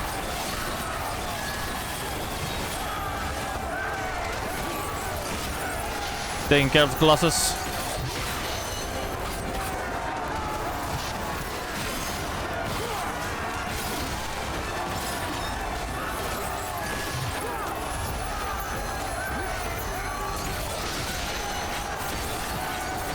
Out of my way! Da-da-da-da-da, ba-da-da-da-da.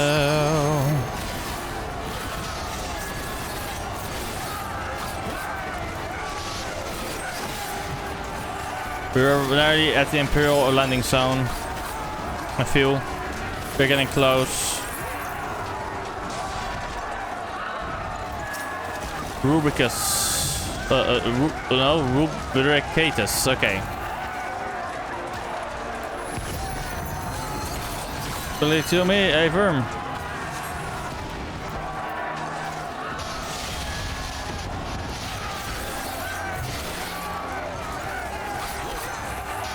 You shall fall soon enough.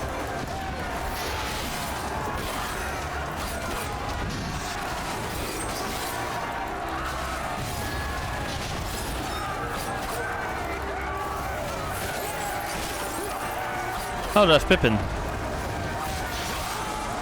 That was Emmerich.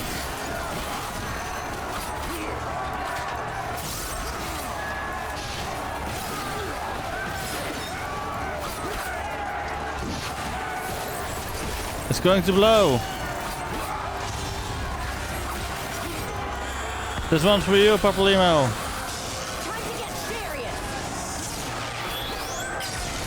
Oh damn, she's just ultimated. That's nice. Nice ult. Go on, Harold. Leave these swords to us. Build your lease.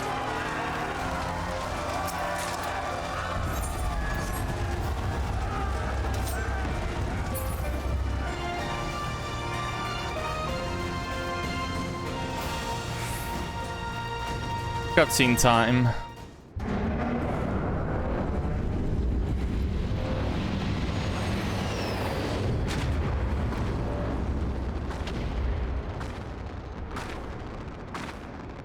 These savages bested our vanguard. Impressive. But in the end, they are only that, savages. Now let us be brief. His radiance awaits.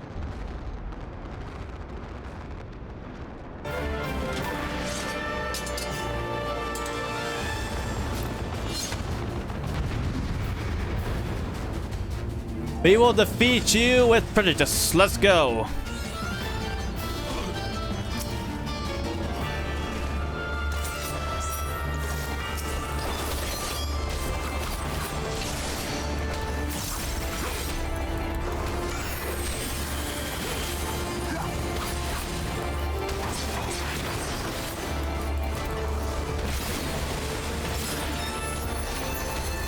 Bury the Cerulean tanks.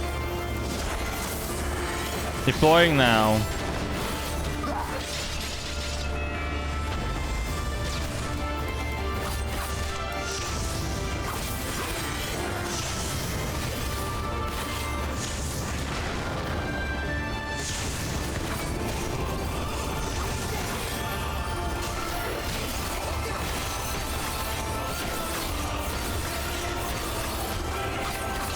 Artificial plasma, okay.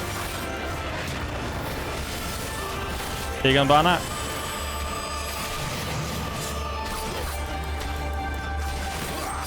I got Arturius.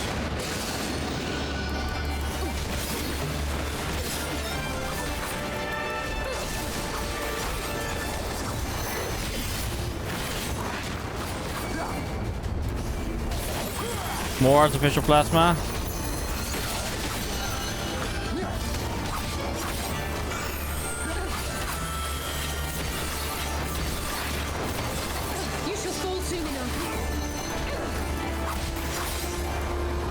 Impressive in Anya. Let us engage them together.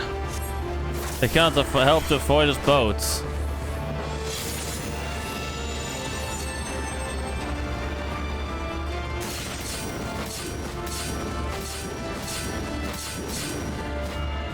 Oh, I got it. Fucking the high five. I can't with them.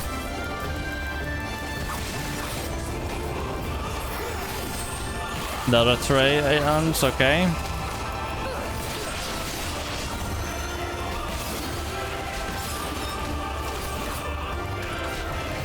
Command bombardment and prepare to strike. They will not escape.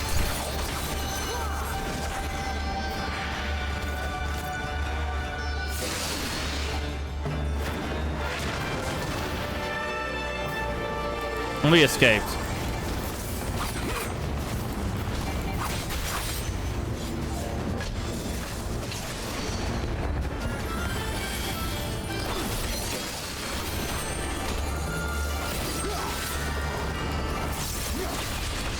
Keeping an eye out.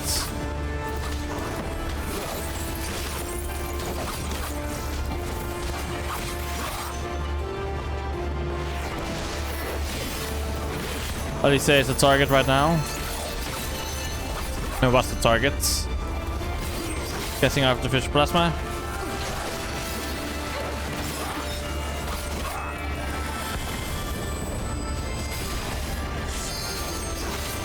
He will be defeated.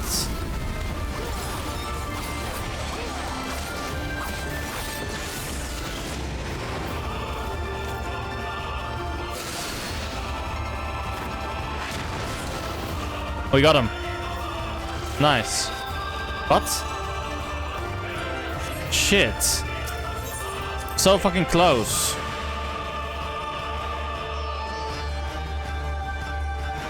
I thought we had him.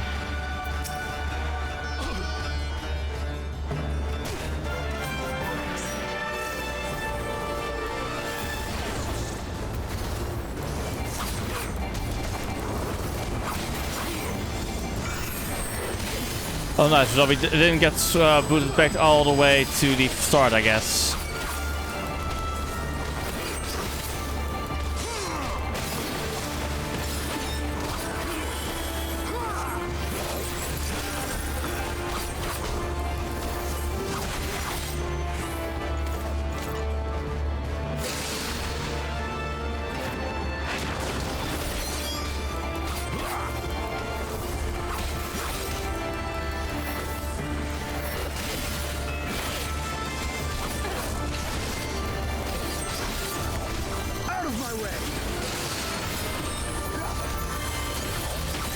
Here we go.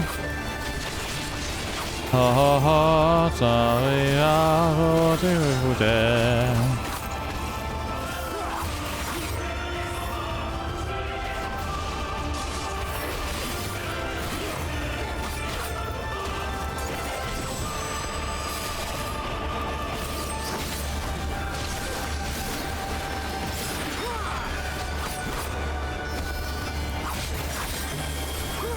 we need to win this.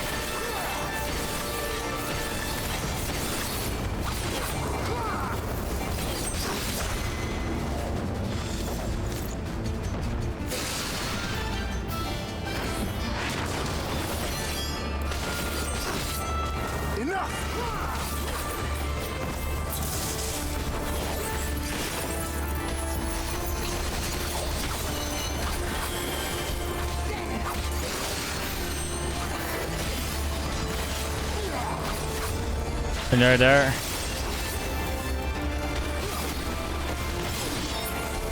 There we go. Brazzavania, let us engage them together. I cannot help to evade us boats.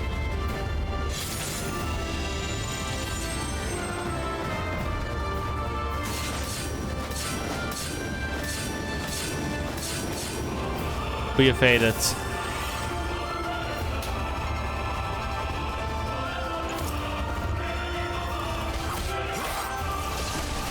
Okay, so this is different every time then.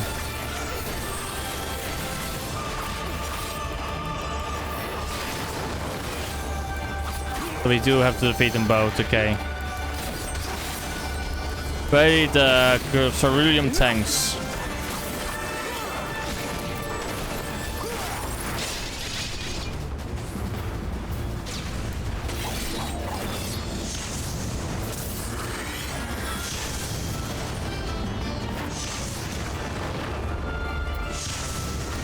Honestly, he is the easier of the stages, the Julia Uranus.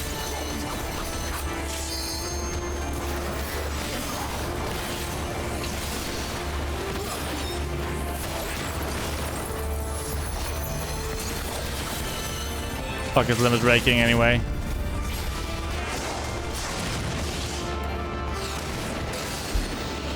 For fuck's sake, I shouldn't have limit braked. Bullshit. I stun locked myself. Attempt number 3, chat. Yay. Why am I sucking so much?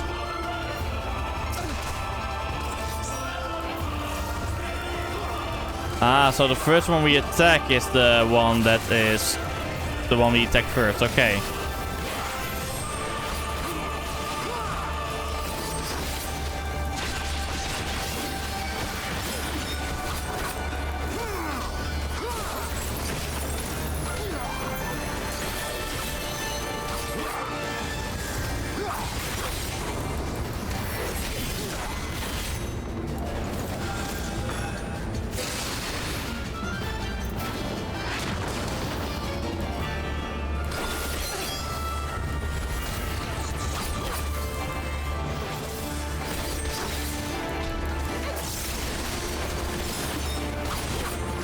Let's go. Forward! Forward!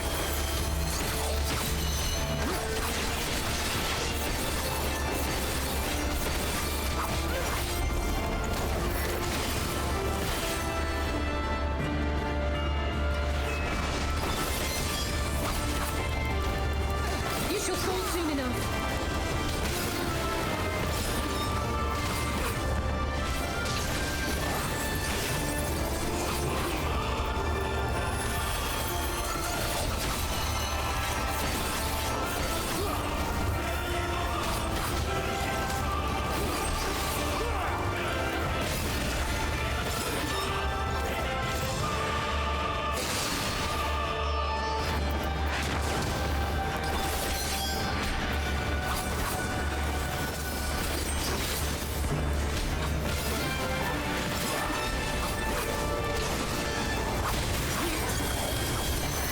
You shall fall soon enough.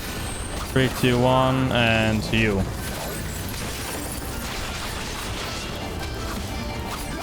Come on, get low. Get down. There we go. One part of the fight gone.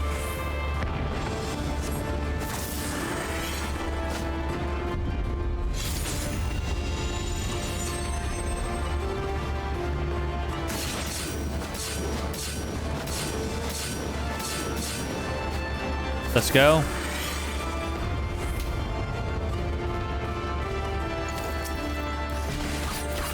Don't know why you are cheering. You shall fall soon enough.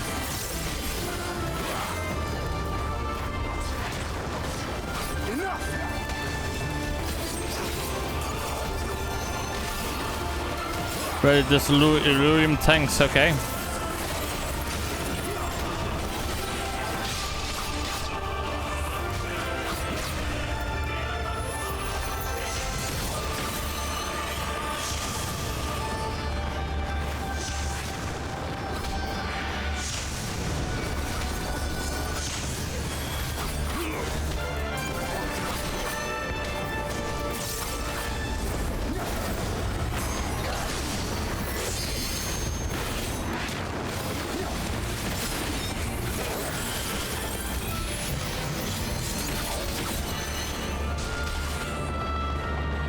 There we go. Now I can do it, I think. Oh.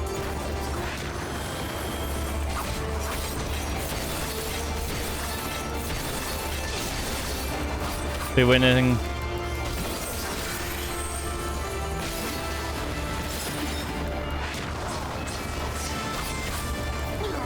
Three, 2, 1. There we go, we won. Seems you have no choice, Julia. You shoot few honored savages. Few are they who have witnessed this.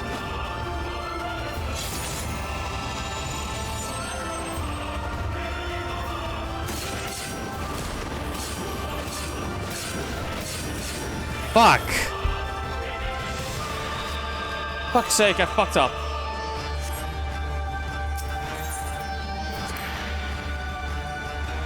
So close, but I'm getting closer. That is honestly the annoying factor about not playing with our players. Even if you fuck up, you die. You have to restart the entire fucking boss battle. There's no way for your AI ally to revive you again, apparently.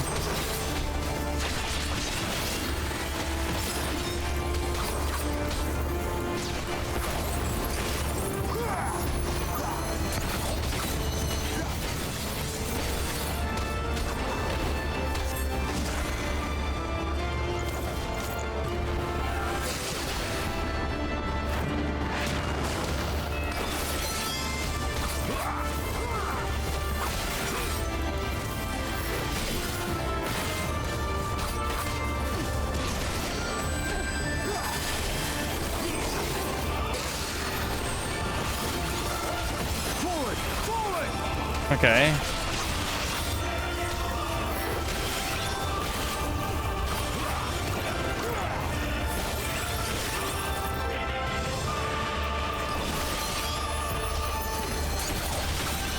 You shall fall soon enough.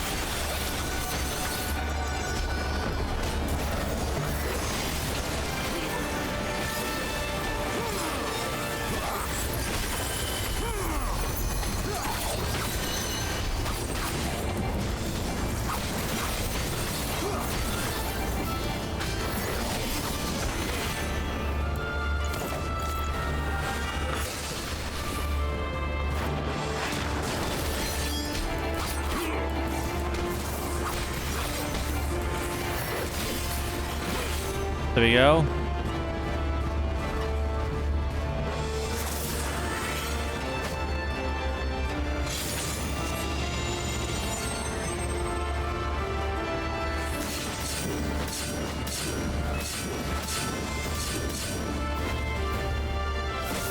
There we go.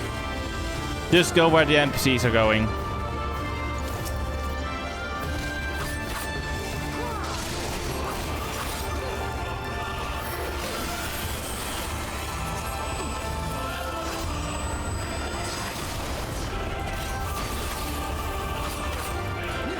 This boss fight is tough. Honestly.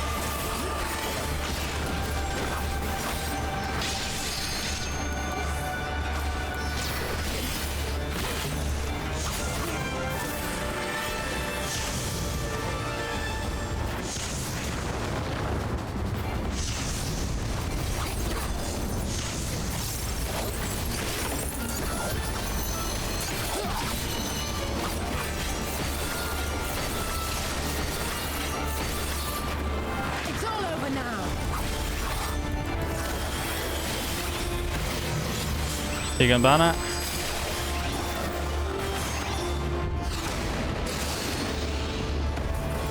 That's just so I can do the limit break.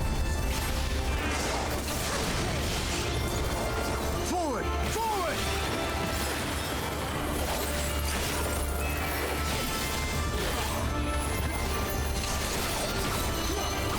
Okay.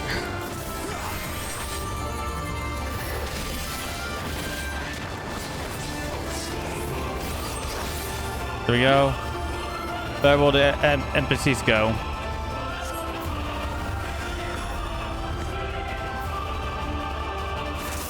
I'm gonna follow what Elise say.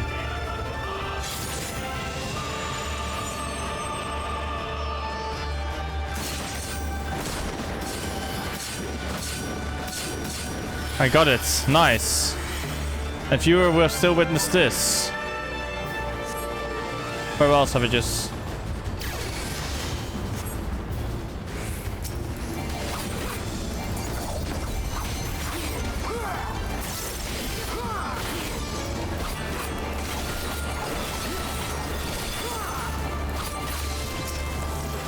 Okay, we have won this.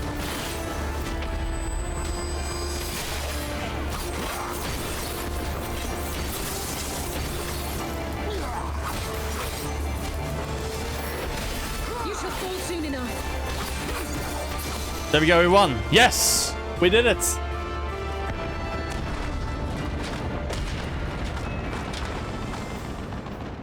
Oh. We have served our purpose. Come, we shall withdraw for now.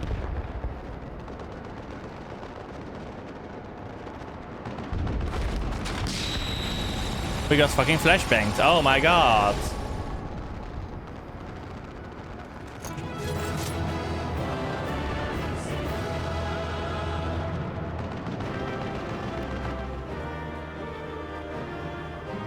Hello, you Gary.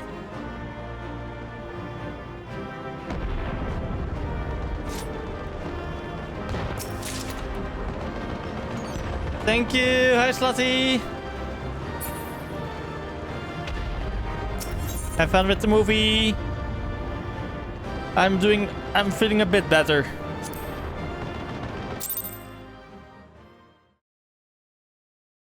I think it is tomorrow. It will be over.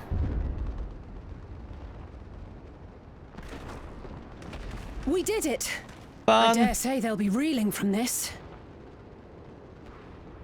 You were truly inspiring in battle, my friend. I will. I'm determined not to be outdone, but there seems to be no one left to fight. A tactical withdrawal, perhaps? We should give chase. Finish them off while we have the chance. We shouldn't. Imagine the other surprise when they wake to find the war already won. It is going too easily. Oh, fuck. Not again. The light will expunge all life. Thank you. Only you can forestall the calamity. Throw wide the gates. No! No! No! Not like...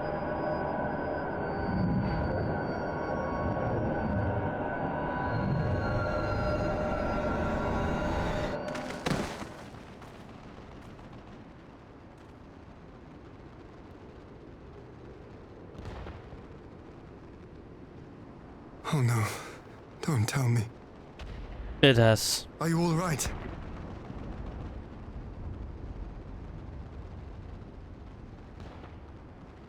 Quickly! We must get her back to the encampment.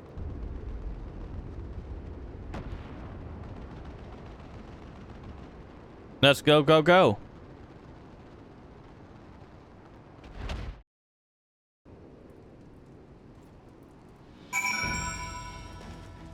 We're on.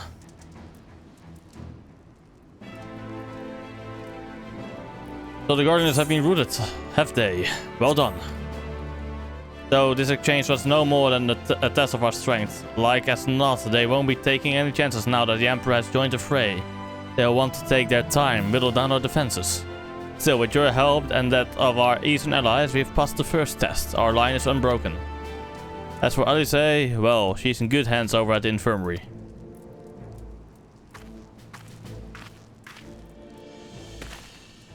My lord, the Sayurgians have completed their examination of Mistress Alice, and this as we feared. She's locked in slumber without any outward cause. Just like the others. Damn it all! Aye. The Guardians picked a fine time to come knocking. 5 signs incapacitated. And with the enemy on our doorstep, I cannot spare the men to assist in the search for a cure. The best I can do is see to it that Alice is escorted safely back to the Rising Stones. Yugiri and I would return to our encampment. The main contingent of our forces from the far east is under sail, and all must be made ready for their arrival. I'll not keep you then.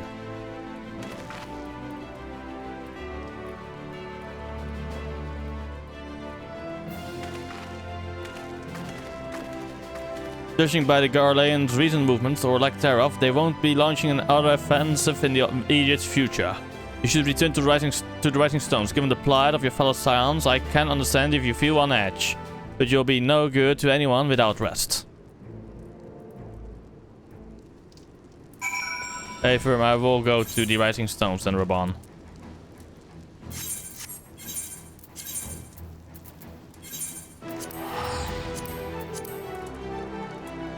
Fucking hell. This is bad. Nearly all signs are incapacitated.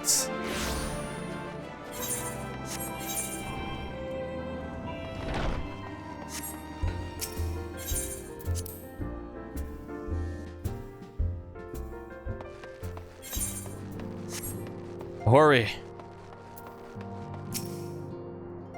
Hero, welcome home. Word has it that you and Mistress Elise gave the Garleans quite a thrashing. Speaking of whom, where is Mistress Elise? I was certain she would have returned by now. Wait, will we have the first voice acting of... no, we probably won't. Of Hori. By the 12th. Not her too.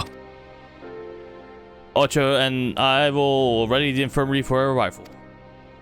We will also need to send a message to the Taru post haste. So that I had something other than grim tidings to share with her.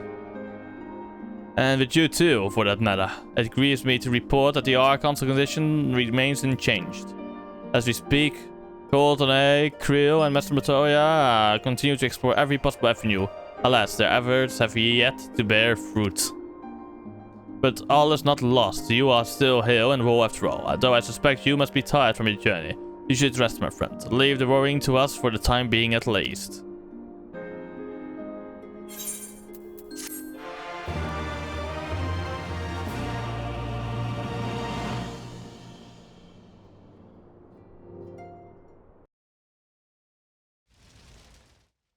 I want to continue so badly as well. Meanwhile, at the border of Alamigo.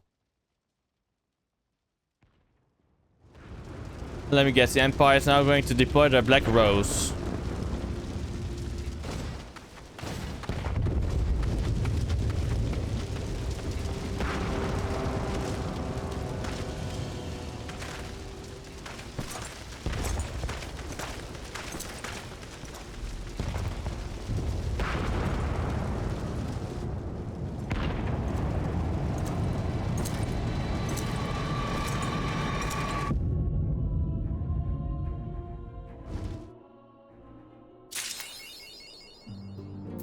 A brief reply.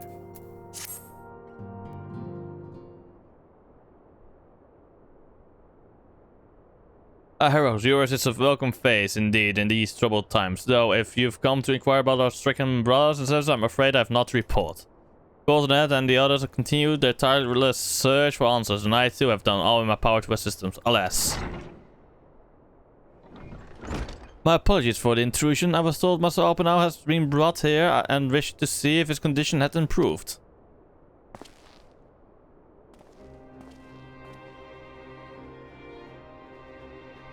Maxima.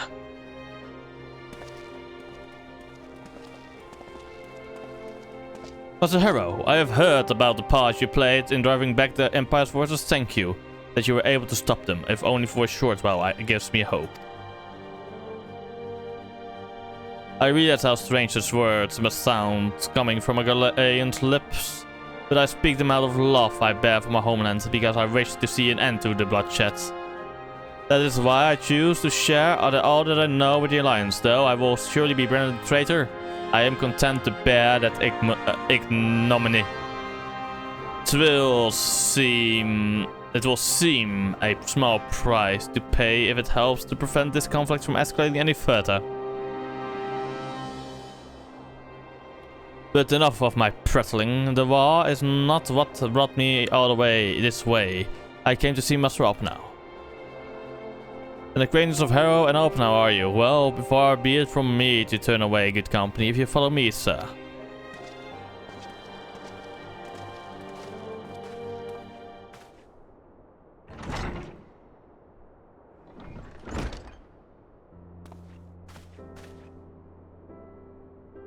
When word reached me that Alpenau had returned, it seemed only right that I visit him. Poor lad, it pains me to see him thus, but I take solace in the knowledge that he is safe and well cared for. He fought valiantly at the burn. The populace could not have wished for a more committed ally. I know not how he came to be so afflicted, but I pray a cure will be found soon. On an unrelated note, you may be interested to know that I traveled here in the company of another acquaintance of yours. He awaits my return at North Silvertear. I'm certain he would be glad to see you, assuming you can spare the time, that is.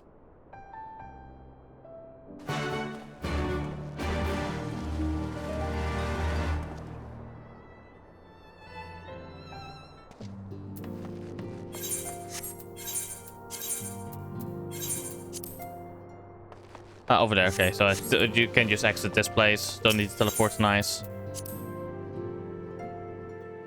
I guess it will be sit or something?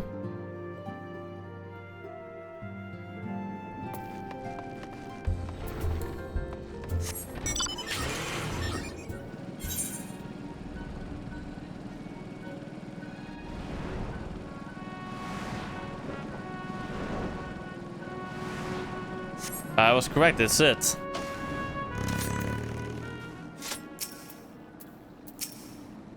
Ah, there you was. There you are. I was beginning to think you would not come. Would this have voice acting? Probably, yeah, I think, because it is probably not. It sounds like you've been through the mill. You should have called me. Though I must confess, tracking down missing souls isn't exactly within my field of expertise. As you may have surmised, I heard much of Master Garland growing up in Garlemald. Indeed, he has been a source of inspiration to me. Most Golians would say he is a traitor, that he turned his back on his country. We of the Populares, however, consider him a revolutionary, a man willing to defy the Empire's dream of subjugation, that his inventions might bring about a better future for all mankind. Please, revolutionary is a term best reserved for my work. I am but an Imperial defector, who thought to aid another Imperial defector. Whatever Master Garland say, I am humbled to find myself in such distinguished company. Speaking of distinguished company, we heard from Robon that you ran into an old friend in the burn. Is it true? Gaius still lives? Like most in the army, I never had the privilege of seeing the Legatus without his mask. To think I walked halfway across the burn in the presence of the Black Wolf. And he claimed to have severed ties with the Empire to hunt Ascians, did he? After his humbling at the Praetorium, one would think he'd have the good sense to say that. Should we meet again, I shall be sure to tell him so. Commander Alden also spoke of the Alliance's meeting with the Emperor, though I still labor to believe what he told us. Did his Radiance really claim that Garlemald was founded by the Ascians? But that is madness. The very notion is absurd. Every fiber of my being rails against it, and yet I see there is no escaping the truth. From the very founding of my homeland, my brothers and sisters have laid down their lives in service to a lie. The Ascians must be stopped to save my people, to save all peoples. For all the Empire's many crimes, even I did not suspect. Had I known, I would have left a lot sooner. But that is in the past. Here in the present, we must apply ourselves to the problem of how the Empire's ambitions may be thwarted. Not only in Eorzea, but in the Far East as well. The Ironworks will spare no effort to achieve that end. The Sirius wall was a good start, but we can do more, and we will. We will show them what it means to achieve freedom through technology. Begging your pardons. I bear a message for the Warrior of Light. Commander Alden requests your presence at the Alliance headquarters in Alamigo. He would discuss the matters of strategy at your earliest convenience. Hi. Ah yes, the inevitable messenger. I knew it wouldn't be long before duty called you away. Time, no doubt being of the essence, could I tempt you to ride aboard the Excelsior? If there is a faster rally to Raban's side, I will personally apologize to the commander for keeping him waiting. Yes, we get teleported. Nice! Aha! Hurrah!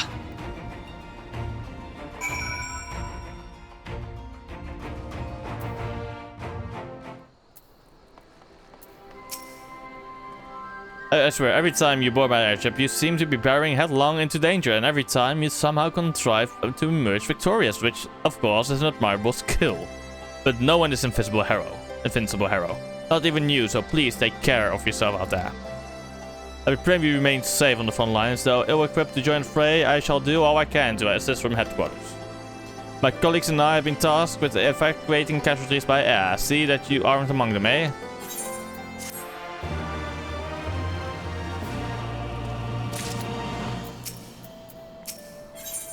A requiem for heroes.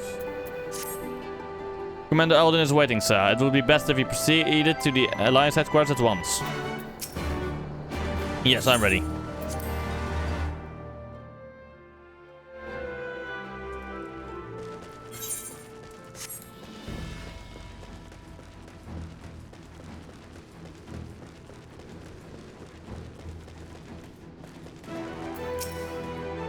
You're here, good. I summoned you to discuss strategy, but first, I would apprise you of the Garlean's movement. Upon speaking with Raban, several cutscenes will play in sequence. Yes, I have enough time.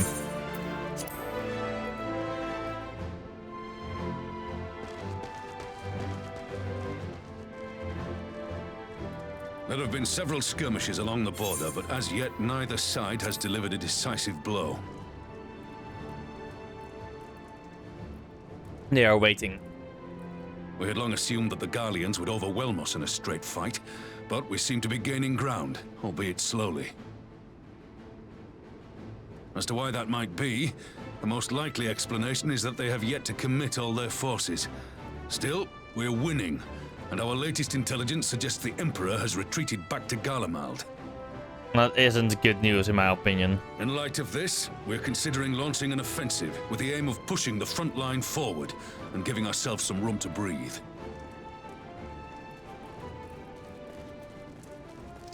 Commander, the Imperials. They've broken through our defenses to the east. What? Our scouts say their forces are being led by Lord Xenos. Lord Heian and Commander Hext have taken their troops to provide support, but we don't know how long they can hold out.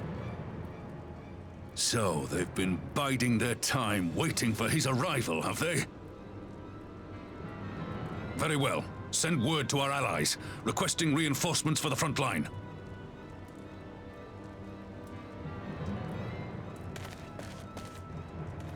Should the worst come to the worst, I may need to enter the fray myself. But what of you? Do you still have the strength to fight? I do. So long as you leave the Ascian to me.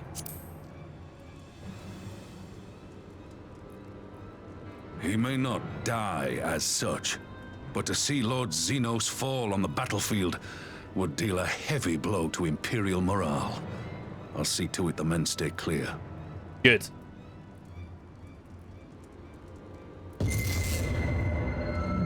Why won't they open? Please, I bid you open.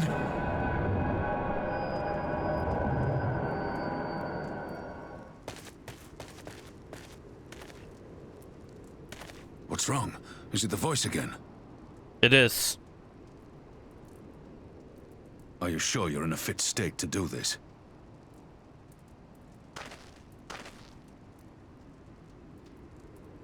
May Ralga grant us strength. Give 'em hell, lad. I, for my part, will defend this place to my dying breath.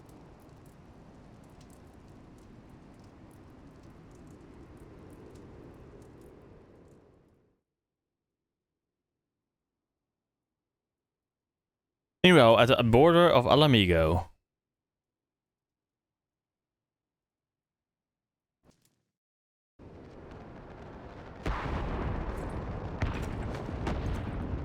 Playing as Lord Heian.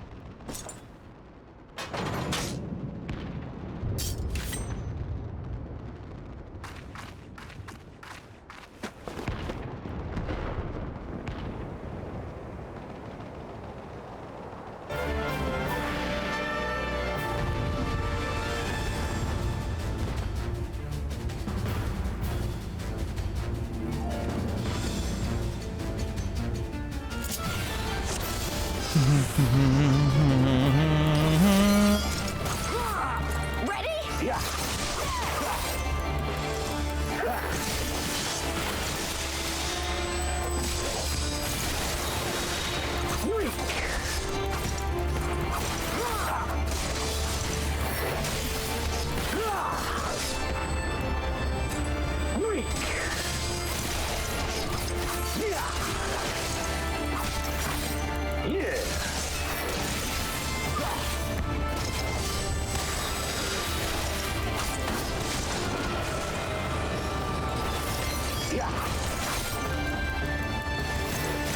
Formidable foil, but we have come too far.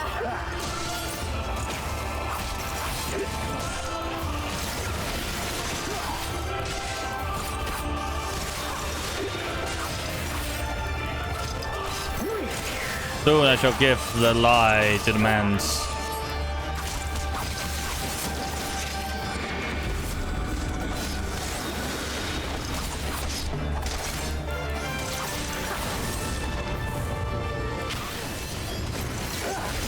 There we go. I got it out of its tunnels. Or I guess Ascian in this case.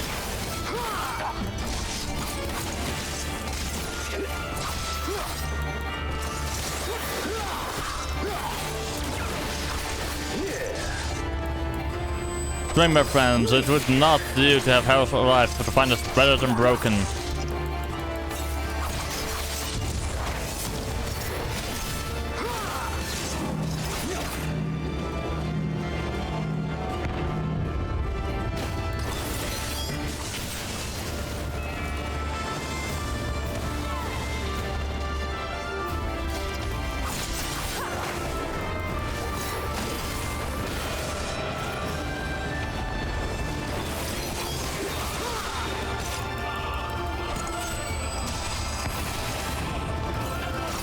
Our fate is not yours to decide. Now you will learn your place.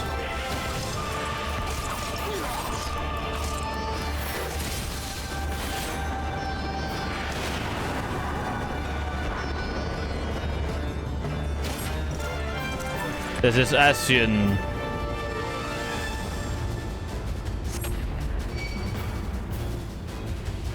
Here it comes.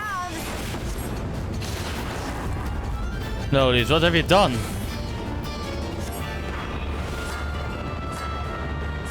The weave of a shinobi's power.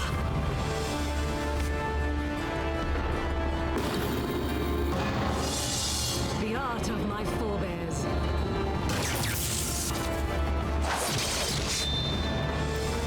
Put on dispelling the phantoms. Hurry, we must protect Liz.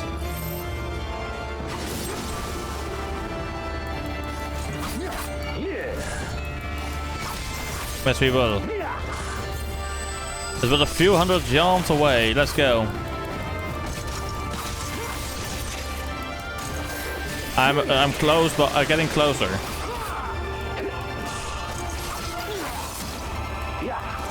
Ah, Gaius.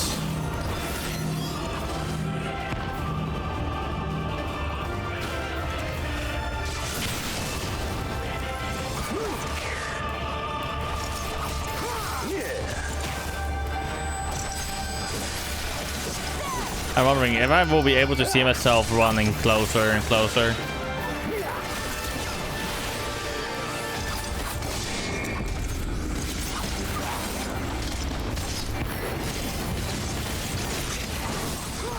Three, two, one. He comes, does he? Then I need not waste my time on you all.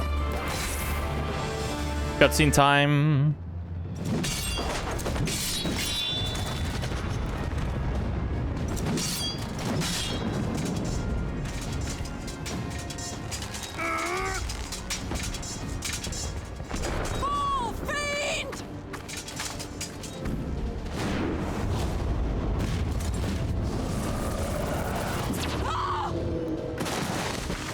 Them Ascians.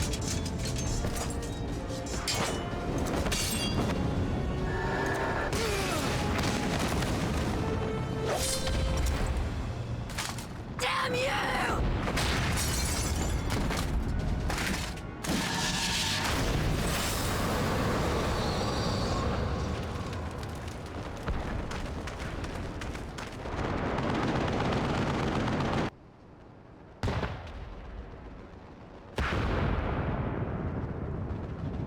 Are they all alive? They probably are, right?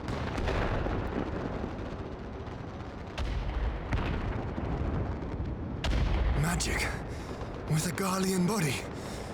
That's hardly fair.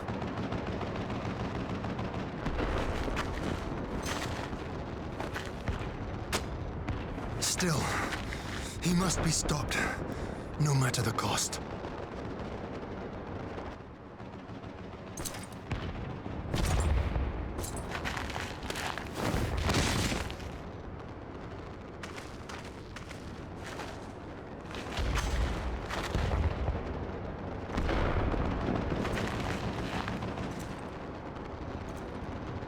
There I am.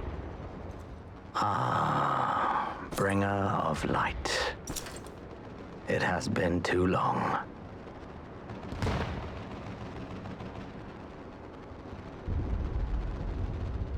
Shut up, Asian. No words to mark our reunion? So be it. Equilibrium must be restored, and only your death will redress the balance.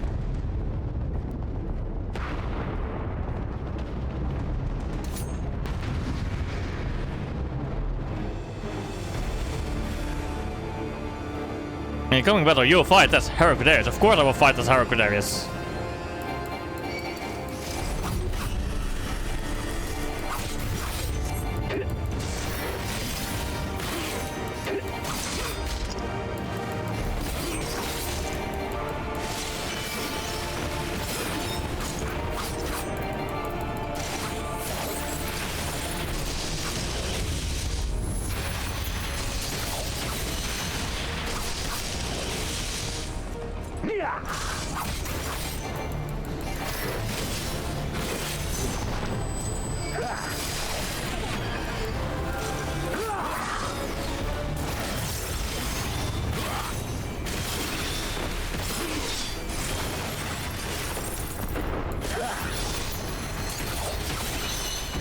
Okay.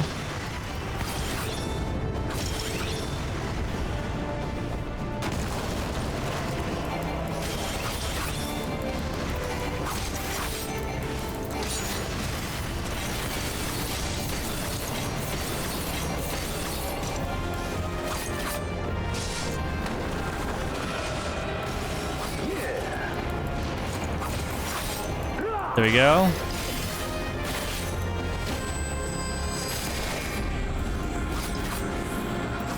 Out of the swell.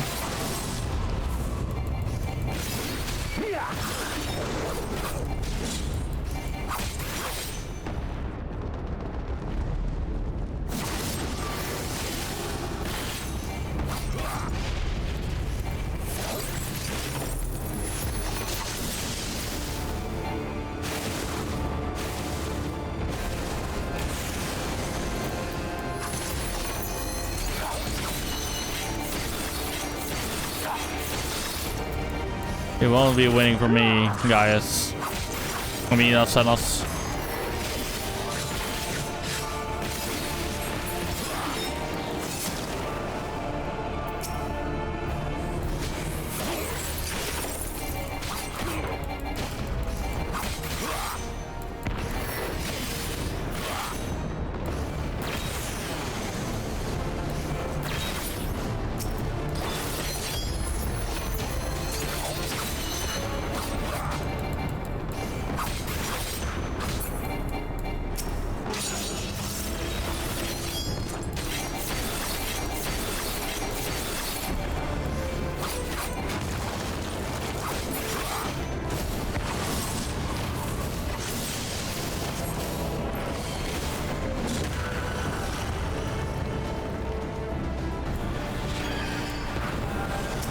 But how is it you have grown so powerful with the gifts?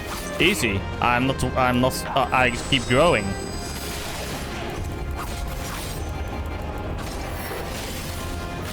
I will cast you aside to these.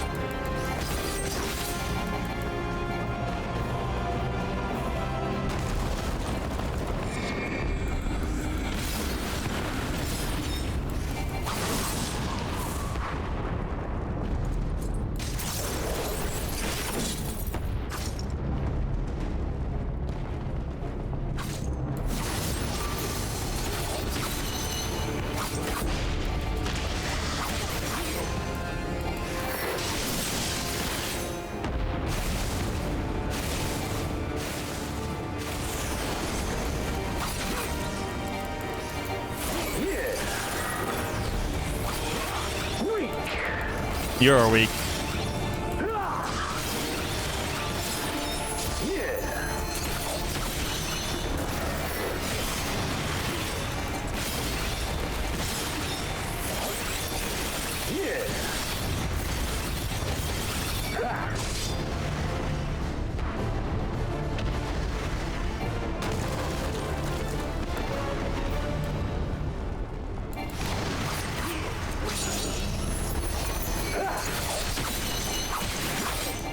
I've defeated Thanos once before. So that means I can always defeat you again. You're forgetting that. Even though you have new abilities now.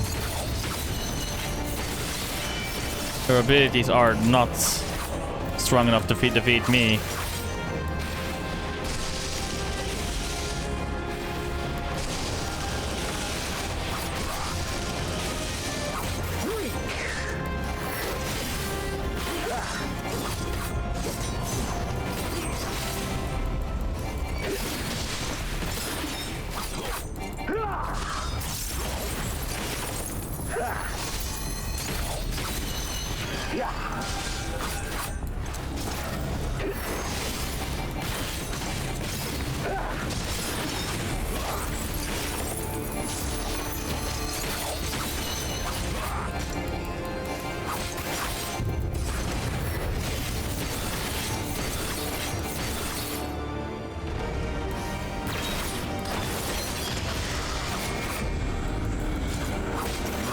There you go.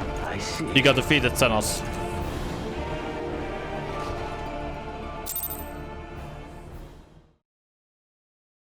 Ah.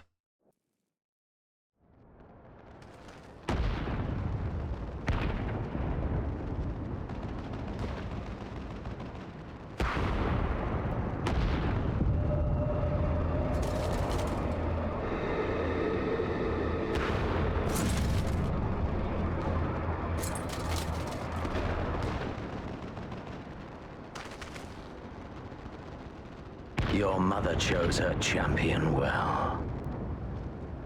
No Yet, shit. For all your strength, you will still fail. Says to you.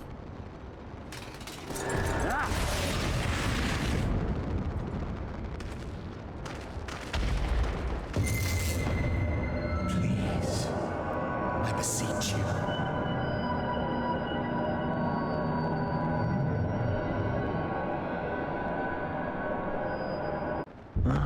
Someone calls to you. Too late, alas.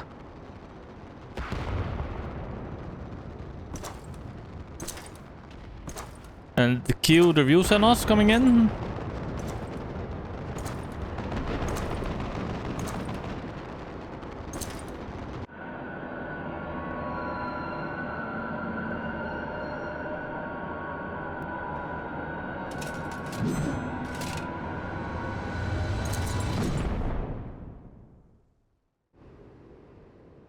Oh shit.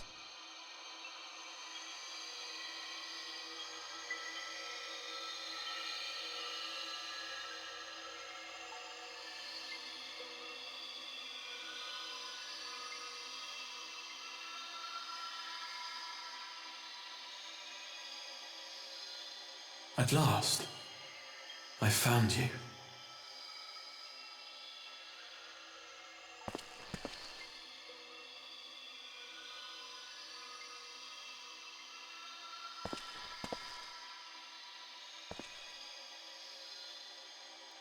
Please, there's no cause for alarm.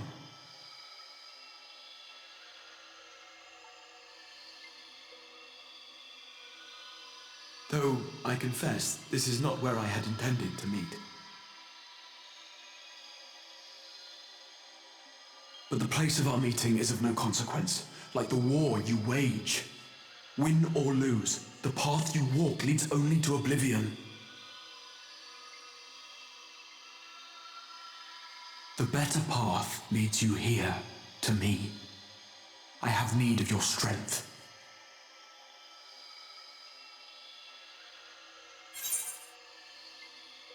Who are you?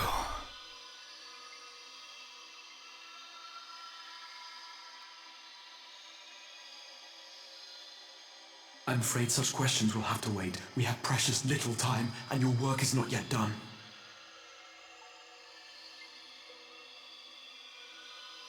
Go to the Crystal Tower. I have left something for you near its base. It will serve as a beacon of sorts, one which I pray will help you on your journey. All you need do is find it. I will take care of the rest.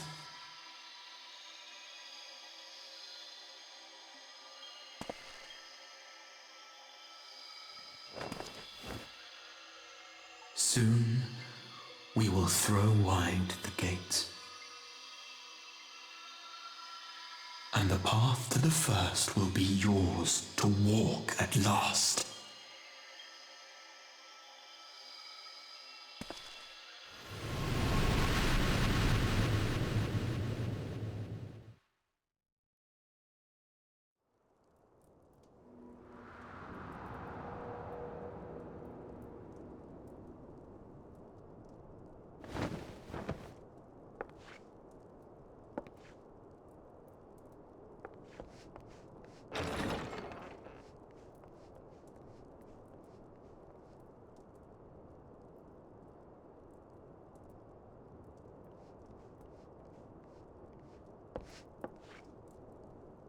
Turmeric.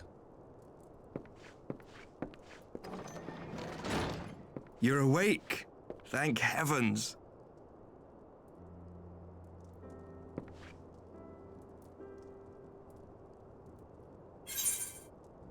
Tennis.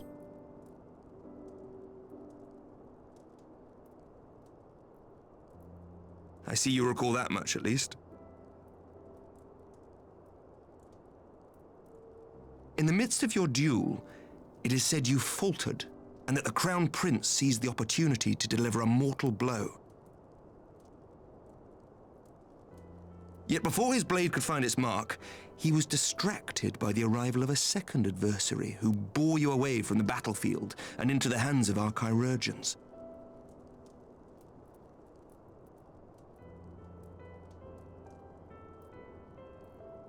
Lest you wonder, he left before you awoke. As is his wont. Ah, Estinian!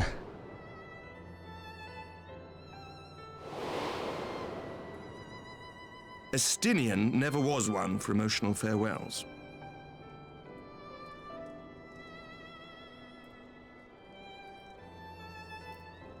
Though Xenos bested all before him, the battle clearly took its toll, for he retreated shortly after your rescue. Seeing this, the remaining Imperial forces decided discretion was the better part of valor and pulled back, allowing us to re-establish our position. Good. We have since received word of renewed unrest in the provinces, doubtless inspired by the efforts of the Eorzean Alliance and our Far Eastern allies. Nor does the good news end there.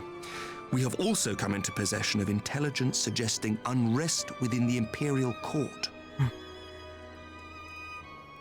This would certainly explain why both the Emperor and Lord Xenos appear to have abandoned the fight. Subterfuge just was working as well. A long-awaited ray of hope in these dark times.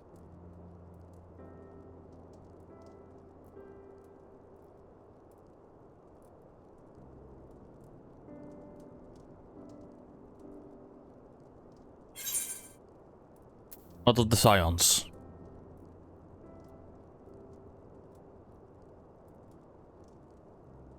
Yet to awake, I'm afraid. But please, concentrate on your own recovery for now. You have carried the hopes of some half-dozen nations, and we are all eternally grateful for your efforts. But no one is without their limits, not even you. Leave this fight to us, my friend. You have earned your rest.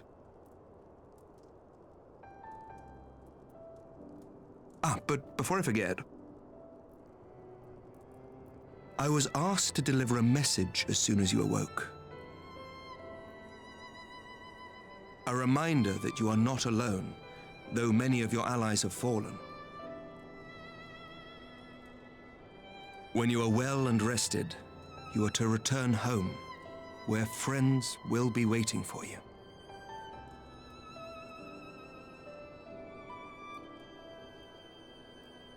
Copy that. Now, if you will excuse me, I must return to the front. May we meet again soon, under happier circumstances.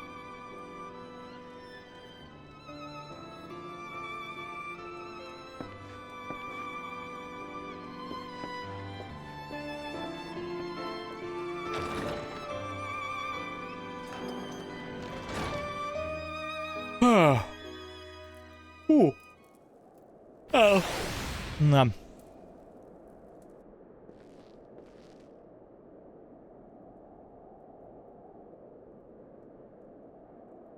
Oh, this is a most unexpected surprise. I thought you confined to bed. Ah, on the Fort Hall. What I heard, that you had collapsed in the field of battle. I confess I feared the worst, but with you standing here before me, I see now that reports of your defeat were greatly exaggerated. Thank the Fury. As long as we have you, Master Darius, history suggests we have a fighting chance. Speaking of fighting, you may be surprised to hear the wars of facts can already be felt even here in Ishgard.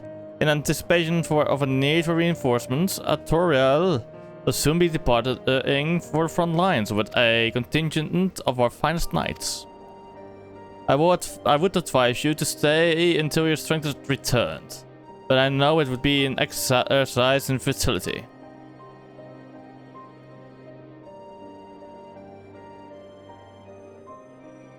Indeed, I suspect you have already decided on your next destination. Dark days lie ahead, of that I have no doubt. But the light of hope shall ever guide our steps, so long as we have the will to press onward. And press onward we must. Farewell, my friend. I pray our next meeting will be under happier circumstances.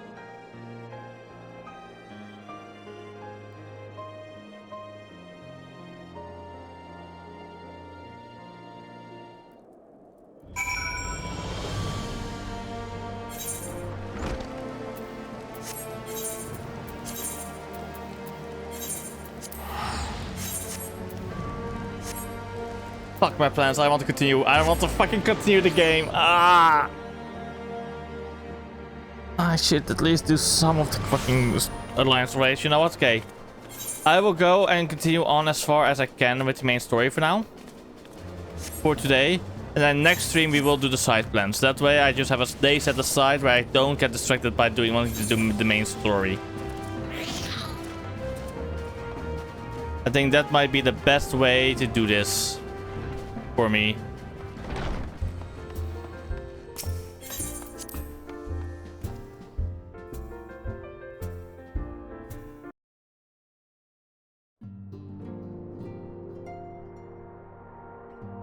What, that through is back.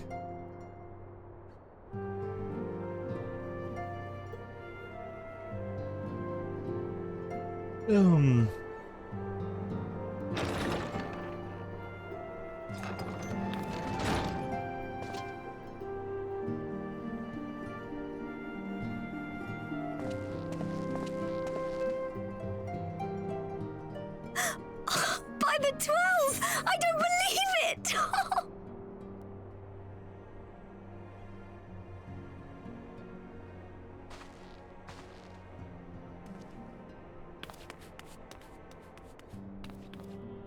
Hello, that's a Taru.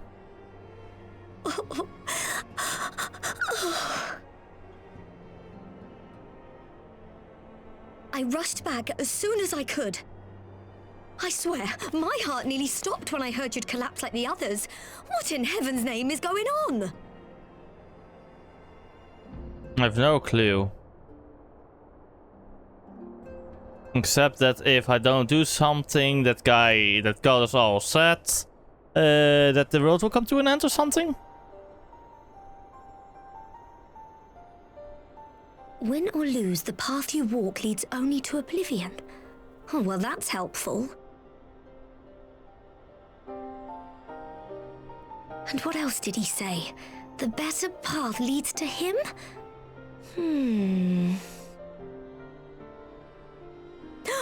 If his is the voice you've all been hearing, perhaps the others are with him.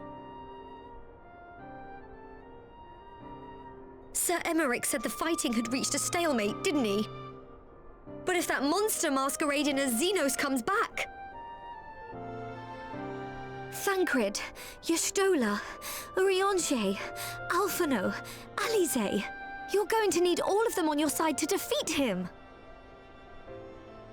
Indeed. And I forbid you from going to face him on your own. Do you hear me?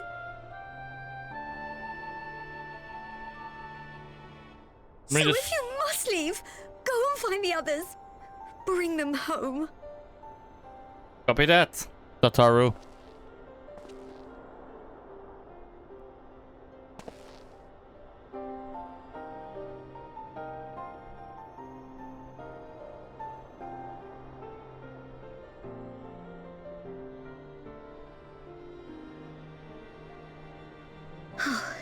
As for where to start, you said the stranger had left a beacon for you at the Crystal Tower, right? You go to the Crystal Tower, it's that simple. But how are you to find it, now that the tower has been sealed shut? Wait, what? There has to be a way. If anyone would know, it's Sid and the researchers of St. Coinac's find.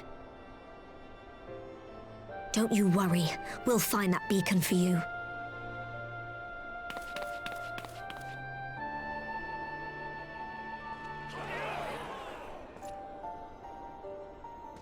So the tower's shut again? Oh, fuck. That's not good, actually. Meanwhile, in the Imperial Palace. Meanwhile, in another universe.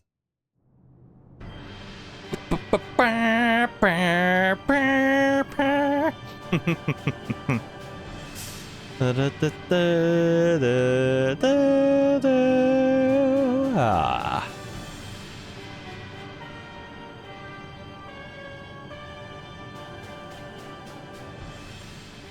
I pray you have good reason for abandoning the front. How could I remain there while the rumor that my son is possessed by a demon spreads like a sickness here at home? I will not be made to fight for the throne a second time. But what of you? Did you not tell me you would destroy Eorzea's champion with the ease that one might swat a fly? He's more powerful than we realized. A minor setback. He will not escape me again. Where is your grandsire? I would have words with him. How should I know? Do you hide from each other's sight as well? I imagine he's doing what all Ascians do. Scheming. He must have found a way to take advantage of this turmoil. Has he? I don't think so. Men are not pawns to be played with, Ascian. You underestimate us at your peril. This war will not be decided by you and yours. Man must choose his own fate, and I, for my part, will do all within my power to see Garlemald emerge victorious.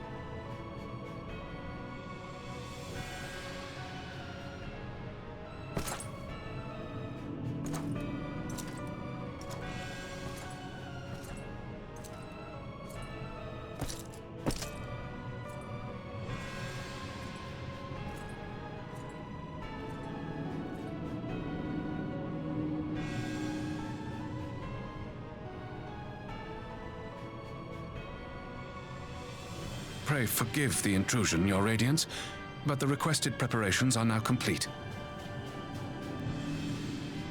We stand ready to begin production of Black Rose upon your order. Do it.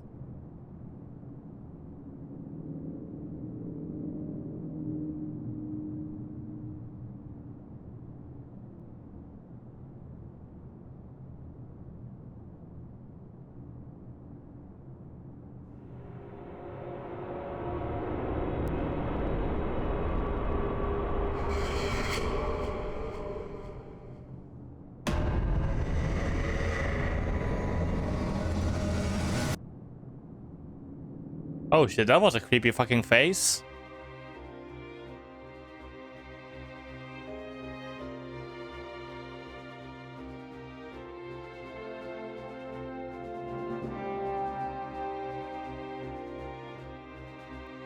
Credits.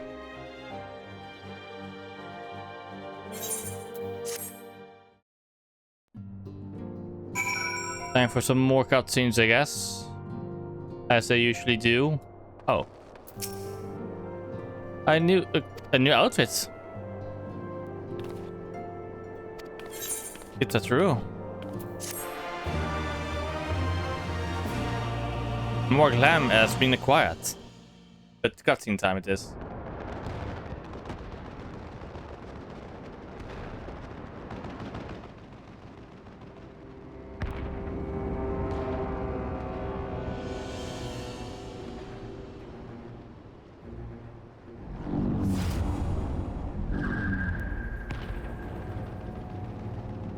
Well, the Xenos. The true Xenos. My enemy. My friend. Had I been but a step faster.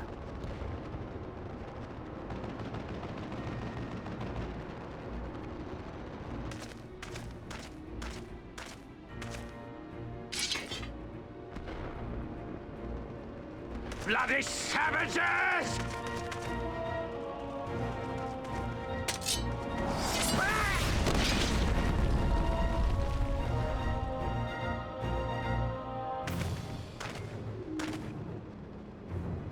A pity your hunt leads you elsewhere.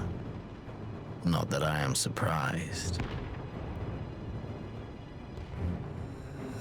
May you find joy in it.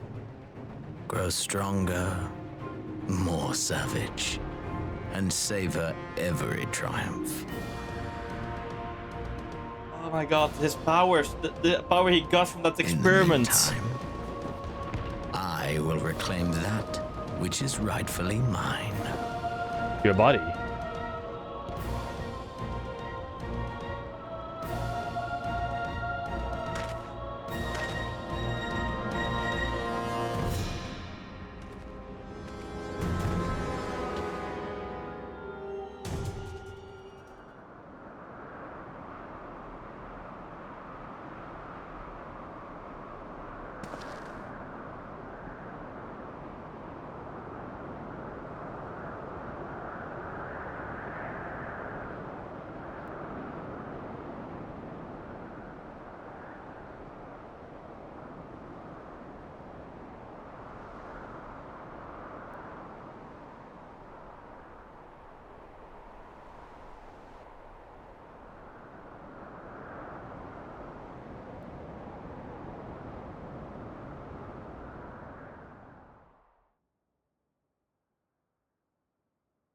In the midst of a requiem for heroes, a void rings out across time and space. In fields of tranquil light, sow you seeds of darkness.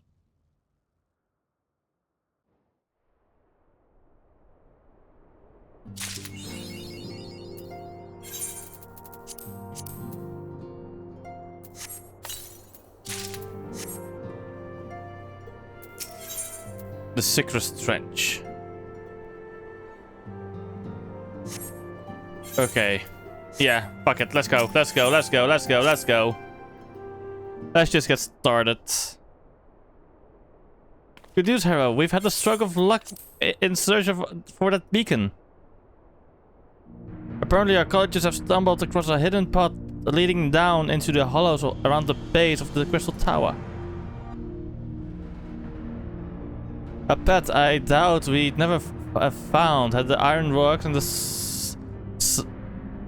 Sons not added their numbers to the party. Thanks to them, we have eager eyes aplenty down there, checking under the rocks and peering into every nook and cranny. Still, it sounds like there's a lot of ground to cover. Indeed, we do a fuck every ball. Then we better go give them a hand. Oh wait, wasn't the Omega storyline recommended? That's exactly. Wait.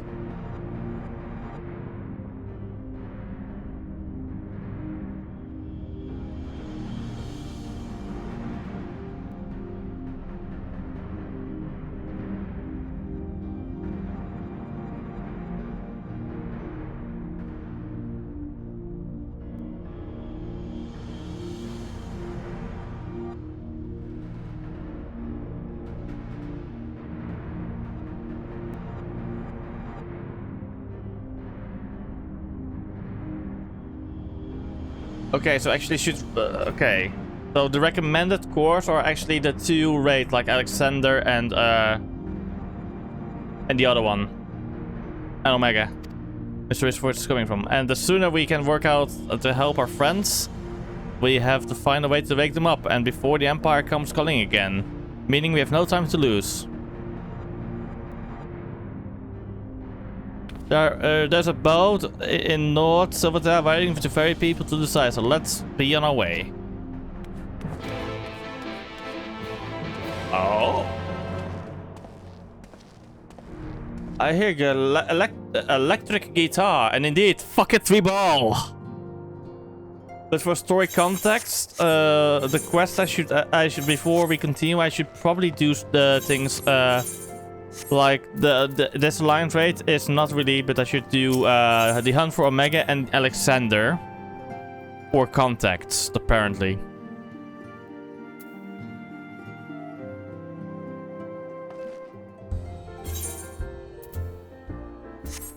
So, while we do that, I guess I will do that first, then maybe get that context, you know?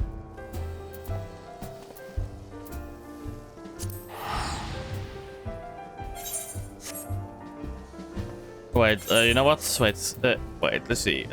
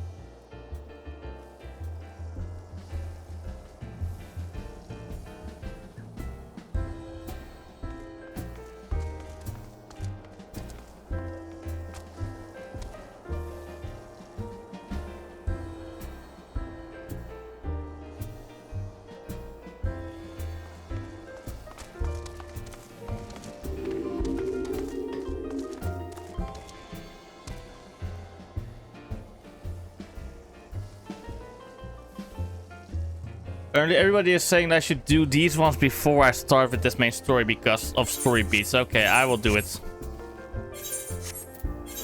I guess I will try and do Alexander. Let's see how... Oh, wait, fuck. How long would it take for a raid to... no, wait. I should check.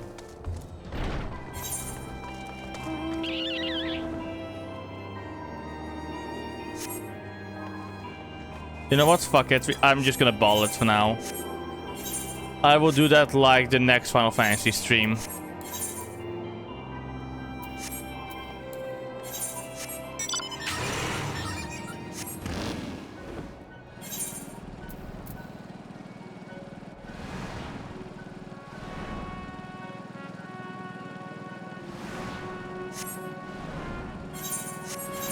I will do the raids then, you know?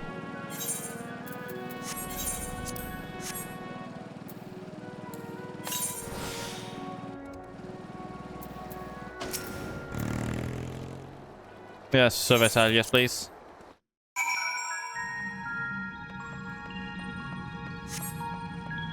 So that's true, we're here.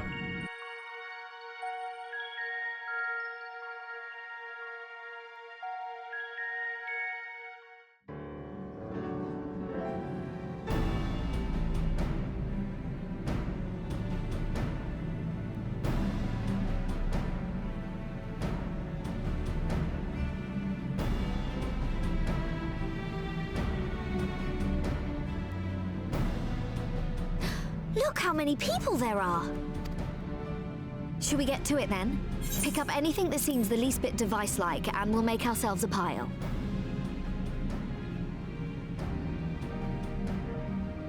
Well, if it isn't the hero of the hour, maybe you'll change our look. We've found bugger all without you. Biggs! Wedge! Hey, Wedge. Hey, Biggs. Aye, aye. Well, we could hardly say no to a call for aid from the Scions. Jesse called the chief for some other business, So we'll be working twice as hard to make up for his not being here. Thrice as hard, even. Thank you, both of you. I'm sure we'll find that beacon in no time.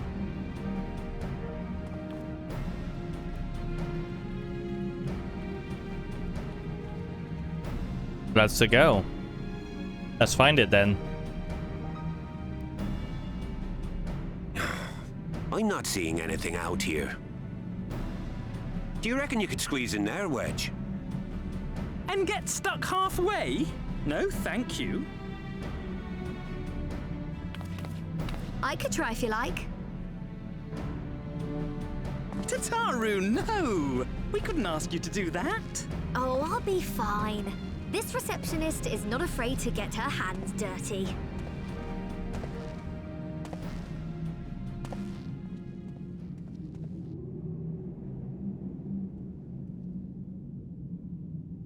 I found it, didn't I? Sorry, I meant to say, the scholars haven't finished their preliminary assessment of the site yet, so we're not supposed to venture too far in.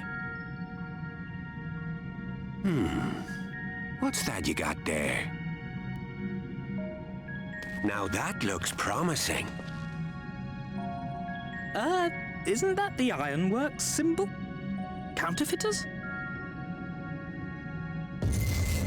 Now I have you. You are right. What's happening?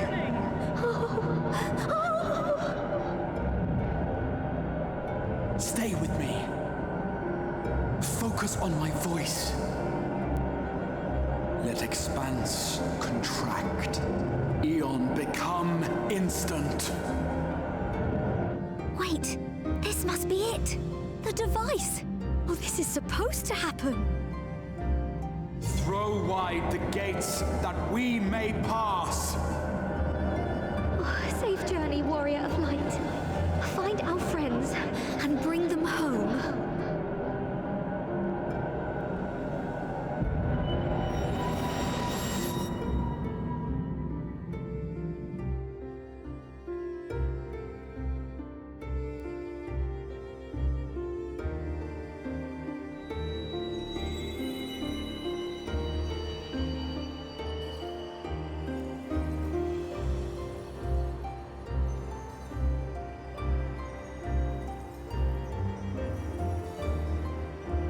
Am I in outer space? Okay.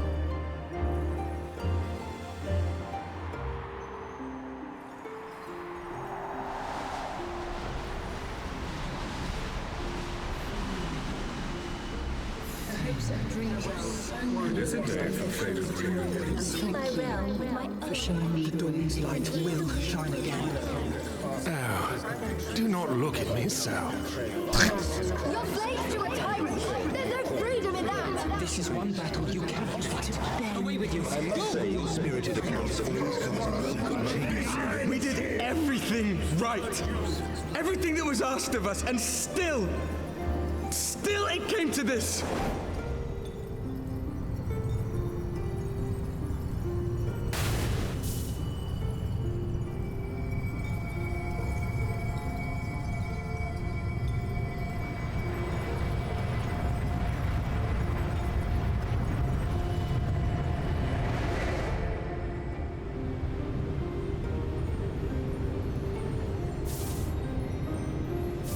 Your time has not yet come.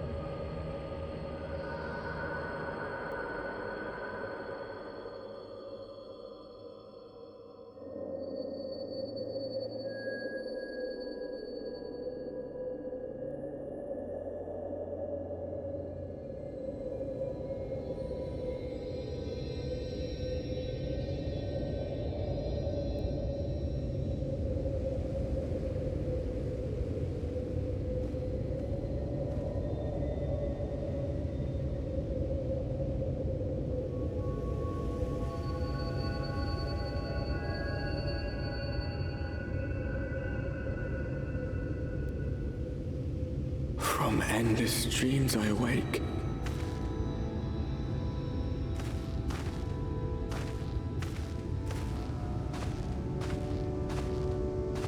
Something vague, yet urgent, calls me to action once more.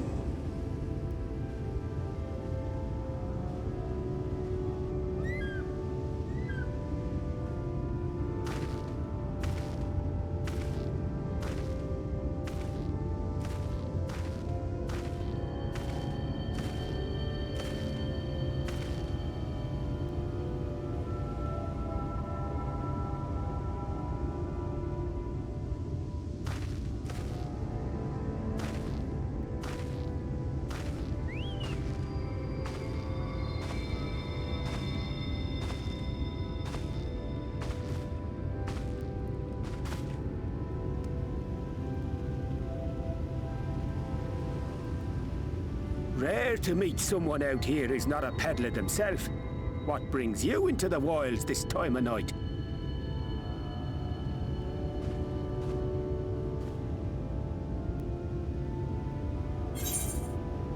Night? But it's not bright as day.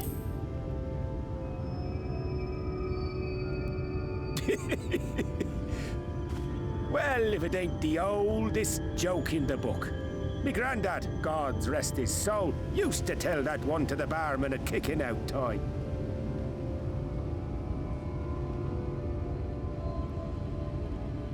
And when, pray tell, did we last have a dark night? You rotten old drunk, you, he'd reply.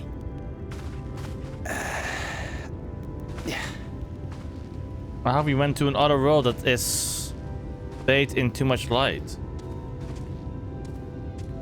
Over 100 bleeding years ago, that's when.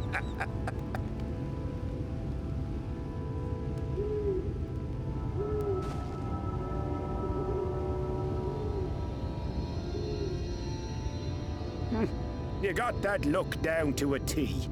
I'd almost think you meant it.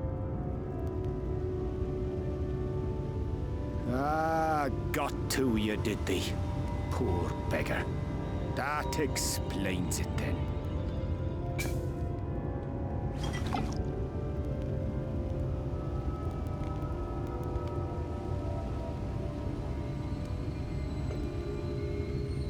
Well, I've roads to travel and wares to sell, but you'd best hurry along to the town nearby.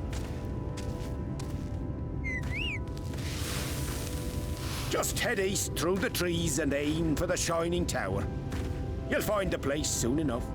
'Tis the biggest settlement for malms around. Okay. Go on now, friend. They'll take good care of you in the Crystarium.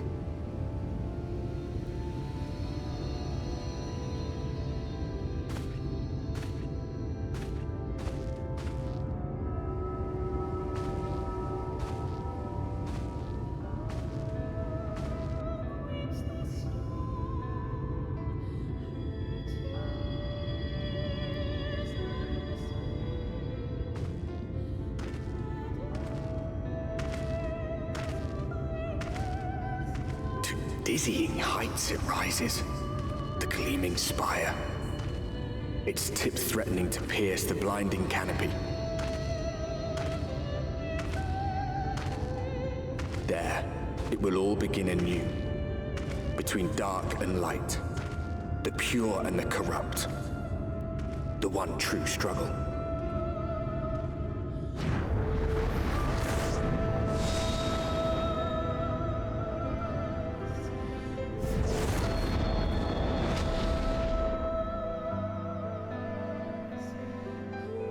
The music is already fucking good. Oh my god.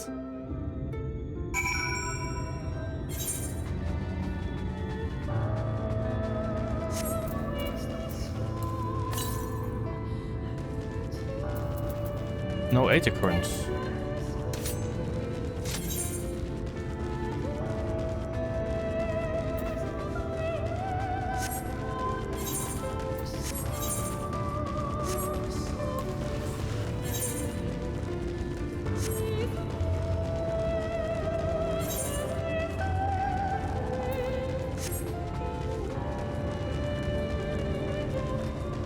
So is this is either in the future or in the past?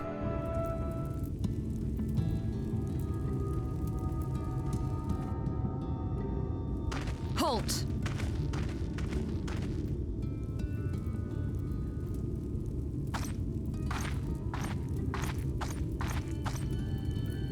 Every face in this city I know. Yours, I do not. This is the threshold of the Crystarium, stranger, and I am its gatekeeper. If you would enter, you will answer my questions.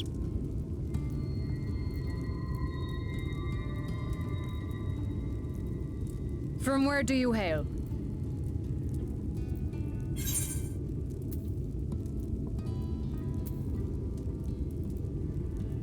Lominsa. Do you take me for a fool? No such place exists. Had you given me an honest answer, I would not have barred your way. We care little here for a person's place of origin. But instead, you chose concealment. And I will not suffer you to pass.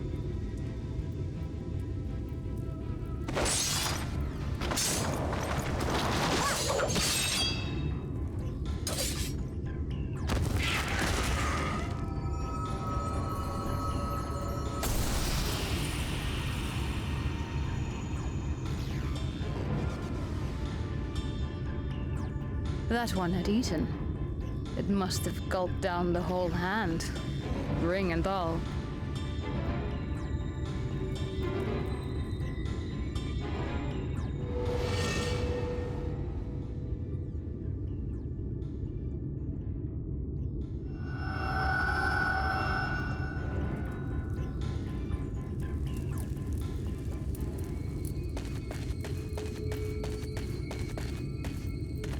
Everything all right, Captain?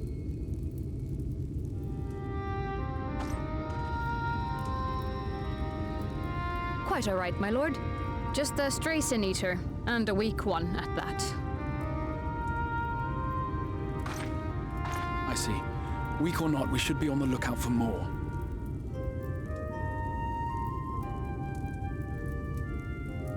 But I see you've met my guest. I will escort him to the Crystarium myself, if you've no objections. Another of your mysterious friends, is it? I should have known. Very well. I'll inform the others your guest is to be given the run of the city.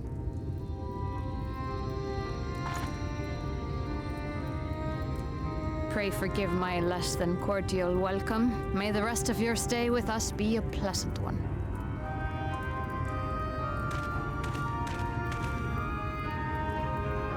Come with me.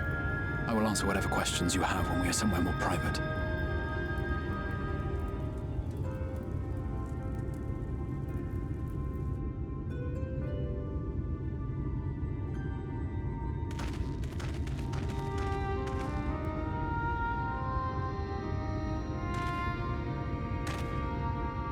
Right then, before we plunge into the wheres and wherefores, let me first thank you for answering my summons.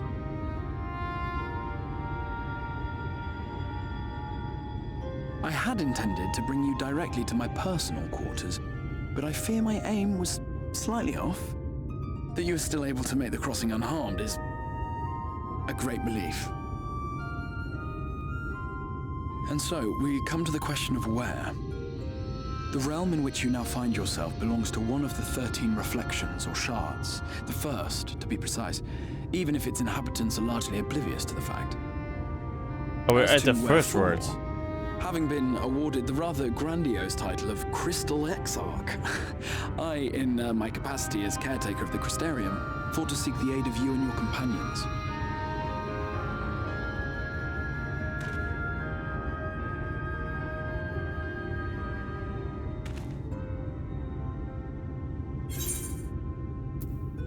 Do you have any idea how much trouble are the other silence here?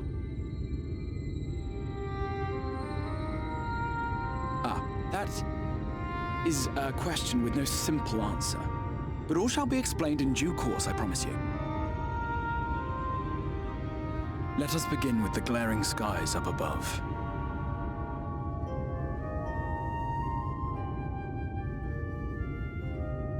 Here in the first, the world has been all but consumed by primordial light. It began a century ago, by this realm's reckoning. A luminous flood swallowing everything in its path. More than 9/10 of this star was lost. And the fortunate few who survived are hounded by abominations born of that catastrophe even now.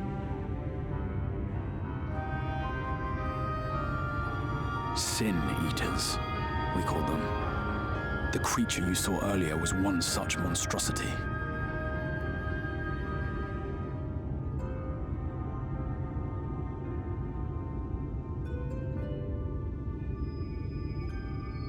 It was to save the first from this menace that I learned to bridge the rift between worlds, that I might call upon the aid of the greatest of heroes. Though it meant depriving a world of its champion, I had to try, for in saving the first, you would bring salvation to the source as well.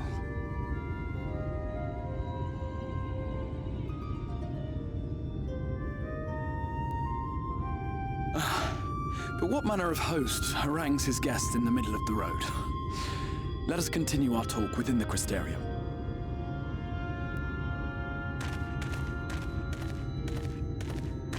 So it isn't time travel per se.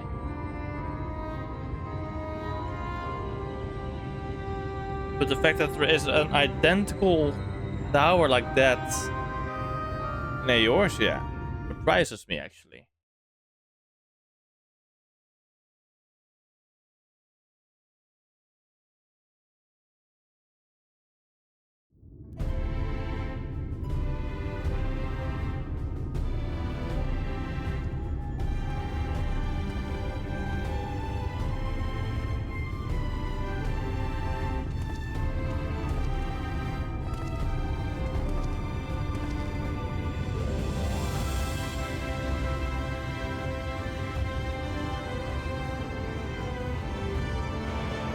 Such a proud and vibrant city.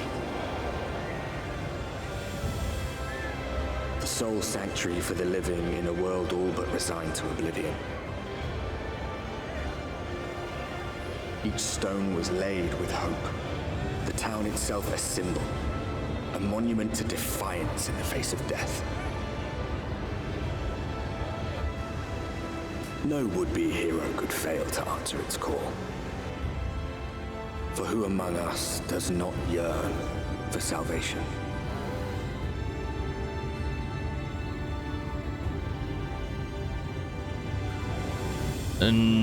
North front, the Crystarium.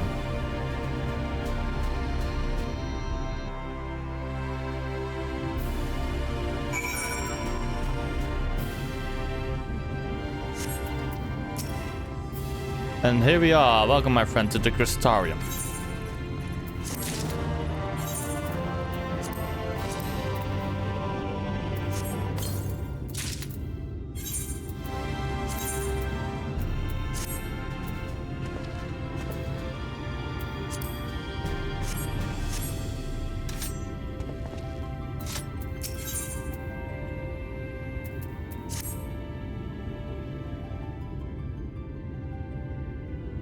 Now, a full, frank discussion in the privacy of my study would seem to be in order.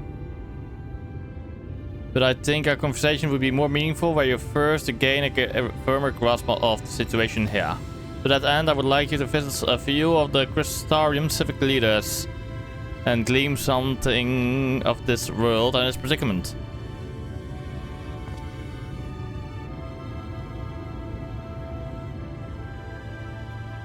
As you can see, this path will take you directly to the Aetheryte, a convenience with which I am sure you are only most familiar. Being the rightful object of my summoning spell, you should in theory be able to reach all the way back to along your Aetheric trail and find a connection in the source, believe it or not. I strongly suggest you attune to this, complete this attunement before venturing any further.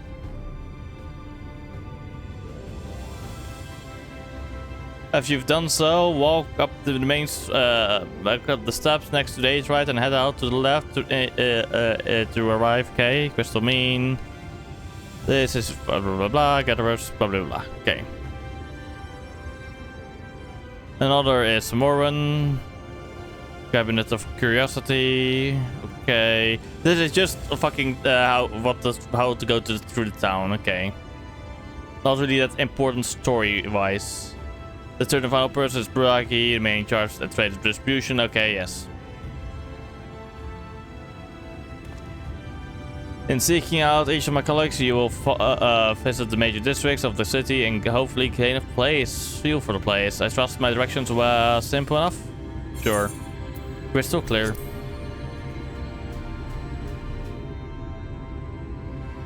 Ah, very good. I can see the layout of the concern owes more to historic necessity than planning. But I'm sure you will learn its twists and turns before long. In all honesty, the true challenge may be in finding the right way to approach its citizens. As you discovered during your encounter with the captain, the people of this world are unaware of the existence of other stars and will struggle to accept the truth of your origin. That being the case, when they ask when you hail, as they inevitably will, I always suggest you claim to share a homeland with the Crystal Exarch. There is an unspoken rule here about peering too deeply into that particular mystery. When you finish making the rounds, meet me in... Yes.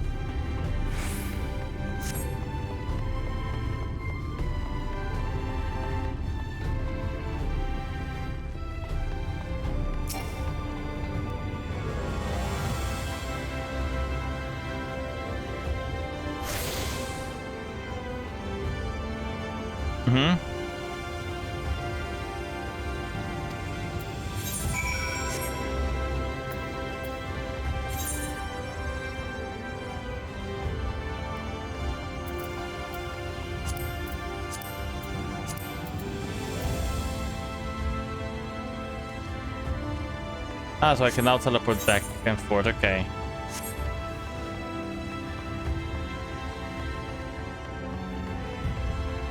Oh, damn. This place is actually beautiful.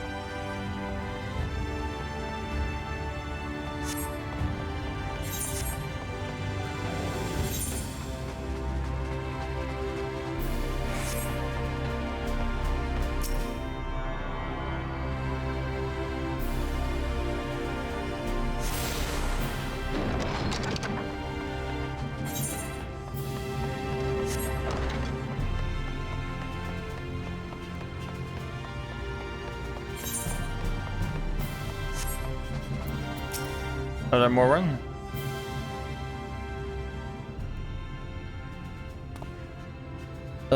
Excuse me, sir. Are you recently come to the city, perchance? I'm quite familiar with our civic rules, you see, and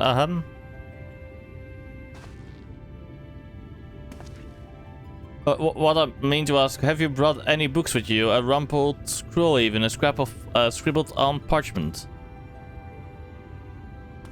Apologies, literature is something of an obsession of mine as well as a profession. Librarian Moran at your service, and this humble collection is known as the Cabinet of Curiosity.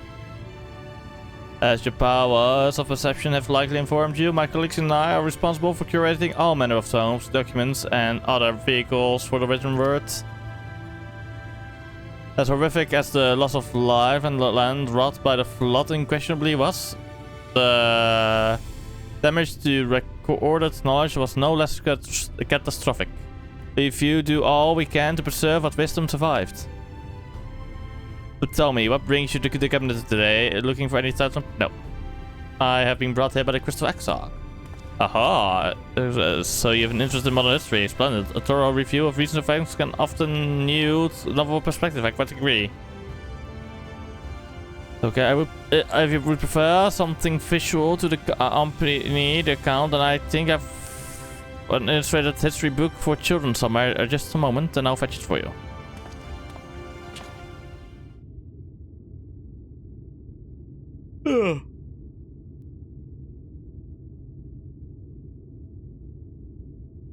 And here we are. Would you like to pull up a chair, make yourself more comfortable? On with the lesson then.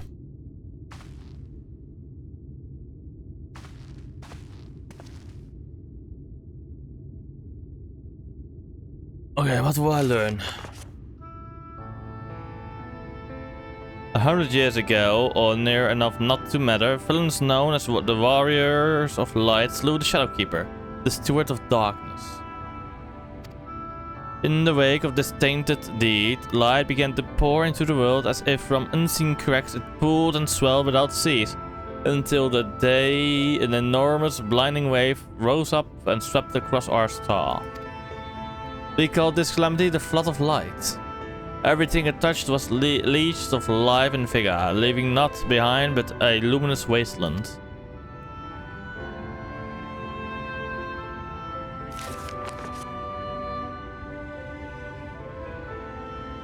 Yet when it seemed that all would be lost, the Savior appeared before us. The Oracle of Light, she stood twixt us. She stood twixt us and approaching doom, and by her power did she stay the flood. This was Norfront, and Norfront alone spared the fate of erasure.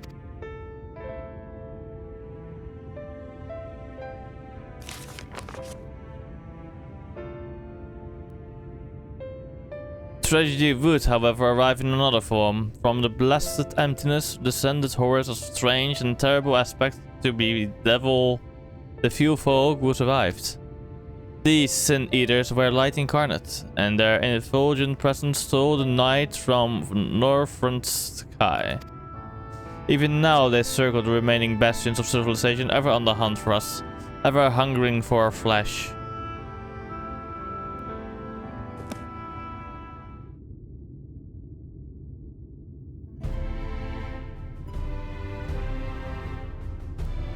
And thus did the world become what it is. Should you ever wish to hear the tale again, I would be glad to retell it for you. Or if you would rather I speak of other matters, that too would be a pleasure, my pleasure. I would be glad of the company. Okay, I've learned about the Flood of Light.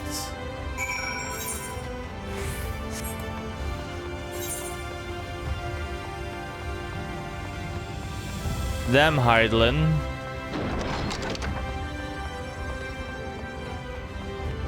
So basically here I am a fucking villain, okay. I like.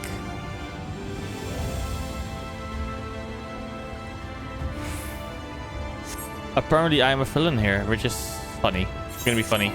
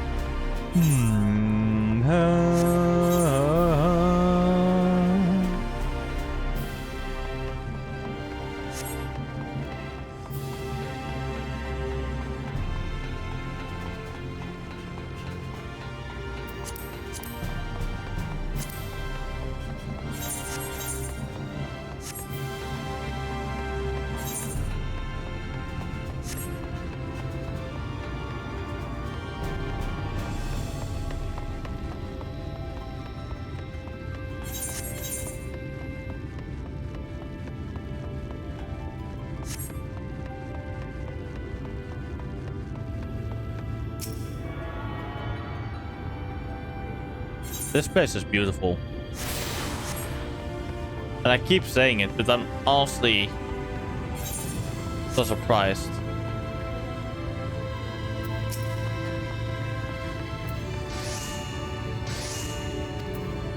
Wait, a legend sign over here as well?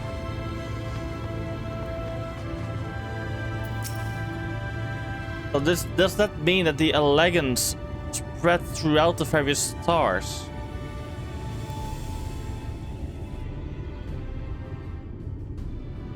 Rare to see a place so well stocked with goods, isn't it? But not here.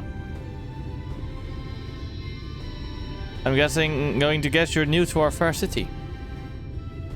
Well, for what it's worth, you've chosen a fine sanctuary. The Exarch can throw up a barrier if the Sin-Eaters come knocking.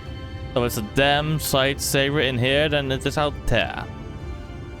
Safer and more civilized too, thanks to to us in the mean. We work together to procure materials and resources and craft the goods which make city life possible.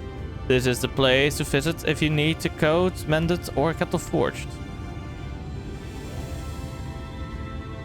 Just don't go thinking it will be handed to you on a plate like those Ulmoran layabouts. Here in the Crystarium we work for a living. Though I see you're no stranger to honest labor, you don't have that whiff of indolence about you.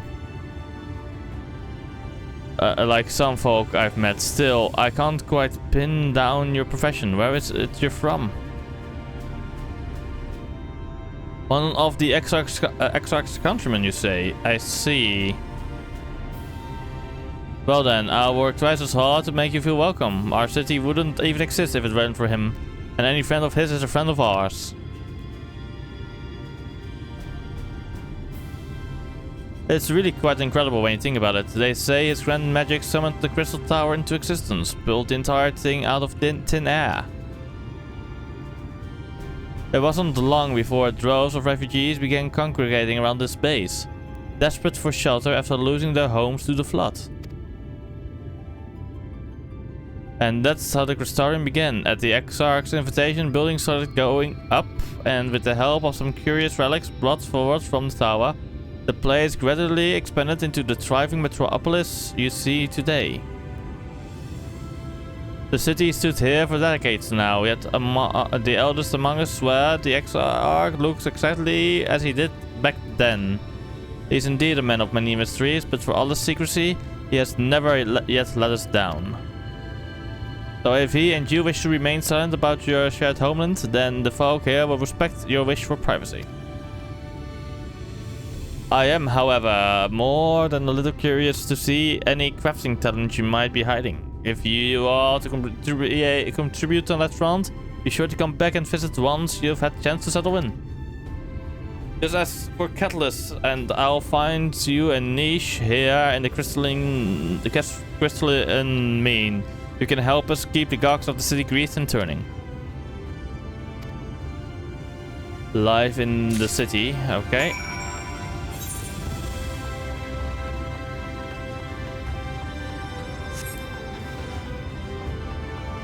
And we're gonna keep exploring for now.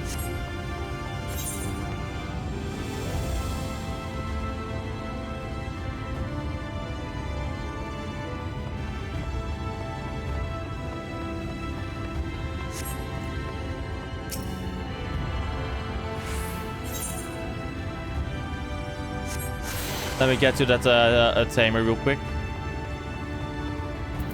Because it's just like, see?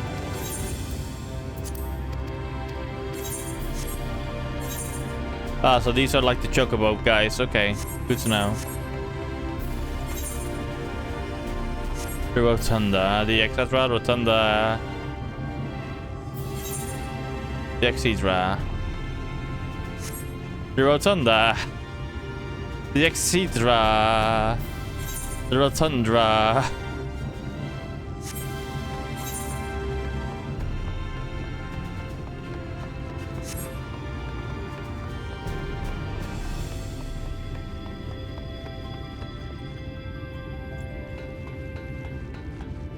Also, I would kind of assume, in this case,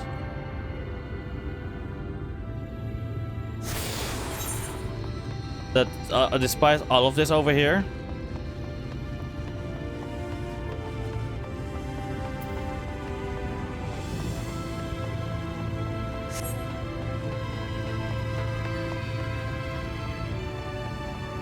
that they would wear more skin to like prevent sunburn and everything, you know?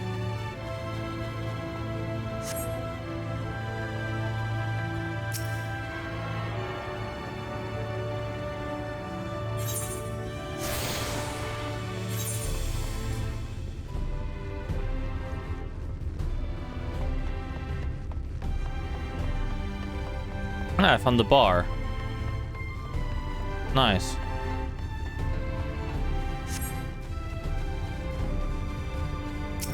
I have now attuned to everything in here.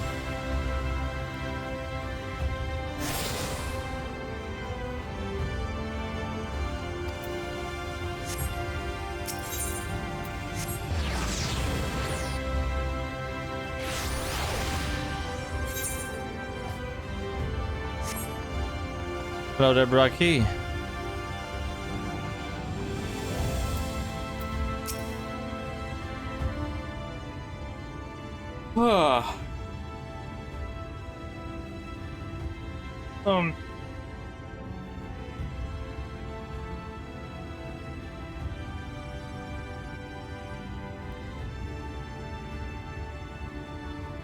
To the city, friends. The spinning head and wide eyes give you away.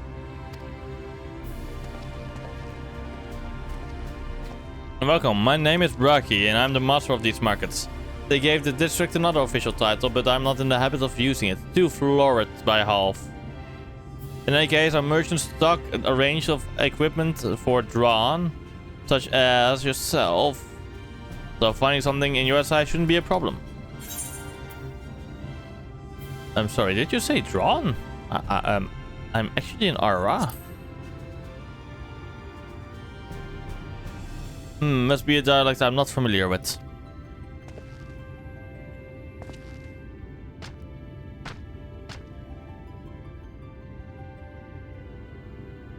Let's see if we can strain this out. See those two in front of us? The shorter one is a Yum, and the taller one is an elf.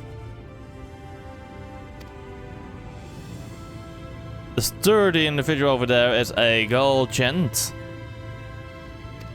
Whilst the one with the horns is a drawn like you. And then you have the large Kalpis chaps with the long tails and a neck for raising livestock. Those would be the Sun. So everything in this world has a different name. Which is apparently not the name you know them by. Now I'm curious to know which far-flung region you hail from. Ah, the same as the Exarch. Hey, well, that explains it. You don't get much further flung than that. We've had a few of your lot pass through in recent years, and despite their obvious learning, they've floundered over the simplest things. But not to worry, should you find yourself confused by the local language or customs, I'll be here to answer your questions. Your exchange with the Baragi has taught you about the peoples of the First.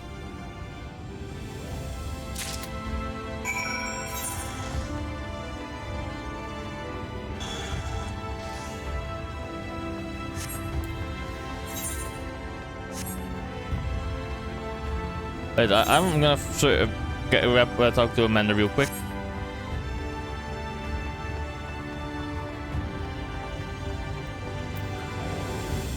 So I can put this then as soon as possible inside of like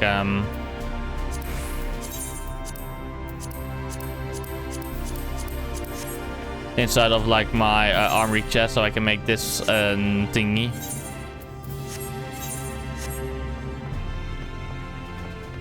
And glamour plate for this class, which is a glamour plate in general.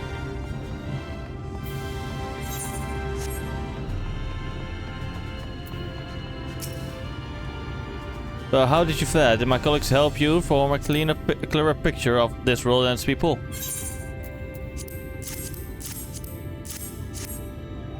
Yes, it seems you were treated to a most thorough introduction. I understand it was something of a job, but it was necessary that you grasp these things before you proceed. As for the Crystal Tower's origin, you may have noted that details were sparse. The structure is in fact the self-same one you know from the source, transported to the First in its entirety. It was my attempt at breaching the boundaries between worlds, something of a trial run for your eventual crossing. And although I do not know of which era I tore it from, I do know that this arrival served to set the wheels of fate in motion.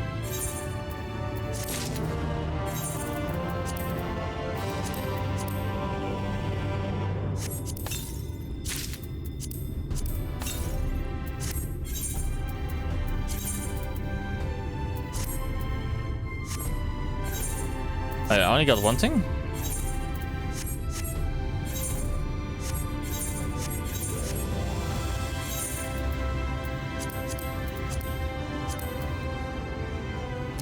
Let me just put this in here. My new gear.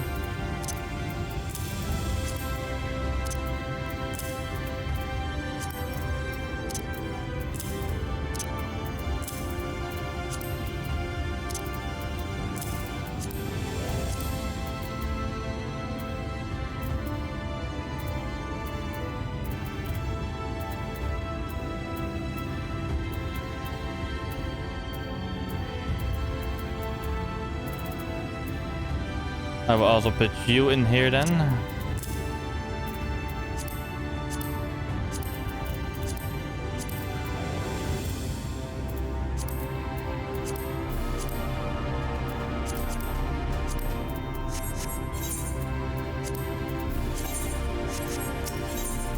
Well, I get Lex to the beginnings of this one. You've done as I requested and learned something of the world in which you define yourself. Now it's time I fulfilled my half of the bargain and explained what has befallen of your comrades. That is a conversation I would rather have in the privacy of my quarters. However, I must go on ahead to the tower and organize a few things. I shall see that the guard knows to admit you. Just like that, then Gratia is? I'm not familiar with that name. Is there something I should know? An extraordinary tale, but I'm afraid I found no such individual residing in the tower when it passed into my care. Mayhap we revisit that mystery at another time. For now, I think it's best that we focus on the present.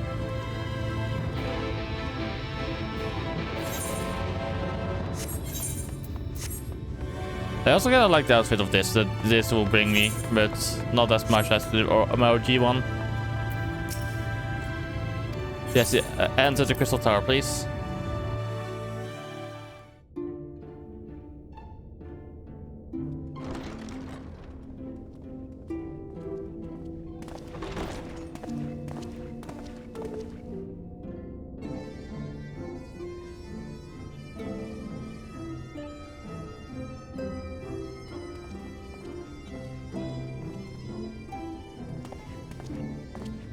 Welcome to the Ocular, my private study. We can speak here without fear of being overheard. Okay. And now. I have much to explain, but the truths which I must touch upon in doing so would cause only distress and confusion to the people of this world. Pray keep that in mind. Now, I am sure you are desperate to know the fate of your fellow Scions. To put it simply, they are here in the First. Their arrival, however, was not as recent as you may imagine. Here, time flows at a different pace from that of the Source. In the space of a single hour in your home world, an entire year might pass in the First, and the reverse could also be true. The pace fluctuates without rhyme or reason, and it cannot be predicted. That said, we seem to be entering a period of near equivalence, and thus, for the moment, you need not overly concern yourself with the passage of time. Because I'm As for here. your companions, however, Y'shtola and Urianger have dwelled here for 3 winters, all told, while Thancred's count stands at 5. Even our more recent arrivals, Alphino and Alize, have lived in the First for almost a year.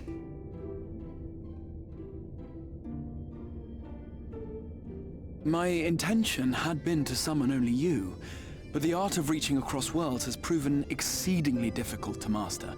Thus it was that my fumbling hand closed upon those to whom your fate is most closely bound as well.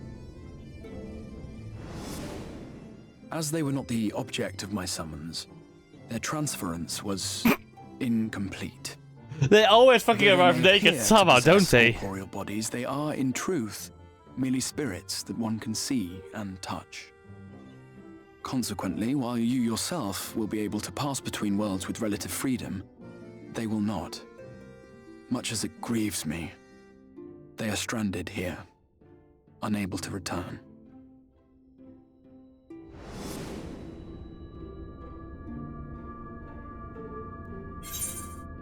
then we find a way to send them back.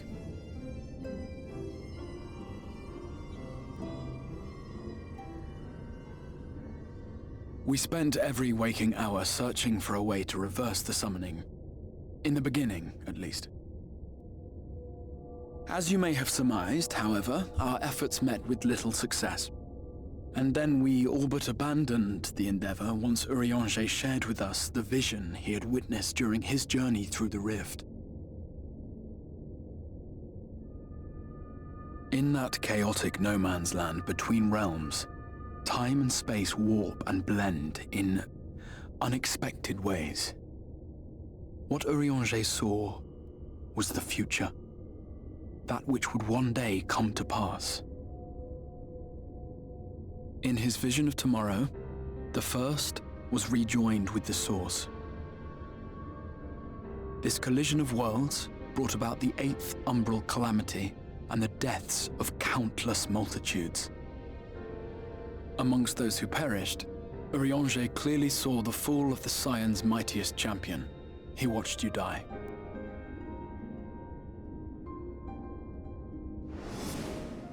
And thus did the Scions embrace their exile, and began searching this world for a means to forestall the coming catastrophe in yours. Their souls are stranded in the first, yes, but they have fought on, desperate to save their home and you from destruction. Nor have their efforts been in vain, for it was they who finally established that the elimination of the Sin Eaters will indeed serve to prevent the calamity. Okay.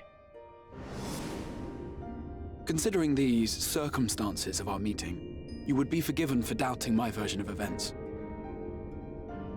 And so, before all else, I would suggest you track down your comrades and hear the tale from their lips. I shall of course be happy to assist in these reunions, and you need not make any decisions regarding your involvement until you are certain of where you stand. Meanwhile, I promise I will not rest until I have found a way to help your friends return home. What say you? Have I earned your trust for the moment, at least?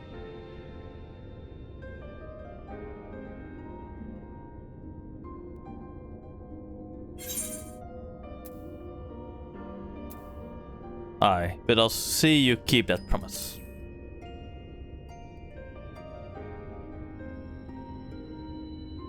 Excellent. You will not regret this. With that settled, we shall have to see about getting you ready for the road. Traveling across the rift has no doubt left you weary. I will arrange for a room where you might rest in comfort. While it's being prepared, perhaps I can show you around.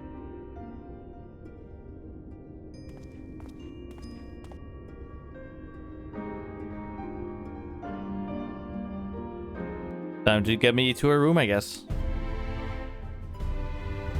So this is interesting. Very interesting already, actually. The Crystarian boasts a number of residential districts, but I have been informed that the room has just become available at Dependence. Which, as it turns out, is perfect. Our path will take us past the markets, and I was hoping to give you my own introduction to their wares. Come along.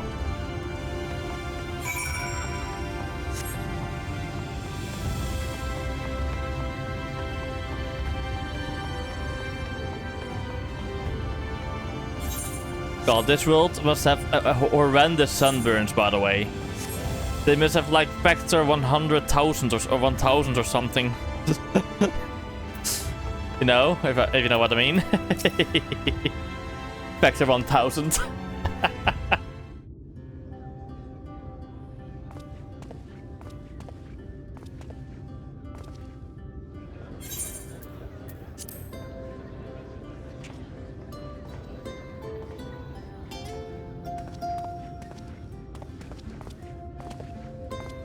This is the Musica Universalis, the commercial heart of the Crystarium. What you might need to prepare for your journeys can be purchased here. Mm-hmm.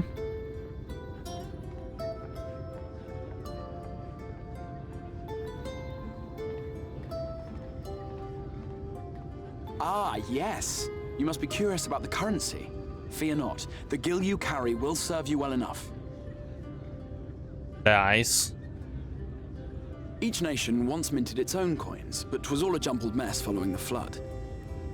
After much debate, the local merchants eventually elected to revert to the old ways, wherein a coin's value was decided by the worth of its metal. As for a unit of measurement, we agreed upon the term gil, a word borrowed from coins uncovered within the Crystal Tower here. And as our traders peddled their wares across the land, so too did our usage of gil become common practice. From what your stola tells me, a standard coin from the source equates to exactly 1 gil here, or near enough not to matter. Our way of life has benefited greatly from the artifacts we recovered from the tower, some of which may be familiar to you.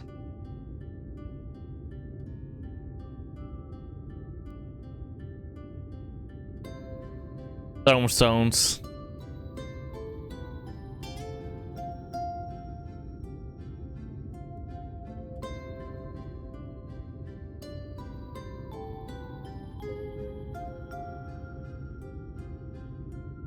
But I fear it would not be practical for us to provide everything to which you are accustomed. You shall need a means to access the commodities of your homeworld.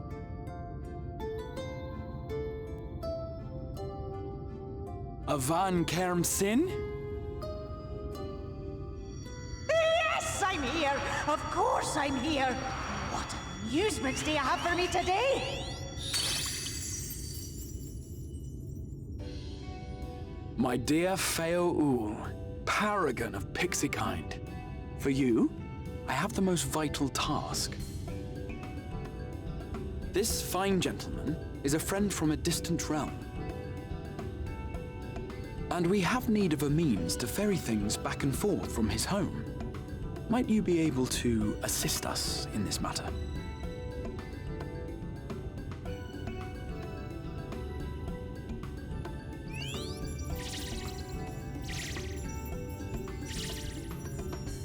You came from beyond, didn't you?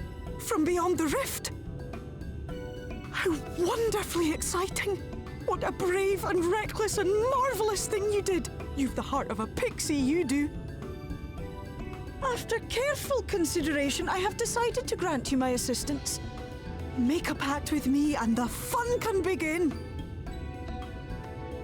But answer me this, traveler. Did your garments come with you when you crossed over? Your teeth? Your nails? Aye. Just as I thought! Then you've a good stout connection with your home through which all your belongings, great and small, may easily pass. From this moment forth I will be your Isne Fis, and you my Snay Yak. Like the branch which sprouts from the sapling, our bond will flow unbroken from one to the other. Raise your hand.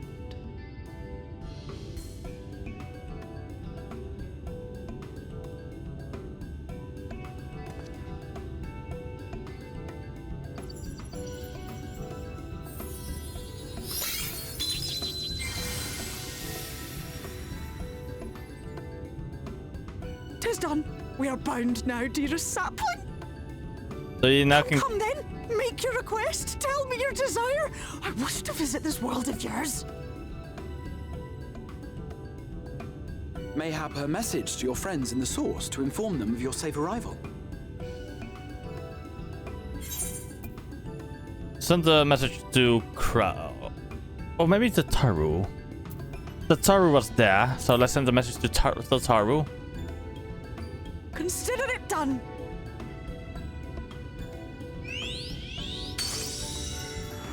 Because the Taru can then inform everybody else. As you heard, that was Feo Ul of the Pixies. Their kind possess an affinity for magic akin to that of arcane beings. They rarely show themselves in populated areas, but Feo is insatiably curious even by pixie standards, and seems to have taken a liking to the Crystarium. Right, we were going to organize a room for you, weren't we? Come along.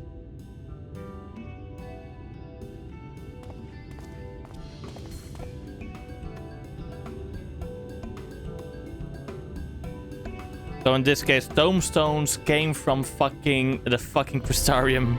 That's funny. As a result of your pact with Fairwool, you now have access to delivery muggles, market wards, and summoning bells while in the forest.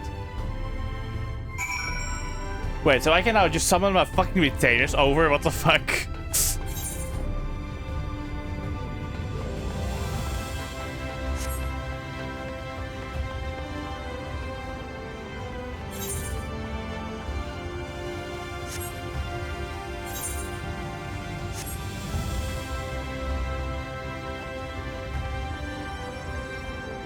Oh, a lot of water over here. Nice. Ah, there you are. I was just finalizing the matter of your accommodation. You'll have a private room here in Dependence for the duration of your stay, to make use of as you see fit. When you are ready to retire, the manager will show you to your lodgings, pray, rest, and recuperate, and we shall reconvene in the Akla anon. I believe that covers all of the practical concerns. Thank you for answering my call, Harrow. We are denied the comforting blanket of night, but may peaceful dreams attend you nonetheless. Yes. Let me show me to my room. Let me in. Let me in my room.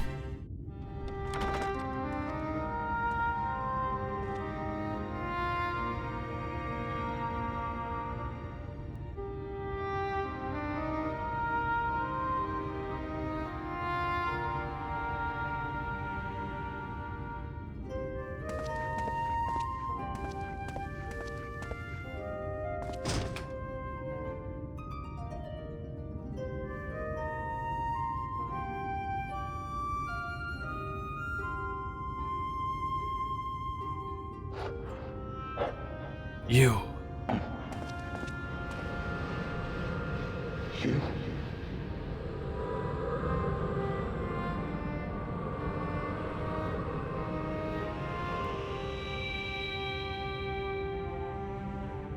I know you.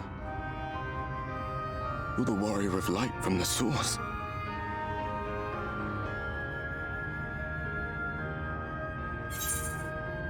The warrior of darkness. What? Did you just... You can hear me? Yeah! Oh, gods, how long has it been?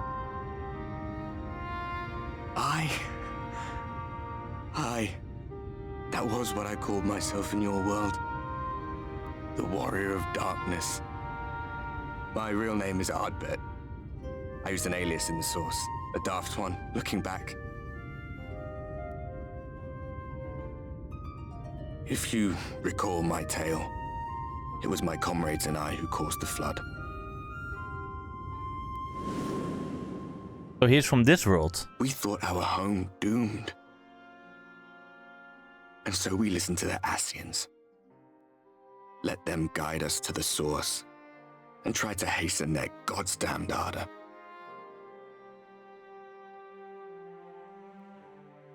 I remember when we fell, defeated by you and yours. I remember our audience with Minfilia, how she listened to our pleas and returned our souls to the first.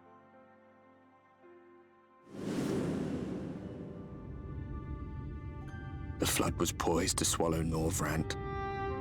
Minfilia and my friends, they surrendered what little they had left to hold it back. Just faded away, leaving me to bear witness.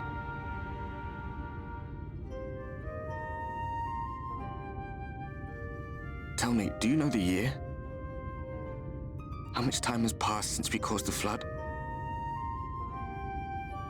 According to the Exarch and everybody, 100 years at least. Right? 100 years. 100 long years.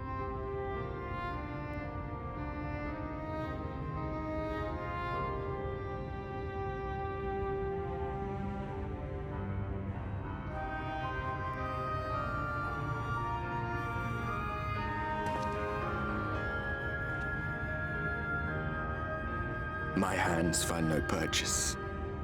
My gestures catch no eye, and my pleas, be they whispered or screamed, reach not a single ear. I am a shade, cursed to do naught but drift.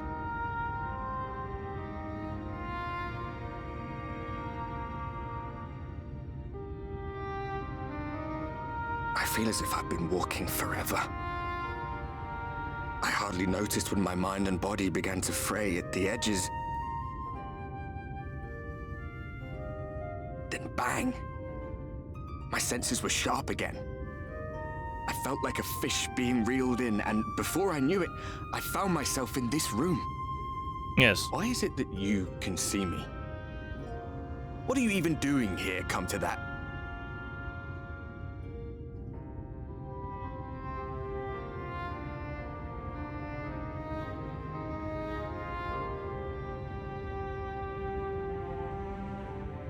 You were summoned to save the first. A waste of time. This world is beyond saving, like those who tried to save it. Muddled as my mind may be, I've not forgotten that.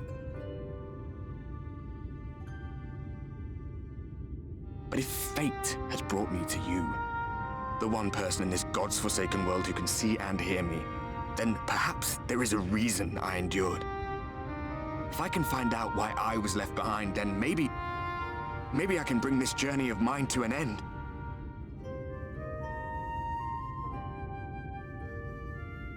Well, I'll be watching, Warrior of Light. But do me a favor. Be careful out there. This world has had its fill of heroes.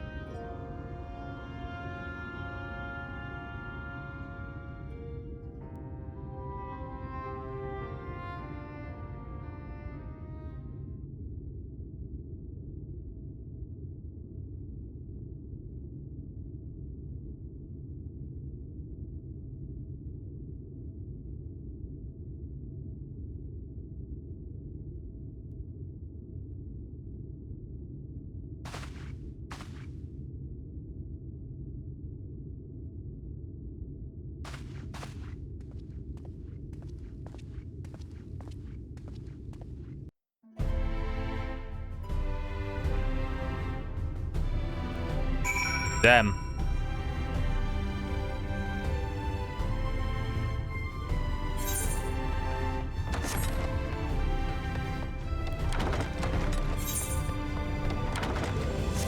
I want to go to over here real quick. Yes, retire to room.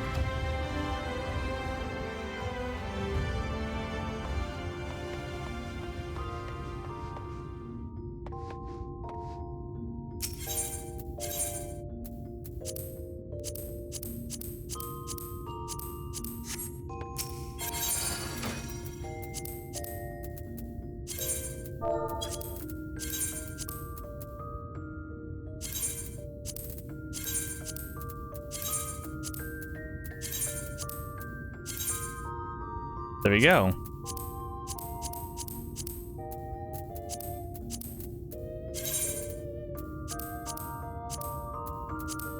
For now, I'm gonna put you in there. Because I do like the outfit over here. There we go. Now save the current state. The rest will be saved soon. Let's go. And it's nice knowing that I can travel back and forth, because hell yeah.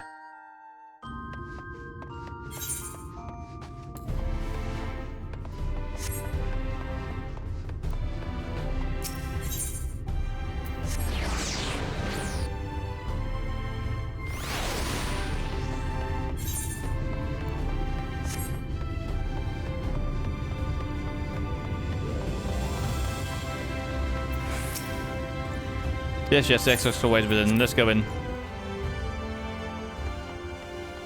Portal to the sword. Wait, what? Ah. So I can literally just travel through there. Awesome.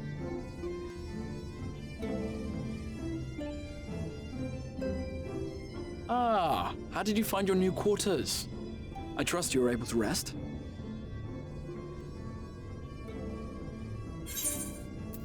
I had a ghostly visitor. I was not aware the room was haunted, and you were rather tired. Well, should you receive another visitation, be sure to let me know. Now, let us return to the subject of the Scion's whereabouts.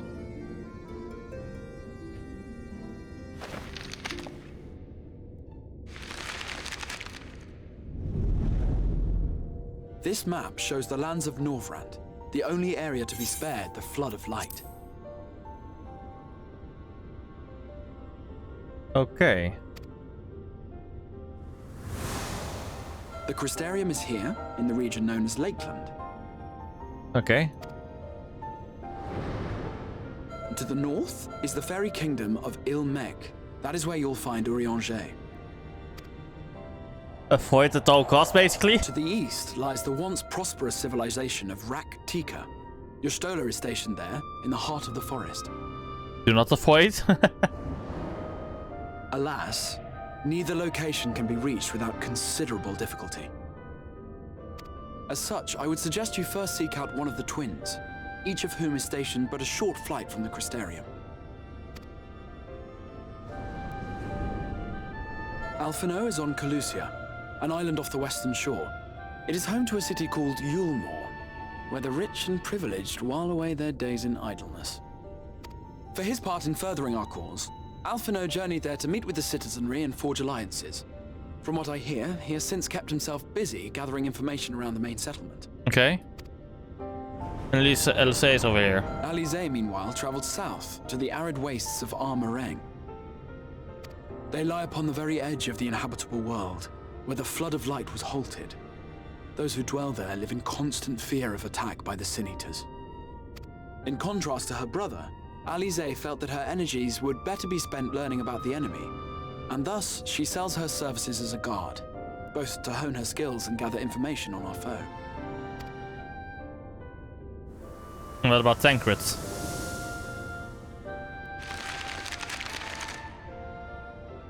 So, will it be Calusia or Armareng? It matters not which you choose to visit first. Simply inform me once you have made your decision, and I will see to it that you are provided with a suitable mount.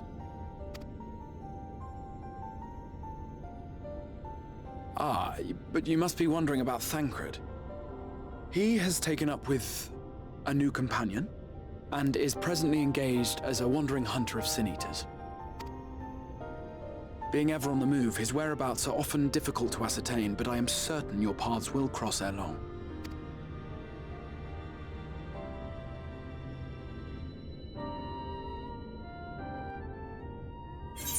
Okay, I guess we will go. We will first go towards Alize. That's my plan. So I want to go to the bottom.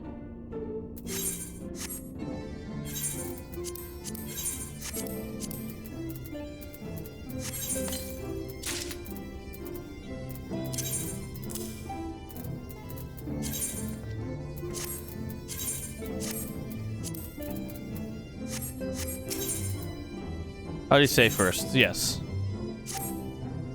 Ready to depart for Arang. Alize will be overjoyed to see you safe. I know she was particularly concerned for your well-being. She impressed upon me how regrettable the timing of her summoning was, repeatedly. We're literally fighting a fucking war. I only hope that my part in sending you to her will garner me some measure of forgiveness. Here, this is a letter of introduction addressed to a man named Kassad, the master of a merchant caravan. There are few who know the ways of the desert as well as he does. Find him at Amaro Lounge, and he will see that you reach your destination.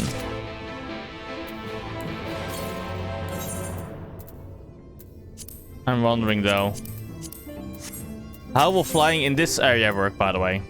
Also, let me just get this quest as well. We will visit in Alphino in Calusia then? Excellent. As I mentioned, your destination is an island. Yes, yes, yes. Blah, blah, blah, blah. Nah, I'm gonna go Alize first.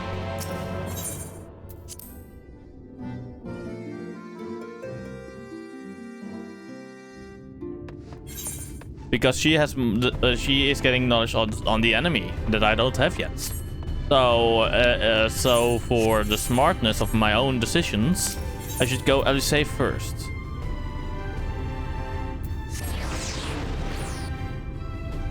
That way I can gain more intel on the enemy.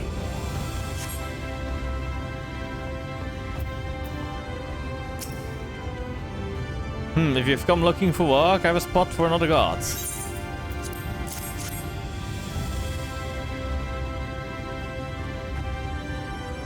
Oh, a friend of Rexarch, hoping to meet someone in Arang, are you?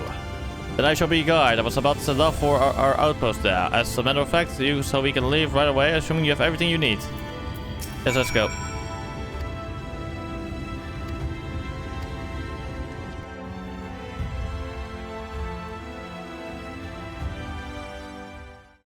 Okay, Aether Currents. Okay, so we're still doing the Aether Currents stuff. Arang. From this parched earth, the nation of Nabath, Arang once rose. When I journeyed here, long ago, I spoke with a sun-weathered elder. He told me Arang meant majestic land in the language of his people.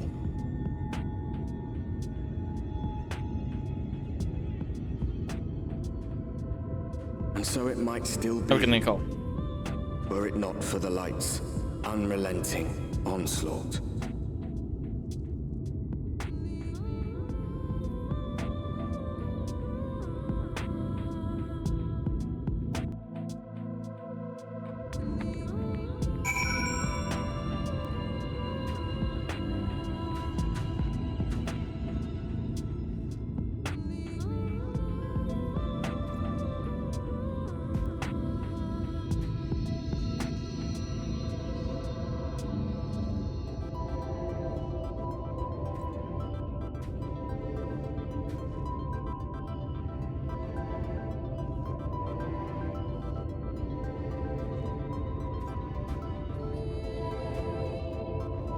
I returned it. Was about dinner.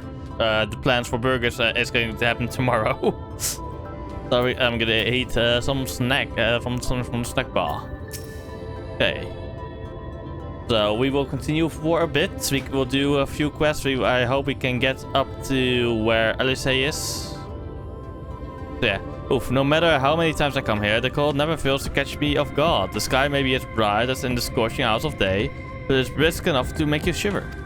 Now, the Exarch's letter said I was to take you to the inn at Journey's Head, which is where Elysee, friend of yours, is staying. But that's a fair old distance, so I propose we make a stop in Mo'odsuk to break up the trek, allowing me to attend some business, and you enjoy the local hospitality. Sounds good? Good? Alright, you lot, I'm off. I better not see the goods covered in the center when I get back. Right, we head southwest, straight as an arrow. So basically, okay, so does that then basically mean that even though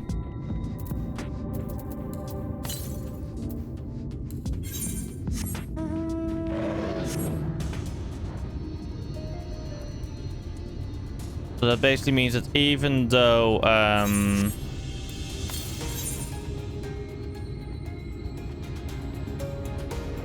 fuck, I lost my train of thought. So even though there is basically only sun,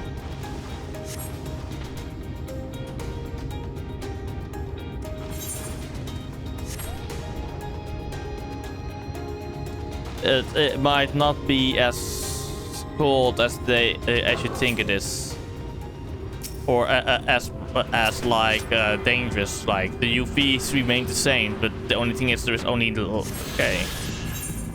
It's weird. Looking at that is then the plot of crystallite. Stop here a moment. This is your first visit to Arang, is it not? Before you cross the river of sand, you need to turn around and feast your eyes on that.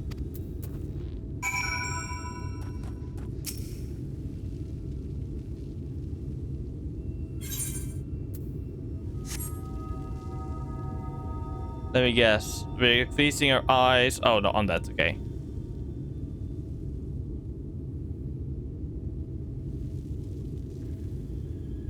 They built them big, didn't they? The Castle Sharo, a fortress meant to protect the northern reaches of Nabat Areng.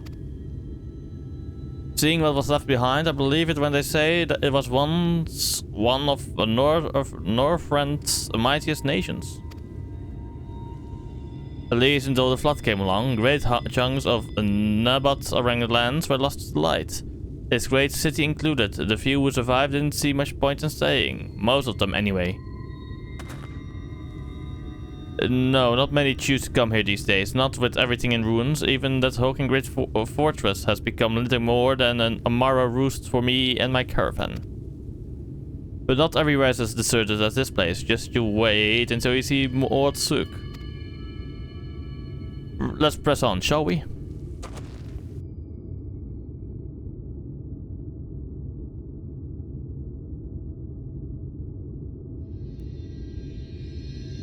I want to do the hunt for Omega as well soon. You have no idea who you are messing with.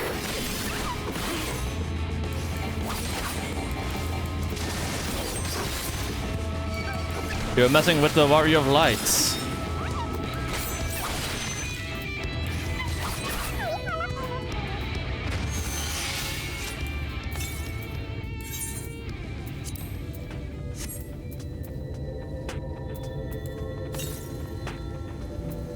Okay, where is the next one though? So, more west. Okay, a lot more west.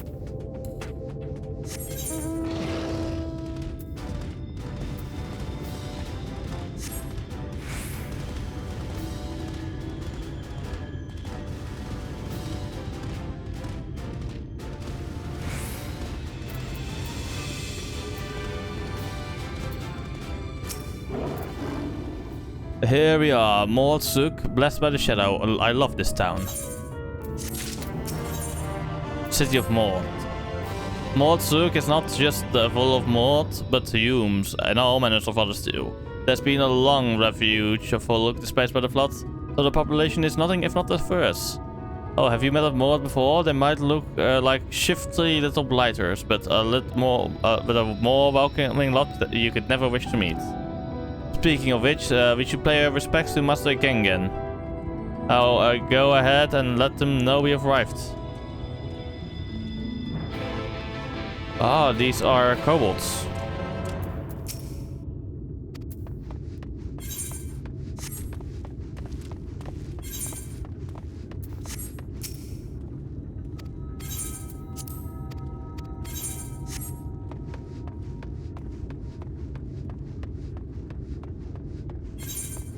Let me first real quick go and do something.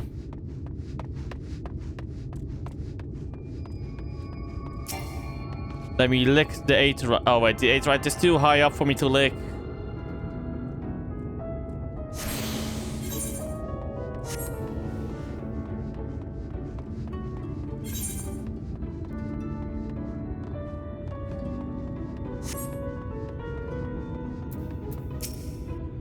Hello again.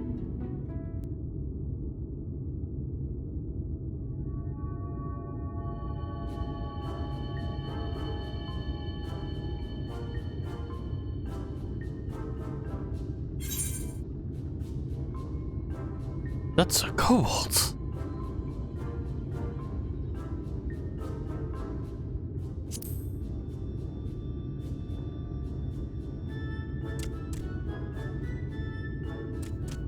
Master Gengen, this is the friend of the Exarch I was telling you about. Holy shit, we are spoiled the voice acting so far. Holy shit! Very good, very good. Though friend or no, all are welcome in Mord Suk. What's a... Okay, so there's Mord Suk. Suk is Mordish for city. As things stand, this Suk boasts the largest and busiest marketplace in all Armareng. Armareng, okay.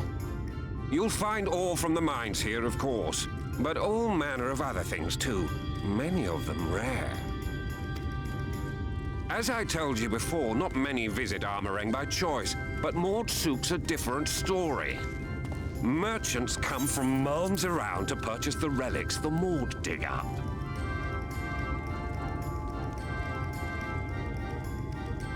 Okay.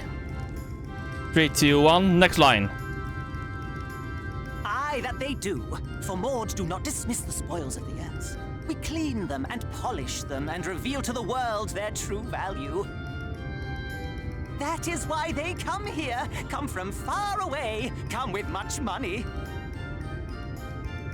And so our souk is always busy, busy, busy. No such thing as a thing no one needs. You say that every time, Master Gengen.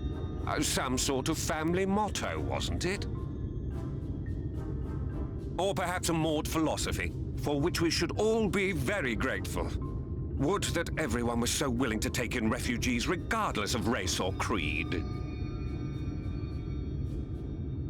Now then, if you intend to spend any time here, you'll want to gain the trust of the locals. And there's a little custom all newcomers are expected to observe. The cracking of the coin purse. You buy one thing from the market. Price can be low or high, just as long as you buy.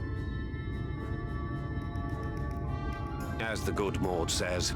In fact, the Exarch sent a little something to cover this very expense. A Verbert gold piece, no less. The first I've held in years. Verbert gold? Real Verbert gold?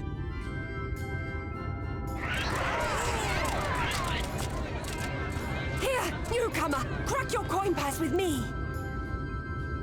No, no, we want my goods, newcomer. I have jars and pots all smooth and shiny. Over here! Come and look! You buy, you buy. Oh my god! I love this. I love this. Enough of that! Calm, I say! This one must still journey through the barrens. Nothing bulky, nothing heavy, no pots. Nothing better for the road than a full belly. Spend that piece at Ronron's place, yes? Eat for 3 before you leave. So how much is that gold piece worth then? What the fuck? If everybody wants it?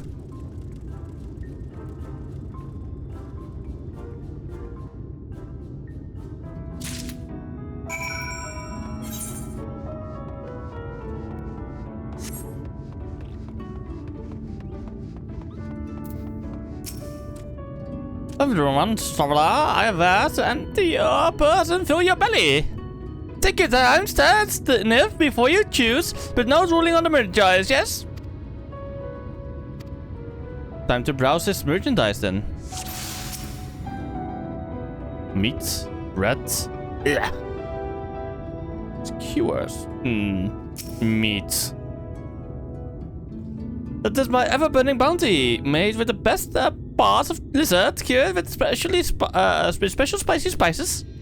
Some might find the smell challenging, but it will warm you up on chilly desert nights. What of eat? Silly customer, you cannot eat Ron. Not even for a forward card apiece.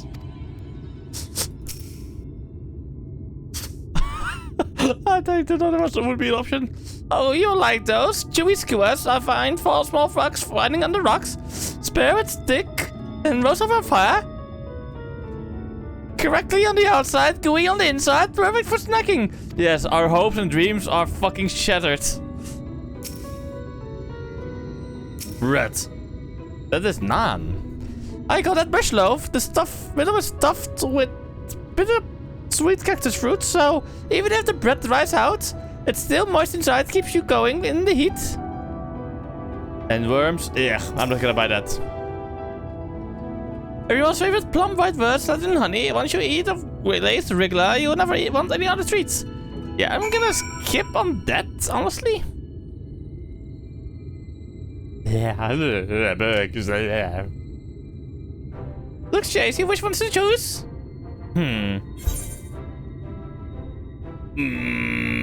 Chewy skewer, mush loaf, ever-burning bounty. Ever-burning bounty, I want meat.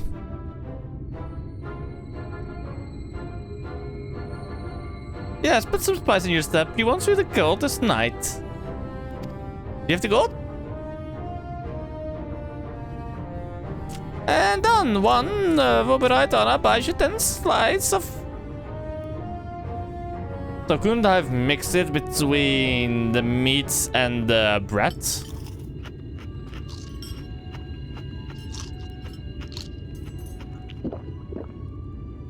I would have done that, honestly.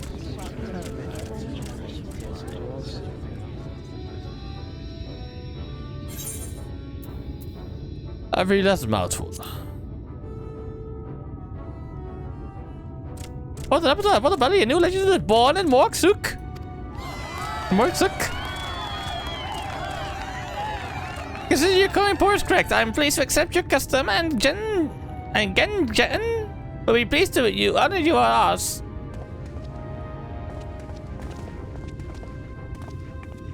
Keeping the merchandise down. No returns. I should probably have gone for the bread in this case then.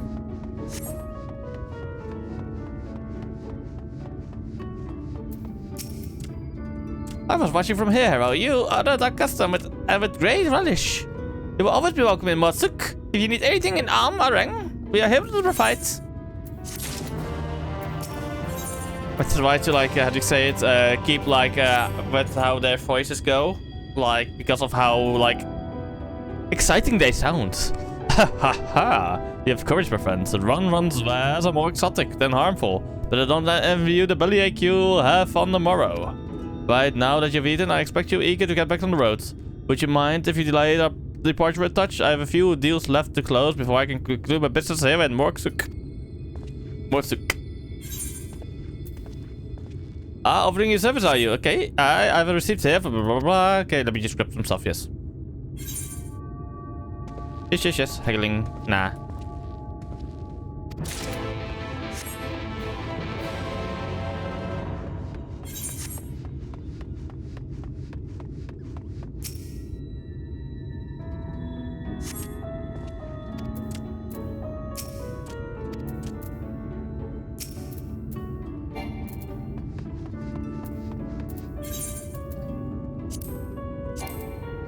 What do I need?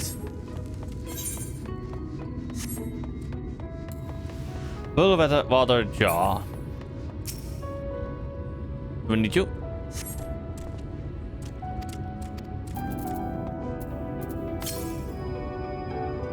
Table cactus, iron ore.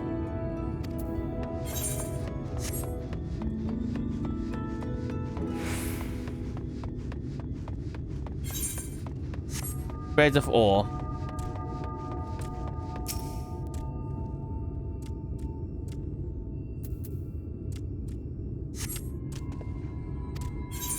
Iron ore. What else do I need? Table cactus. Antiques. Okay.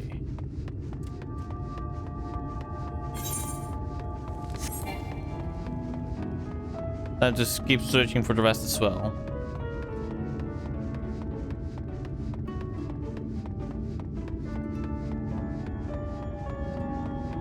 Hopes and dreams scattered in the sun.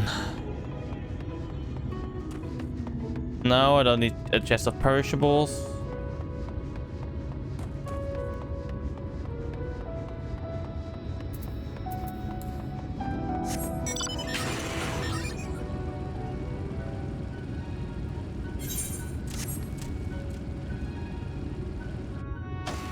The antiques. Mulmul.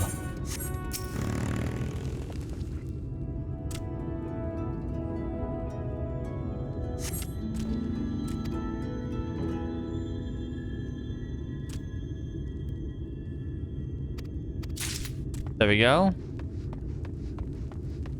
And now the final one, which will be cacti.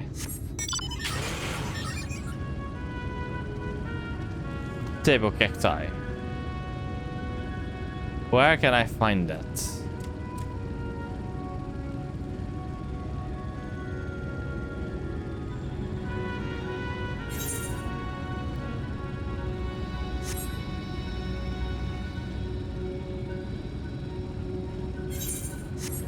who do I need to talk to actually for this? Tonton. Where can I find Tonton? Tonton, where art thou? Oh, there he is.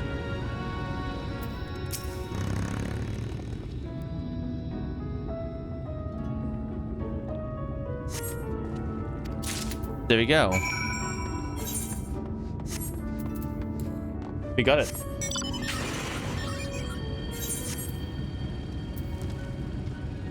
Ah.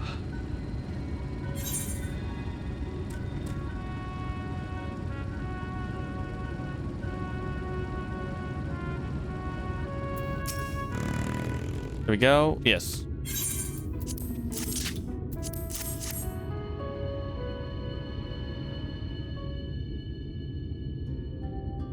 Alright, that's a lot, alright. Good work.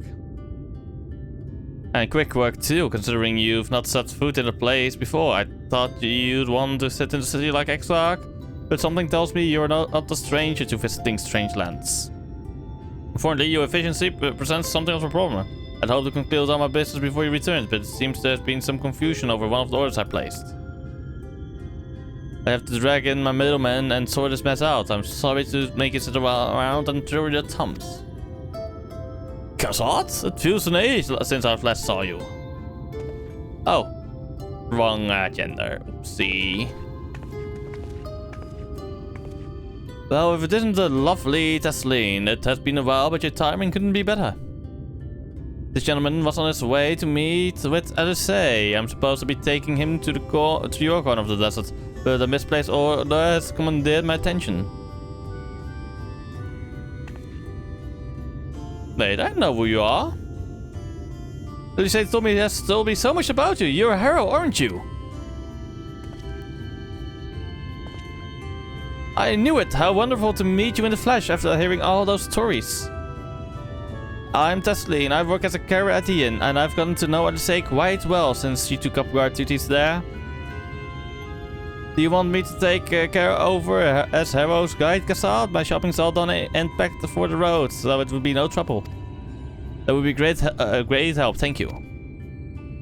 Well, it looks like you'll be able to head straight out after all. My caravan and I will be in the area for a while yet. Seek me out when you've had your fill of Armorang, and I'll send you back to the Crystarium.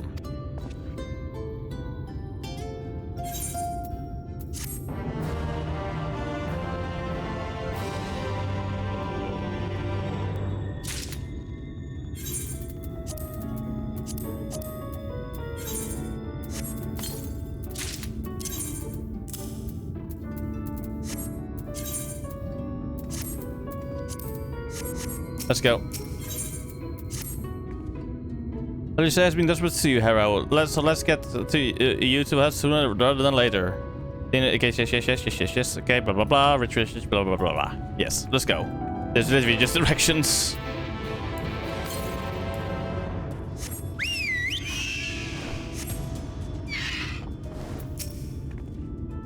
I should probably mention the wildlife. Okay, yes. Wildlife, blah blah blah blah.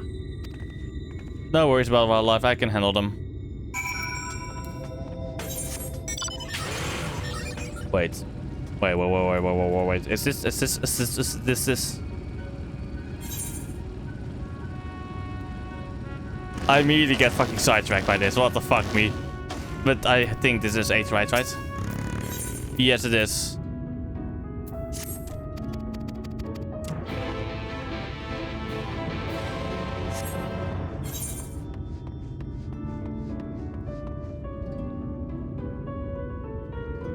I will do you later. For now, accepted this quest.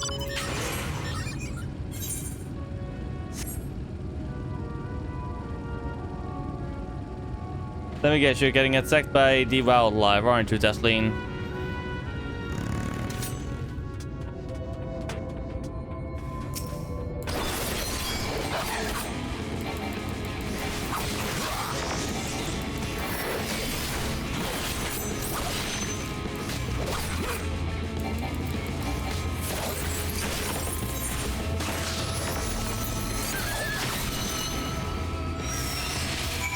There we go. Let's go.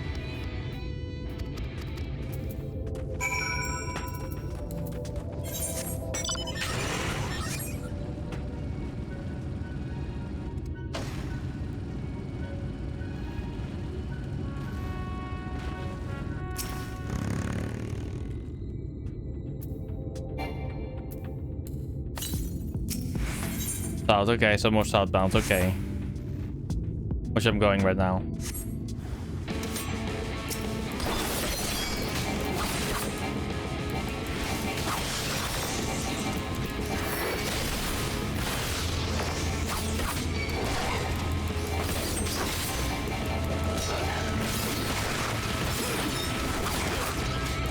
There are weaklings.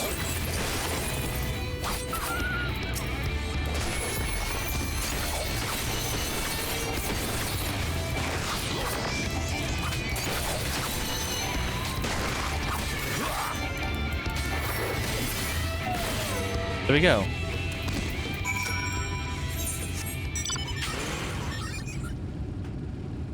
Oh, I guess I've dug the Tesline again.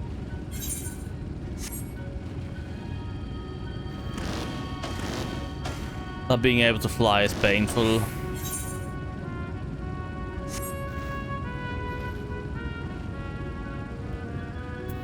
Let's go.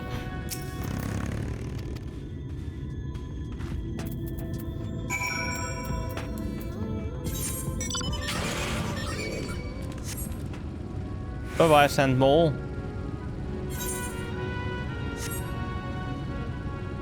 So I guess I will have to make my schedule tomorrow as well again. And the plan is going to be mostly Final Fantasy, maybe Silksong for next week, by the way.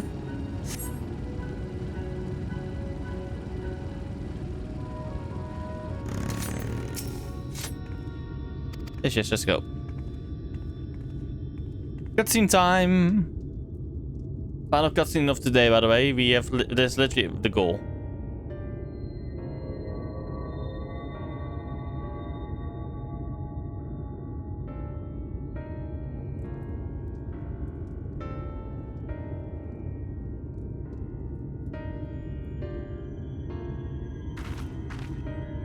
Welcome to the inn at Journey's Head. You might be our first visitor from the Crystallarium since Alicea arrived. It's not much, but it's home for the afflicted and a handful of carriers. The afflicted? You don't know?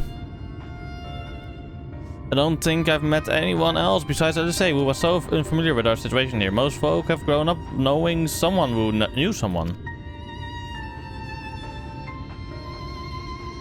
I might leave out something obvious, so it might be best to have Alicea give you the full explanation.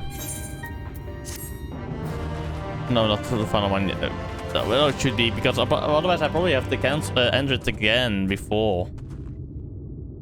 Or in the midst of the cutscene. Let's first talk to... No, let's first do the 8th, right?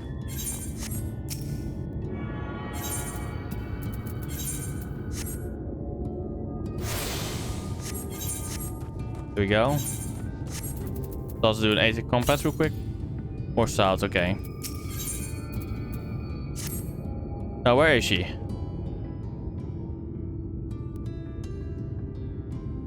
Let's try and push at least to the first meeting with Alicea. I think she might be out on patrol. You could wait, I suppose, but why not go and surprise her? She might actually. She usually takes a look at things from the watchtower first, so you might be able to catch her there. It's not far. I head outside to the south side, and you'll soon see it. I'll stay behind in case she comes back while you're gone.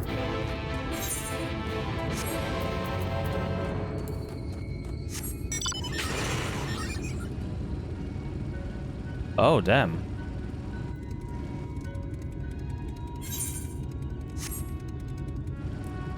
That is actually fucking bad.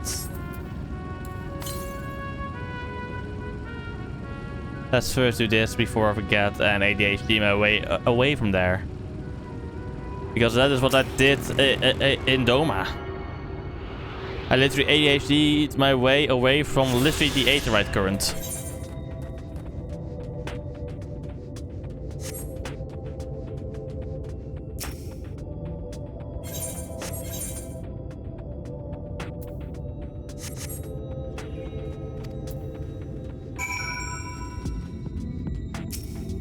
I say I went this way.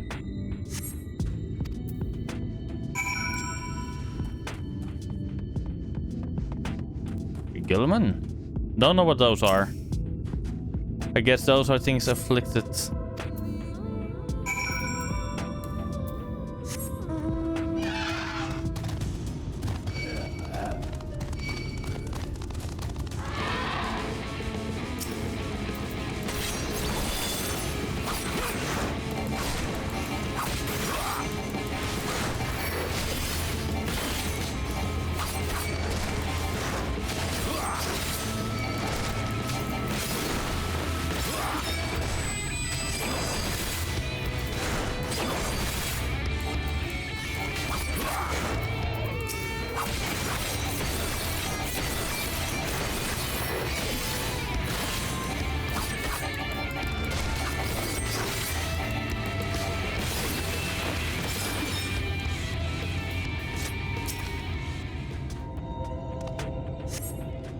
West.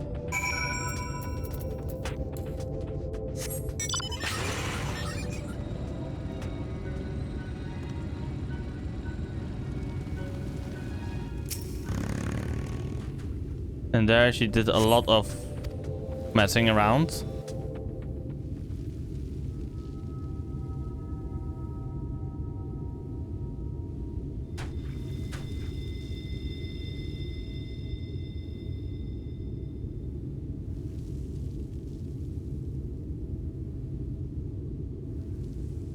That is a huge crystal of light, I guess.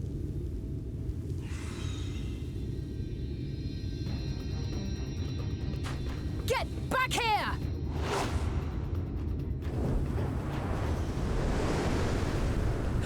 Is that... It can't be.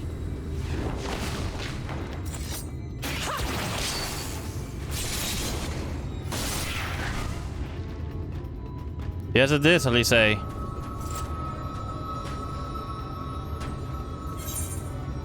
Impressive. Just a lesser sin eater. Nothing to write home about. Damn, you got sassy, Alice. You got sassy.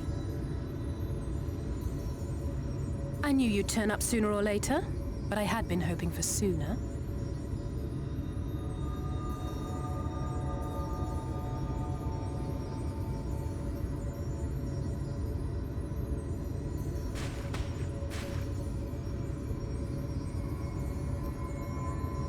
How are you?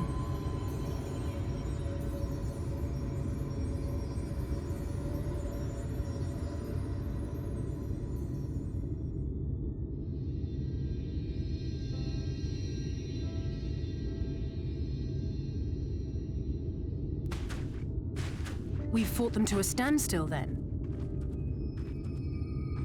Yes, we did. The Exarch did say that the Empire seemed to have drawn back when he last looked in on the source. But without knowing for sure how fast time was passing there, I couldn't help worrying that a lot might have happened since then. I'm heartily relieved to hear that it hasn't, just as Alphino must have been. As you can imagine, both he and Urianger were desperate to hear the news from home when I arrived. I haven't actually seen Thancred and Y'shtola yet, but they will have heard all the latest developments from the Exarch by now, or should have at least.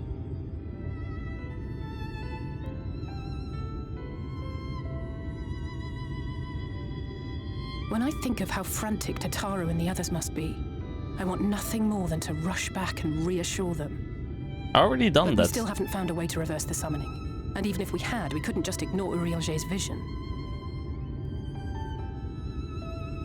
He may use 10 words where one would suffice, and they may often obscure as much as they reveal. True. But on this matter, he was as clear as day. I do not doubt for one moment that he saw what he claims. Nor how difficult it must have been to speak about them. The 8th Umbral Calamity and your death aren't exactly topics for idle conversation. As much as I might want to go home, I don't want to go home to that. We can't allow the rejoining to happen, which means we have to save the first from the Sin Eaters.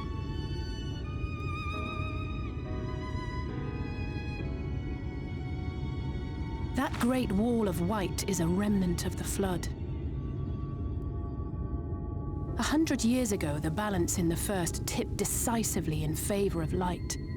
From that moment, it rose and swelled with each passing day, and then, without warning, it burst forth like water from a broken dam. A colossal wave of pure light, drowning everything in its wake. Only Norvrant was spared. For the most part, living things are composed of ether of various different aspects. But when exposed to such a flood, their etheric harmony is shattered, and their natural form breaks down.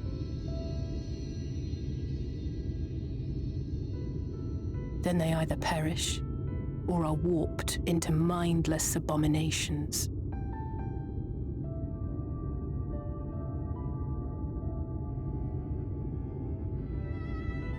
Yes, that's how the Sin Eaters came to be. They were once living creatures, or people, that were caught in the path of the flood. Once the change is wrought, there is no going back. In that instant, they are gripped by an insatiable appetite for ether, and will happily gorge themselves on any living thing within reach. But even that is not the worst of it. The stronger Sin Eaters can plant light in us, like seeds in soil, corrupting our ether and triggering the birth of new monstrosities. They are creatures of base instinct that exist only to feed and to multiply. Fucking scam call. They feel no pity, know no remorse, and are utterly deaf to reason, which is why they must be destroyed. Every last one of them. The infirmary is full of the Sin Eaters' victims, left here to spend their final hours waiting for the change to overtake them. Oh, damn.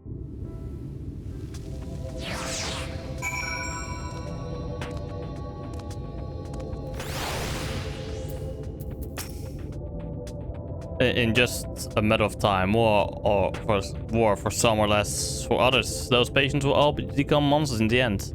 And to add insult to injury, the afflicted are feared, shunned, cast out of society, and exiled here to the edge of the world.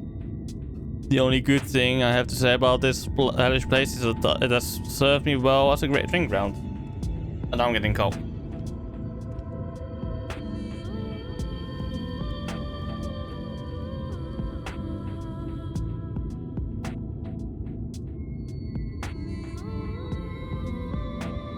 But let's finish this and go inside of there, and then I'm gonna end stream. If anybody has somebody to raid, feel free to redeem the raid target.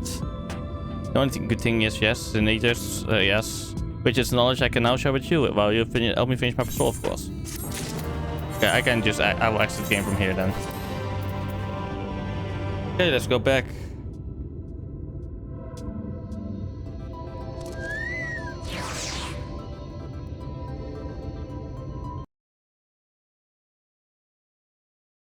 I want to go center. There we go. We're gonna go and raid out. So who will we raid out to, chat?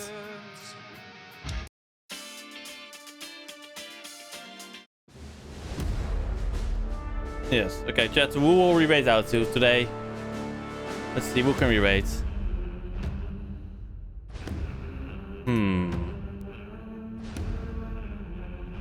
I hope you all also enjoyed everything for next week. I'm gonna stream on Monday with Final Fantasy. I will not continue the story. I will go back to Eorzea, so I can do the other quests I was going to do today. So we're gonna go right up to Megalyn, who is playing. Yes, thank you. Have a nice good night as well. Who is playing Kingdom Come.